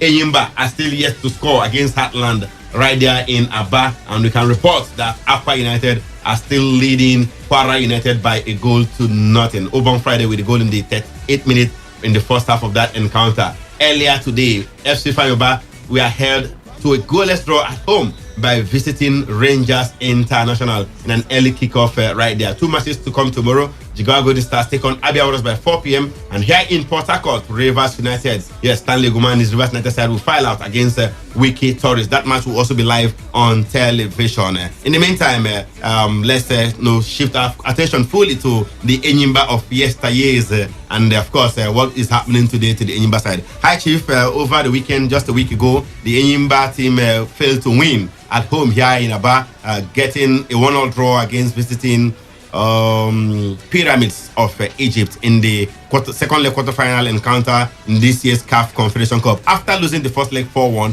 the People's Elephant could not get the 3 unreplied goals they needed to advance to the next round, going down 5-2 on aggregator. Now, first things first, I'm sure you also followed Enyimba back in the day when they won the Champions League back to back. These days, Enyimba are no longer competing in the Champions League favorably. They will start in the Champions League before you know it, they are knocked out of the Champions League and they will drop down to the Confederation Cup where they will eventually be knocked out as well. Maybe in the quarterfinals, at most they'll go to the semi-finals like they did in 2018. Ultimately, where do you think the People's Elephants are getting it wrong? Even as to prepare to hear from Ayaya himself. First of all, let me thank the astute manager of Enyimba in the person of Chief Ayansi Agu. He has done very well for him. And I think it's still his astuteness that is taking the team to the level which they have gone so far in the continent. The whole thing boils down to finance and sponsorship. Why I say finance and sponsorship, Orji Zokalo as governor then saw Enyimba as a pet project. It was not just a club. Enyimba was a project, and the project then was to dominate Africa. So at that point, he put in everything that he had as a governor. I'm sure he even did use his personal funds just to make sure that Enyimba, at the time, I remember one of the matches, Orji Zokalo was sitting on the bench. Yes, that was against the USM Algiers in the semi-finals of the 2003 edition in Aba. But he sat on the bench. In fact, he was uncomfortable at the state box that he had to come to the bench to sit with the coach. And they eventually won that game late. I remember Uche scoring a late goal there Michael Uche. Exactly. So, of blessed memory actually is dead now. Yes, exactly. Wow, may his soul rest in perfect peace. So Enyimba as a then Orji saw it as a project that he had to accomplish. But the present governors that have come after Orji, they've left Enyimba as orphans. And orphans, sorry to say, they find things very, very difficult. Recently, Orji even came out to grant an interview where he lamented the poor state of Enyimba at the moment. Yes, and that's why I say government should take their hands off football. If football is to be run as pure business and you have your framework, everything in place, successes will definitely come one after the other. But because it's in the hand of government, once the next person that comes, and government in Nigeria is lack of continuity. Every person has his idea, every person has what he's thinking. So at that point, I'm sure that's what Enyimba they are suffering from now. All right, Superman, from what High Chief said, and if you also go back to a previous interview, Anyansi granted, it's still the same thing. The lack of investment in the club. Look at Pyramids that they faced a week ago here in Aba. The Pyramid side flew into Nigeria here in Port Harcourt precisely with their own private jets. With the inscription of the logo of the club inscribed on the private jet is their own. It wasn't even a charter flight. It's their own. They own the jet. Wherever they are going to outside Egypt, even in Egypt, they could fly to the distance wherever they are going to with their own private jet. TP Mazembe have got that too. They can buy players for as much as $2, $3, $5 million. They pay heavily. You could see players earning $50,000, $30,000, $40,000, as the case may be. Something you can get even over there in Europe. But is there where we are ultimately getting it wrong here? The lack of investment in this club, sir. Yeah, Mecca, it's a national problem. I don't just think it's about even the MPFL. It's a national problem. I don't think we have understood the modalities of putting things right, and of course getting private sponsorship. You can't sell a bad product. A product. All right, Superman. Very quickly, just hold it on there because we have the one and only Emeka Nwanna, the one we love to call Ayaya, Enyimba legend through and through. You talk about Enyimba back in the day when they won the Champions League back to back. This man was an integral part of that Enyimba squad. Daredevil striker, never say die, all attack, all action. Ayaya, good to have you on the show this evening. And let me also add that he was also my senior in secondary school back in the day in Aba. Ayaya, good evening and welcome to today's Sports Live here in Port Harcourt. Good evening, you're welcome. All right. Ayaya, how you doing? I'm okay. All right. Let's start from the nickname Ayaya. A lot of stories have been told about how that nickname came about. As someone who bears the name, how did it come about? It's the time that we started playing football, when we was little, so the name just came up because we are playing, people started giving people some nickname, so they just gave me that name. Ayaya. All right. Yeah. And it stood all through your professional football career No doubt about that. Ayaya, you also made that big move. The first player in Nigerian football history to be sold for 1 million naira. I think that was in 2000 from Rangers to Enyimba. When Ojo Zakalo was still governor, he paid a huge sum of 1 million naira, and you became the history maker, as a matter of fact. So how does that even make you feel as a footballer, to be sold for 1 million naira, the first in this country? Well, sure, I cannot say anything much, anything that you are doing in this life is by the grace of God, and again, I so much believe in God, so the time the thing happens, I was so wow and excited because that time I was in my peak. Because I was catching a lot of fire, so from Rangers to Eyimba, we came to about to play Eyimba. I was the man of the match that day. I played so well. So and the governor said, no, this boy must be in Eyimba. Yeah. So I left Rangers 2000 to I came to Eyimba 2001. And of course, the rest they say is history. Enyimba, very successful while you were there. Of course, not only you, the likes of Ndidi Anomono, Kenezenwa, Muri Ogumbi, you can go on and on. It was stars everywhere. Stars everywhere. And you guys, we are very successful, becoming the first Nigerian team to win the Champions League. Till date, no other Nigerian team has been able to do that. You did it back to back. Also won the CAF Super Cup back to back. You won the league 3 years in a row then. 2001, 2002, and 2003. And of course, you are an integral part of that side. Look back at that team. What was the secret behind the success then? The secret, we have one mind, and if we say we are going to do this, everybody will just bring out his mind, because we are fighting something, so we believe that that thing will get it. So sometimes if you want to play a game now, each of us we call ourselves, guys, we are going to do this, we are going to achieve this, so everybody will focus his mind, say that we can do it. So that is it, and God our side, so because anything that you are doing in this life, you have to put God first, before he can achieve what you want to achieve. All right, Ayaya, we also remember that, of course, I talked about it already. Ozuzo Carlo, the governor of Abia State, brought you over from Rangers to Enyimba in 2004. A whooping 1 million naira, a record then as far as the MPFL is concerned. Motivation was also high in Enyimba then, we recall. The likes of yourself and other players got a car for winning the Champions League in 2003, right? Yeah. You all the players got a car each then as part of motivation. You were promised that before the competition proper, and you went ahead to win it, and the cars were given to you guys. What role did motivation play in your achieving so much success in the Enyimba team? We understand that Ojo Carlo took the Enyimba side as a project then. Yes, I can say, because Ojo Carlo tried a lot, because it's not every governor that we just bring out himself and bring out his time, in anything concerning football aspect, so because if Oji can release money now, he will follow that money and know exactly where the money is going.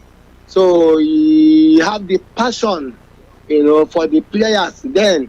So we see the way the man is going, so the only thing that we player that we use to pay him back is to give him a result, because the result is the key of everything that the man is doing. Sure. Because that time that he was doing all those things, he was doing it with free mind, so that he wants to achieve, by the special grace of God, he achieved the aim that he wants to achieve, because that time that we are playing, if you want to play a game now, Oji will come and say, guys, win this match, I give you people this. So we say, okay. All With right, Her Excellency, we do it. So that is it. And of course, that really worked out well for the club. Ayaya, let me go back to the 2003, the first Champions League you guys won, beating Ismaili in the final. But I will recall that in the group stage, there was this match you also played against Ismaili in Egypt there. They beat Eyimba 6-1 on that occasion. They had a man sent off in that fixture. At that point, did you guys still believe you are going to still win the Champions League that season after going down 6-1 to Ismaili in the group stage? Exactly, maybe in 1990 or just 90, Super Eagles of Nigeria, in Ajas, yes. Algeria beat them 6-1 5-1 in the opening match. Yes. In the opening match. And they met in the final again. So the only thing, if you are doing something in life, you have to be focused. You have to be focused and have a mind that this thing, you can do it. So the time they beat us 6-1 in group stage, we came back with our coach, everybody, we enter boardroom, and our thought is, so we have to come back and put our house together and put ourselves together, and we came back again, say, guys, we're gonna do this, so we continue where we stop for, so again, that period, all of us, we are worshiping God, because every Sunday, if you want to play a match, we go to church and pray to God and say, God, give us this, we'll give this for you, so everything was working out. Wow, so there was divine intervention too in the team. Yeah. Everything was working well for us. All right, Ayaya, bring that back to where we are today. Eyimba, back then, they were usually playing the Champions League. Winning it back to back in 2003 and 2004. You guys dominated both Nigerian football and continental football. I mean, the teams were slaughtered in Aba. You go away from home, you win convincingly. Results were coming in. We had the stars in Aba, Yama, Obinawaneri, Ayaya, Ndidanomono, and the likes. The results were impressive on all fronts. But today, things are a bit different, especially on the continent. Eyimba are no longer competing in the Champions League. They will start in the Champions League. They will be knocked out. They will go to the Confederation Cup. They will also be knocked out. They can't even make it to the final and all that. Things are not going down well. Ayaya, what do you think is wrong with the current Eyimba squad? How would you rate them on the continent? They're not doing well. I mean, from what we can see. Yeah, because now the only thing I find out in Nigerian football, I cannot tell lies. I'm a player. I was a player. I play more than I play. I've been there before. So the only thing that I find out, these nowadays footballers, they are not serious.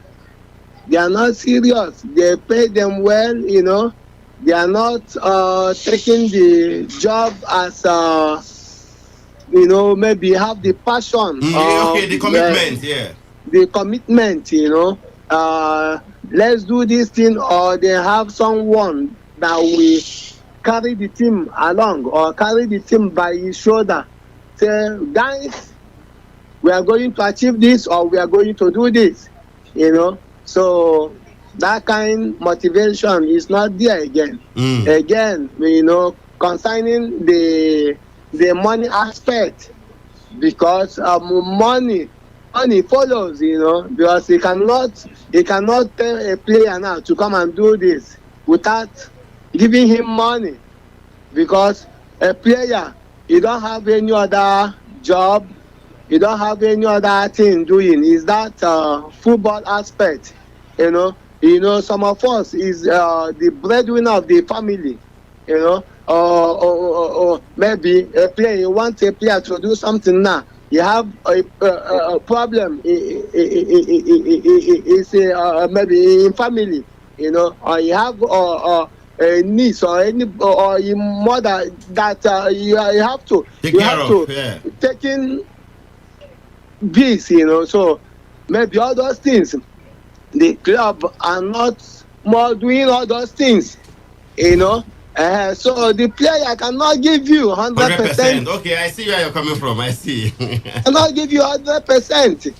He will say, okay, man, let us play, and maybe if you win, good. If you can not win, good. So if they enter there, then do the way they like.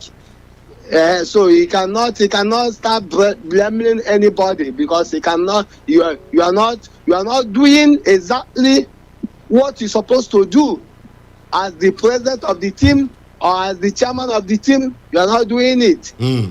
Yeah, you started expected result. It can come, It can come. So all those things follows. So if you can pay player very well, leave the rest for them. Maybe if the player doesn't give you a result, if he wants to talk, he can come out to say anything, whatever he wants to say, All right, Ayaya, apart from Enyimba, you were also part of that Heartland team that reached the finals of the Champions League in 2009, losing to TP Mazembe, only on away goals. Today, things are different. Apart from Enyimba, Nigerian teams are generally struggling on the continent. They can't even get that far again these days. What is wrong with the football we are playing here? Is it that it's not good enough to match what is obtainable in other parts of the continent? Exactly. It's not, we cannot lie to us. We cannot lie to ourselves. We are not playing football in Nigeria. To compare to all those people, they are playing well. I can remember vividly, that time that we play against TP Mozambique. Maybe that period, I thought if someone told me to come and play in TP, I would say, what can I go in there to do? Because those people, they are paying well. They are paying well because they invited me. Me and them have one-on-one talk. They want me to come and play. It's because of their striker they want to sell to Belgium. Later came back. We have already have in agreement. Okay. Wow. I know the amount of money they paid me as my salary and contract. So better. Okay, let's go back to Enyimba. We won the CAF Champions League 2003, 2004. Enyimba cannot boast maybe a complex. They cannot boast about complex. Maybe a clubhouse. Nothing to show for it. Nothing to show for it. So that if no training ground, nothing. Some people can come from abroad and say, okay, let me go to Enyimba complex and get a jersey, or let me go and buy a muffler. There's no jersey anywhere. No face cap, no jersey, nothing is happening in terms of merchandising. Bet is the people that won CAF Champions League back to back, African champion. The first Africa that won that cup back to back is Enyimba. But these people, TP Mozambique, won it back to back. They have jet. They have private jets, exactly. Yeah, they build a standard stadium.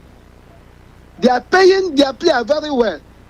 Their player cannot leave the team to abroad unless maybe you offer them a bigger money, a mega money before the player can leave that place. Wow. You know, a lot of things. You know, so all those things. So it means we have to invest more on our domestic football here. Yeah. If you invest, you can get. If he doesn't invest, he cannot expect the result, or he started expecting much from the players. All right, Ayaya, on a lighter note, I mean, how about your former teammates? Are you in touch with them at all? The likes of Obin Nawaneri, the likes of Enyama, who was at the Super Eagles for so long too. I mean, the big boys in the team there, Muri Ogumbi, Moeka Chokonko and the likes. Are you still in touch with them? Yeah, because like today, me I met with Obinna. Normally, every week and week out, you know, we normally see, you know, Moeka Chokonko, we see or we talk on the phone, and the rest of them, and the OGB Okemiri, you know, yeah. I heard that you were almost offered a contract with Heartland earlier this season, but you rejected it. They said the coach, Fidelis Lechuku, was so impressed with your performance in training, and he wanted to sign you on. You said no, that you don't want to play again. Is that true? Yeah, because I came to Owerri, you know, the time that we play this COVID-19 team, sit at home. That one is the merchandise of the COVID team, you know. So I came to Owerri, so I played a game with him. So they started telling me that I should come. You know, that why did they not want to go back and give us one more season or two at least? No. After all, with Kwara United right now. I know. Your former teammate played 2 seasons ago or so with Lobby Stars. See, let me tell you one thing, you know. I have a family now. Good. So, I cannot start working without receiving money. You know, so when they're fond of owing players now, you know, so I cannot start making problem with some coaches or some management. Okay, you know, so I decided to stay on my own. You know, yeah.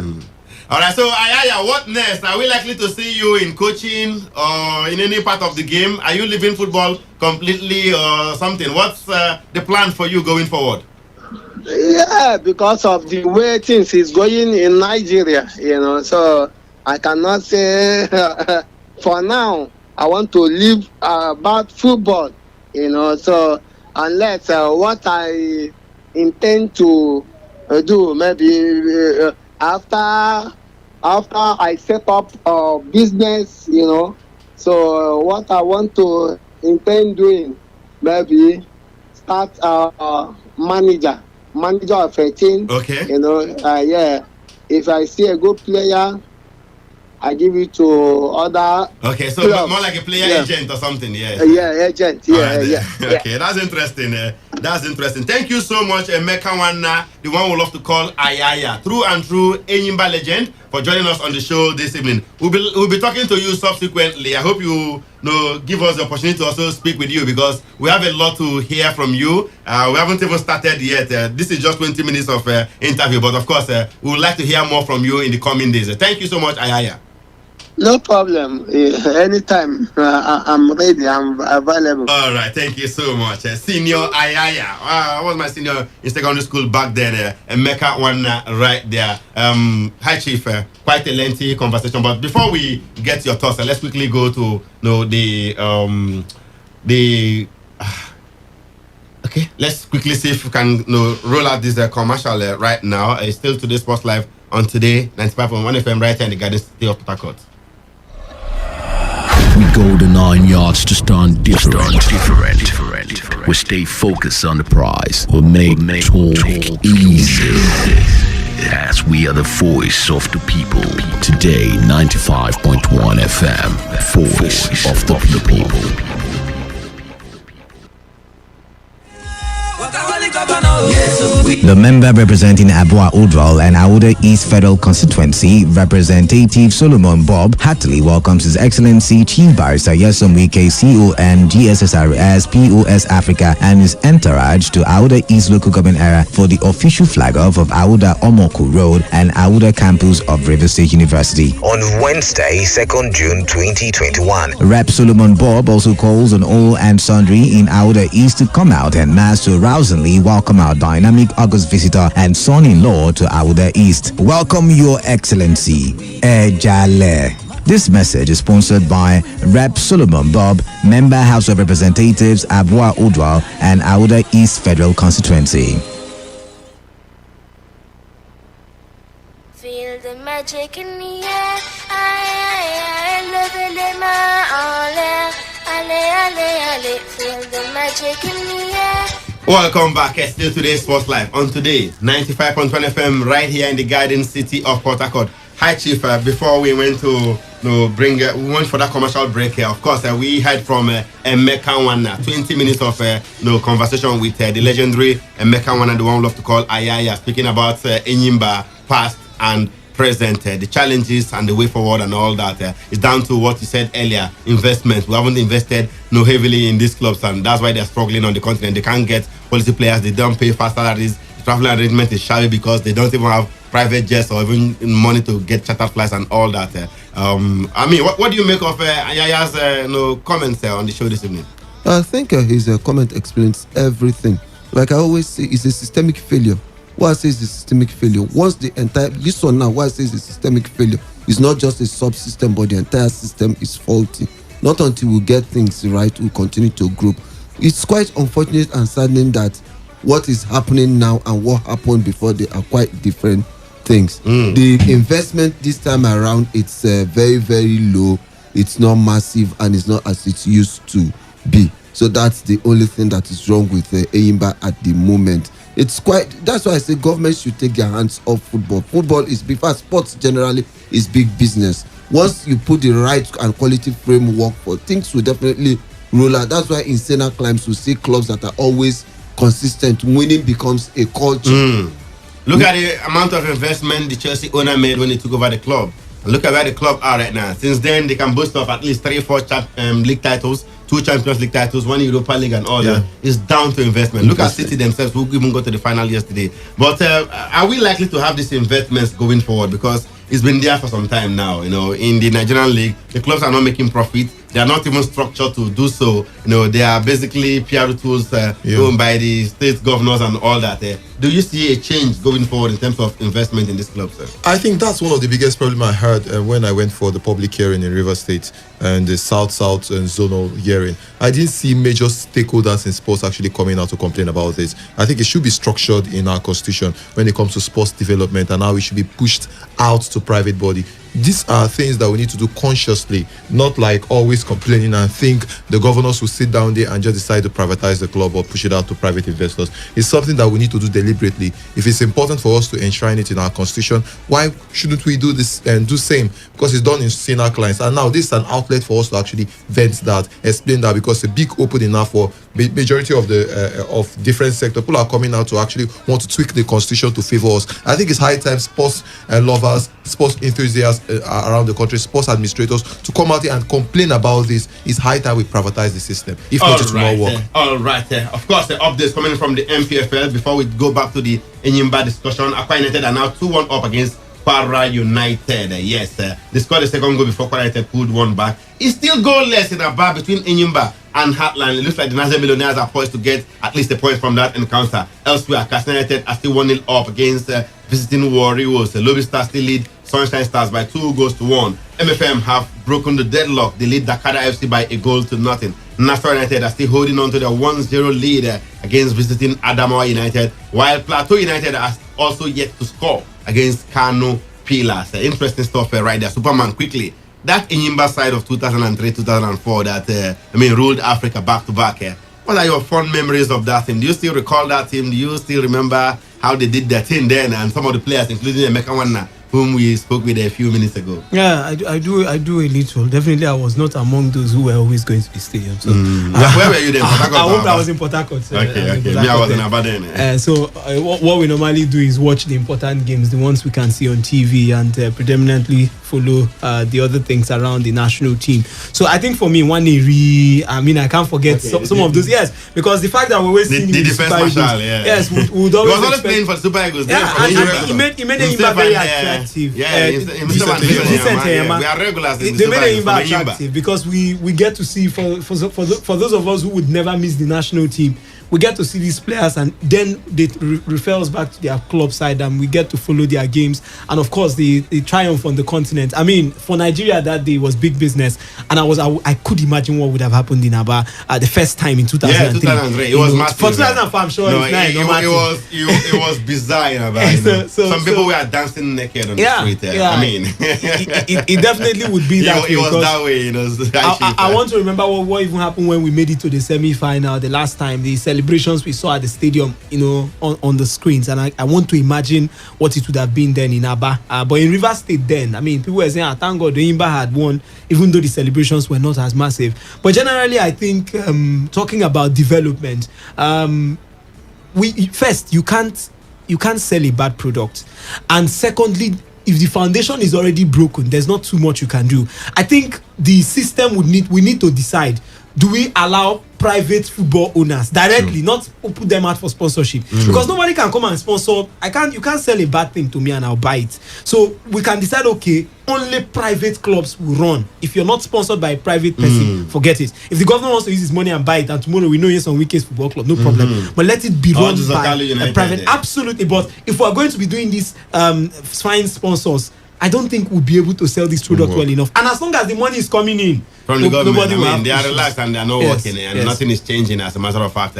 Okay, let's quickly bring you more updates coming through in the MPFL. Nothing has changed as it were. It's still goalless in Aba, Enyimba, Heartland FC of Owerri. Are we looking at a goalless draw? 5 minutes of football left to play in that encounter. It's looking like that, and it seems like the boogie team of Enyimba is becoming Heartland these days. Since 2015, that was the last time Enyimba were able to defeat Heartland. It has been that difficult for the Aba side. So for me, I think a good one for Heartland, even though the reports you're getting is that they are not playing very well. They are a bit defensive and being conservative. Who cares? But the most important thing is about getting the result. And it's a huge one for them, for the team, getting an away victory to one of their hack rivals. Or maybe a point this time is still goalless in that. There's still a huge possibility of them getting something. Of course, they can still do it. They won 2-0 their last season. Yeah. All right, okay. Superman, Akwa United 2-1 up against Kwara United. Looks like Kennedy Boboya and his team will grab us 3 points today. 86 minutes of football played there. Although in football you can never say never, but for this particular game, it looks like it might end that way, knowing for sure that the home side is Akwa United. I talked about it, that it wasn't going to be an easy game. Kwara United will not just fall down without a fight, and somehow we are seeing that a slim margin 2-1 win, if it ends this way, but good one for Akwa United. If they get this one, it's a crucial 3 points. This is not an Adamawa United side. This is one of the sides that can actually give you trouble on their own day, and of course even steal points from you if need be. All right, so let's cross over to Uyo. Dr. Promise team is back on the line. Dr. Promise, good to have you back on the show. Yes, thank you. And a lot has changed from the last time we spoke. It was just 1-0 then. I am seeing 2-1 on the scoreline in favor of Akwa United. Yes, Akwa United got the second goal through substitute Nasiru Jibril. Well, Akwa United just moments ago in the 80th minute pulled one back through substitute Wasi Olalade. Of course, from a beautifully crafted ball, which goalkeeper Adewale Deyinka failed to handle properly. So that's just the situation now, but it appears Kwara United are not giving up. It's already 87 minutes of action. They are pushing for the equalizer, taking the game to Kwara United. And Kwara United definitely got some defending to do.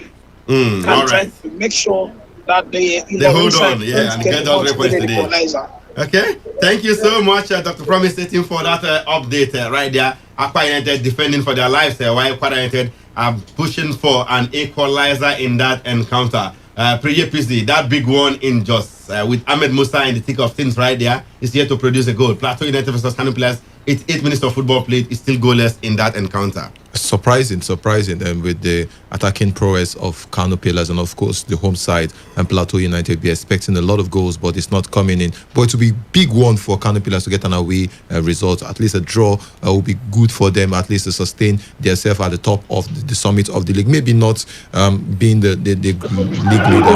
All right, sorry, we have the orange man back on the line from Aba. I'm hearing, some jubilations there. Is it that Imba have scored? No, they are still pressing and probing. I've just been informed that the fourth official have added 6 minutes. But this is the 90th minute of the encounter. Somehow, Heartland have kind of sat virtually back for all the game. So, but we're still here watching and believing that the best will happen for Enyimba. They've been here, their goalkeeper, of course, you know him, Chideke. Yeah, Arugo Monkey. He's wasted almost half of the second half on the floor, and quite expected. And of course, you know what it is. You know what it is.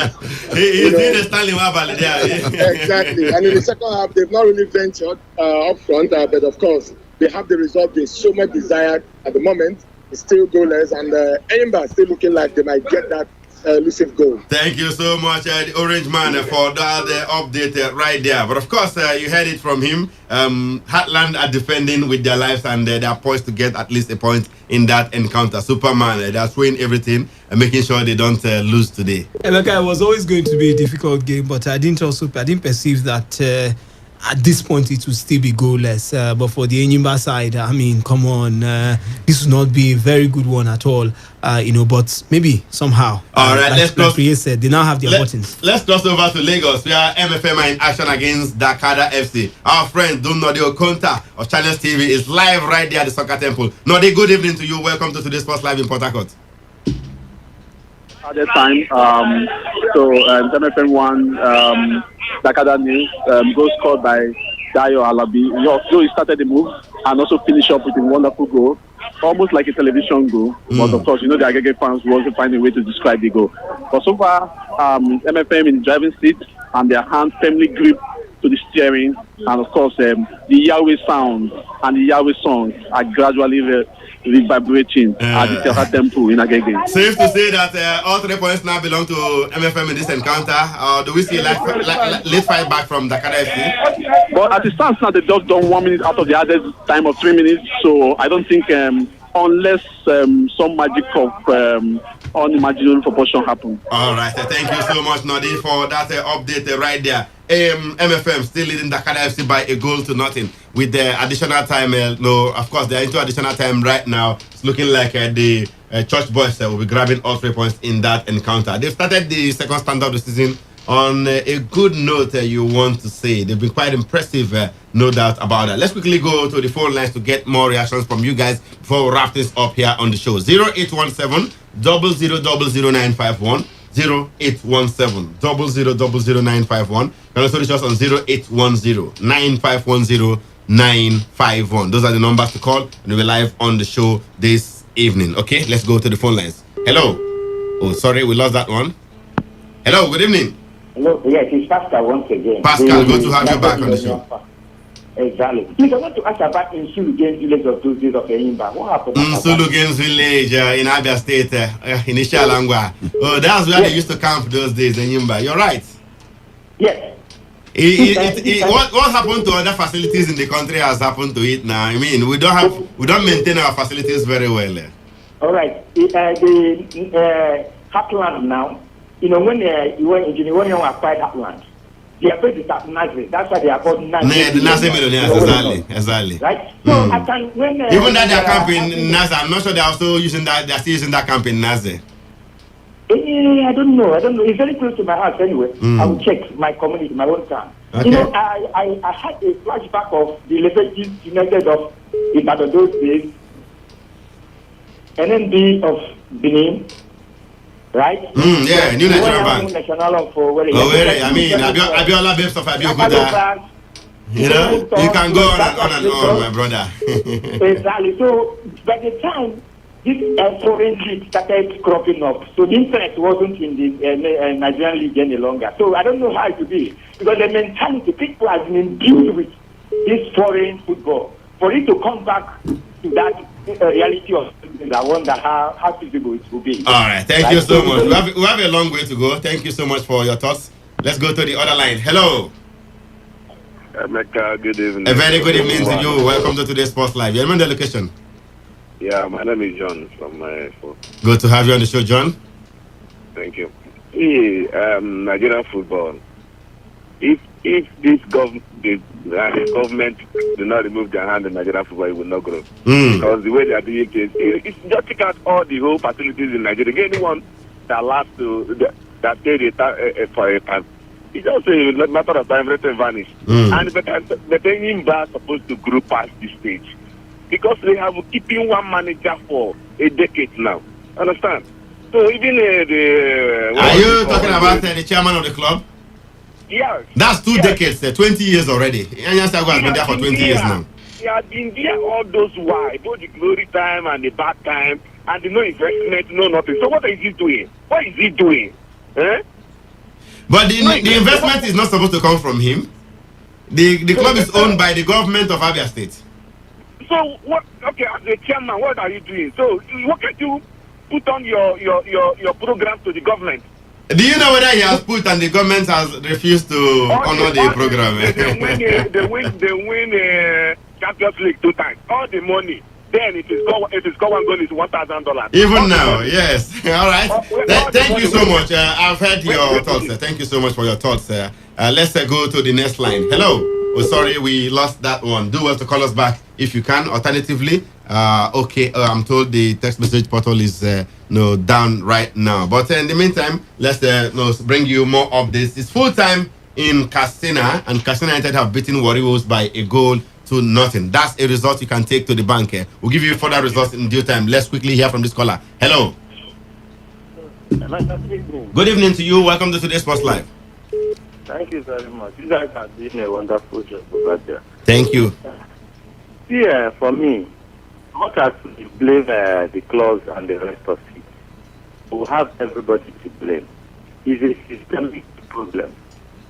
It shock you to know that even the people that are managing football in Nigeria, they don't want these developments we are talking about. Because I believe this is speaking that they get more, they gain more when things are not done the proper way. Look at it, sorry, we are out of time. But do you think that if a team, as MPSL is, there is no standard, there is no legal contractual, format for every player that is standing? Just come and play at the end. Are you getting it? Talking about the investors. Me personally, my dad cannot go into Nigerian football. Knowing very well that things are not structured very well. If Nigeria structures their football, believe you me, they themselves will be running out of. All right, you have made the point. Lack of good structure in Nigerian football. Hello. Yeah, Emeka, one I've just said it all. Sele West, good to have you back. Yes, he just said it all because if you watch some of our players, they are not dedicated. The talent might be there. The hunger is missing. Yes, you see a striker that is talented, but the combination is not there. Well, when Mekawan were playing, they're ready to die on the pitch. Exactly, they give their all. I'm telling you, see the way they play. If you have the tape of the first final they play in this Smiler there, go and watch that. I watched the final live that night, yes, sir. Yes. If you still have the tape, just relay. It would be nice to watch again, I tell you. Yes, Mekane was the known man from there. They won that game despite everything the Egyptians were doing. They were determined to win that cup. You understand? And even when they won the cup, Ojo Zokalo took the cup and like they want he smuggled the cup away from Egypt and returned to Nigeria. Have a nice day. Thank you so much, Estelle Wednesday. Let's go to the other caller. Hello. Oh, really sorry we lost that one. Hello. Okay, we equally lost that one. Okay, quickly let's bring you the full-time scores in the MPFL. virtually all the matches, yes, they have ended. Virtually all of them, okay, they've all ended. So Enyimba could not score against Heartland. It's the results ended goalless in Aba. Enyimba versus Heartland, of course, that one ending goalless right there in Aba. Aqua United have beaten Kwara United 2-1. That's a result you can take to the bank. Elsewhere, Katsina United secured a 1-0 victory over Warri Wolves. Lobby Stars beat Sunshine Stars 2-1. MFM secured a 1-0 win over Dakara FC. National United also beat Adama United by the same margin, while the big one in Jos ended goalless between Plateau United and Kano Pillars. So let's look at the table with the results. Aqua United are back on top. Yes, they're back on top, 45 points, followed by Kano Pillars, who drew today with Plateau United. Kano Pillars are on 45 points, but Aqua United have a better goal difference of +16 as opposed to Pillars' 9 goal difference. In third place, we have Nasarawa United now. They have 42 points. Kwara United have got 40 points in fourth place. Rivers United are fifth. They will play tomorrow, and if they win, they will go to third on the table. If they beat Wiki Tourist tomorrow, they will go to third on the table. That's how things stand at the top of the table right there. Let's quickly serve you the bottom four. Warri Wolves, Sunshine Stars, FC Fanyoba, and Adamawa United are occupying the bottom four positions. Quickly, High Chief, the most interesting result for you today? I think it's Heartland versus Enyimba, ending goalless. Did you see that one coming? I didn't see it coming, but that means Thunder could strike twice at the same spot. All right, Superman, how about you? Well, I think that's, for me, it's in terms of surprise. I'm really surprised Enyimba could not nail this one. Knowing their situation at the moment, they are not in a very nice position now in the MPFL table, so I expected them to take it all. But it is what it is. No away win yet. We have 2 matches tomorrow. No away win yet after 8 matches today. Priye, are you surprised? No, not surprised actually. And some of the games you expect and to get goals, there was no goals. I expected goals galore, especially the game between Plateau United and Kano Pillars. I expected both teams to come out and serve the fans with a lot of goals, but it didn't happen. And same with that of Heartland and Enyimba. But brilliant game of football for this week. But let's see if tomorrow will actually give us maybe away goals. Okay, Egumas Rivers United will be in action against Wiki Tourist tomorrow. If they win, they will move to third on the table, and just 2 points behind the leaders, Aqua United and Kano Pillars. Is that a possibility tomorrow for Eguma and his Rivers United side over Wiki Tourist? Well, I think it will be an abnormality, an aberration if they fail to grab out reference. I'm telling you. All right, that's the start of the package. We'll be back tomorrow morning, 7:30 a.m. for Sports Attack. Many thanks to you out there for being a part of this one. And of course, join us tomorrow morning and later in the day by 3 p.m. for today's Sports Live.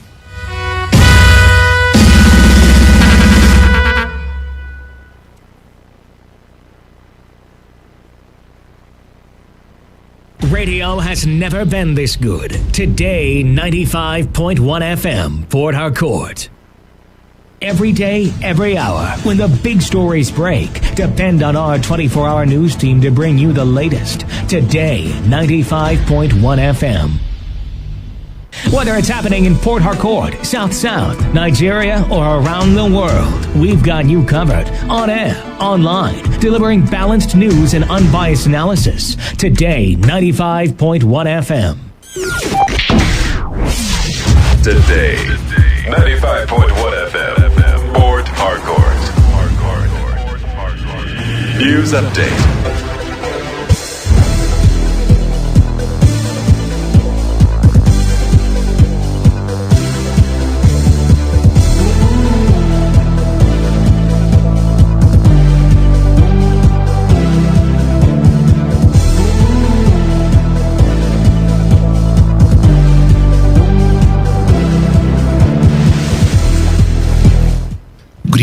This is a news update on your premium talk news and sports station, Today 95.1 FM. I am Dave Roberts.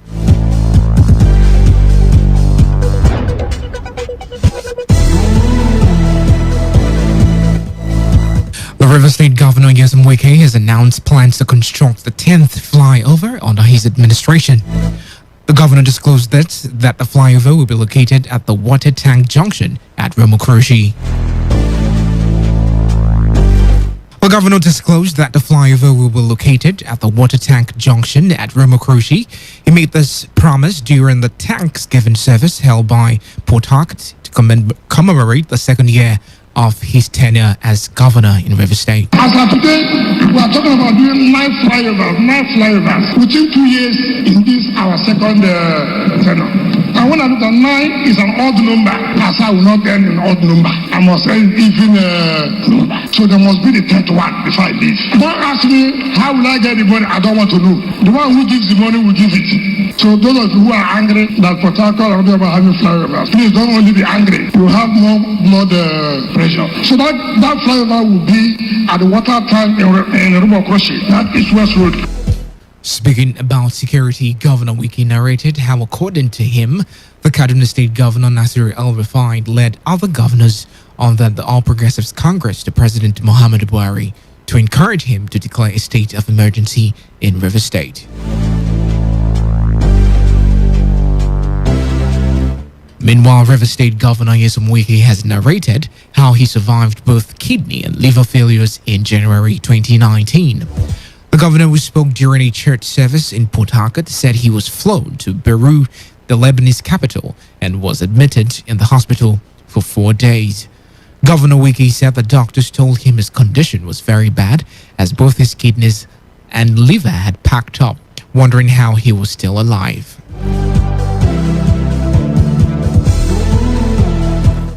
Among several other issues, agitations for creation of state featured prominently during the recently held zonal public hearing on the 1999 Constitutional Review. The event, which was held in Port Harcourt between the 27th and the 28th of May, witnessed several presentations from various groups making different demands. Most of the groups who made the presentations made a case for creation of more states, particularly in the South-South region. Some of them include leaders of Anang in Akwa Ibom State, Ogoni Land, and Obolo people in River State. The Imo State Police Command has confirmed the assassination of a chieftain of the All Progressives Congress, Ahmed Gulak. Gulak, who was a special advisor to President Goodluck Jonathan, was killed by unknown gunmen in Ungo Okpala local government area close to Sam Mbakwe Airport in Owerri in Imo State. Sources said Gulak was heading to the airport when his assailants attacked him and shot him on the spot after trailing him from the hotel room to the place where he was killed. Confirming the incident in a statement, the Police Public Relations Officer of Imo State Command, Bala Ekana, and said Gulak left without any security escorts. The statement said that the Commissioner of Police in the state, Abuti Yaro, has directed a discreet investigation into the matter, as tactical and special forces have been deployed to condone the area and arrest perpetrators. Gulak was the chairman of the APC committee that conducted the primaries for the Imo State governorship election.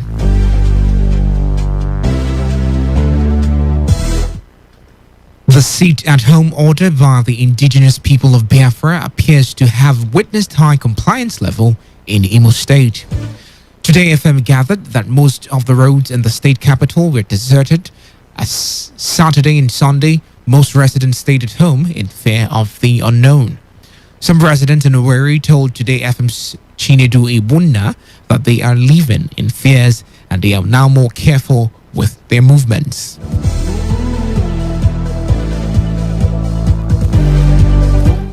A member of the Nasarawa Assembly representing Nasarawa Central State Constituency, Ismail Danbaba, has been kidnapped.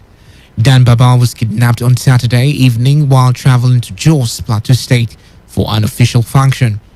Chairman of the Nasarawa Assembly Committee on Information, Mohammed Omadefu, who confirmed the development, said the incident took place at the forest in Tanga local government area of Kaduna State. He explained that the kidnapped legislature had passed Andaha in Akangwa local government areas of Nasarawa State, heading to the forest area in Sanga local government area of Kaduna when the kidnappers ambushed and whisked them away. Omadefu further disclosed that the kidnappers had made contact with the assembly but were yet to make any demand.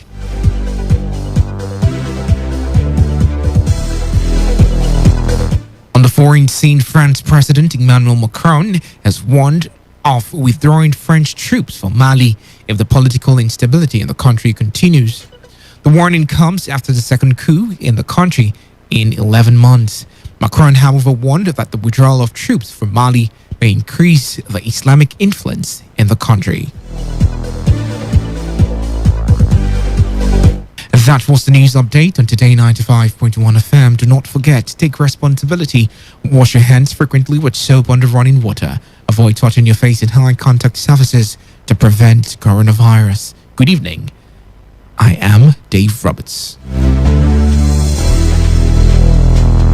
Today's news, today's entertainment, today's sports, today's issues. Today on Today 95.1 FM, Port Harcourt.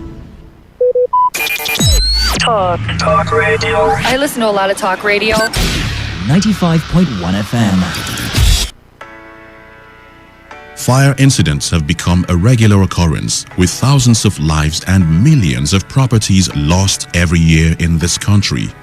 Hardly a day passes without news of a fire outbreak in some part of the country, causing fear and panic among the people. Needless to say, we need to remind ourselves of the possibility of an outbreak at any time. This is what is likely to prevent us from being taken by surprise. Always put off appliances when not in use. Do not overload electrical sockets. Fuel your generator before, not when in use. Avoid fixing electrical faults personally when you apparently do not have the skill. Keep the candle on a candle stand. It takes only a minute for a fire to get out of hand. In case of a fire outbreak, please call the fire service hotline 070-315-221-99. This message is brought to you by your premium talk radio station, Today 95.1 FM, Port Harcourt, voice of the people.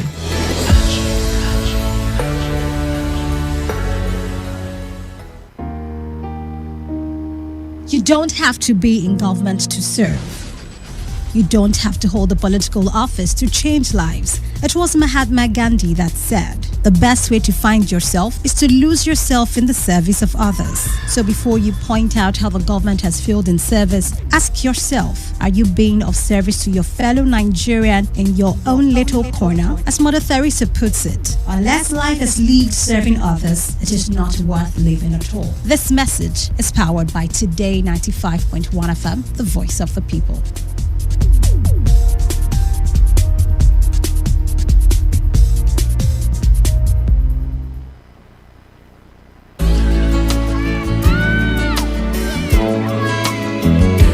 There's a place in your heart, and I know that it is love. And this place is much brighter than tomorrow. And if you really try, you'll find there's no need to cry. In this place, you feel there's no hurt or sorrow. There are ways to get there if you care enough for the living. Make a little space, make a better place, heal the world, make it a better place, for you and for me and the entire human race. There are people dying, if you care enough for the living, make a better place for you and for me.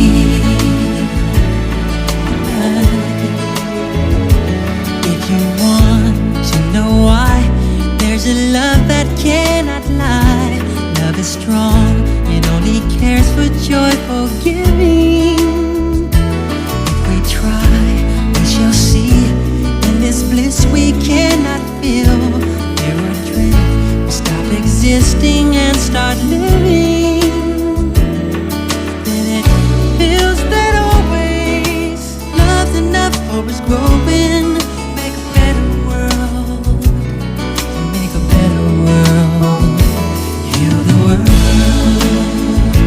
make it a better place, for you and for me and the entire human race.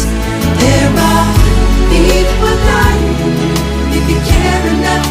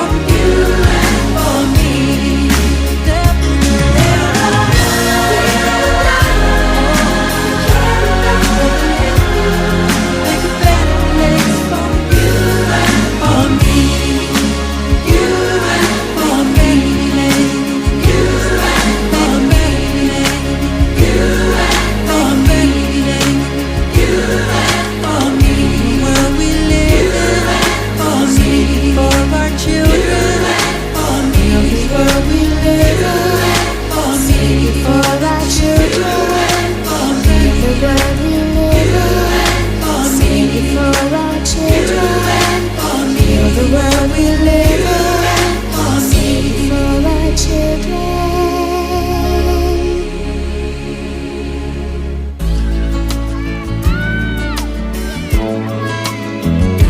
There's a place in your heart, and I know that it is love. And this place is much brighter than tomorrow. And if you really try, you'll find there's no need to cry. In this place, you feel there's no hurt or sorrow. There are ways to get there if you care enough for the living. Make a little space.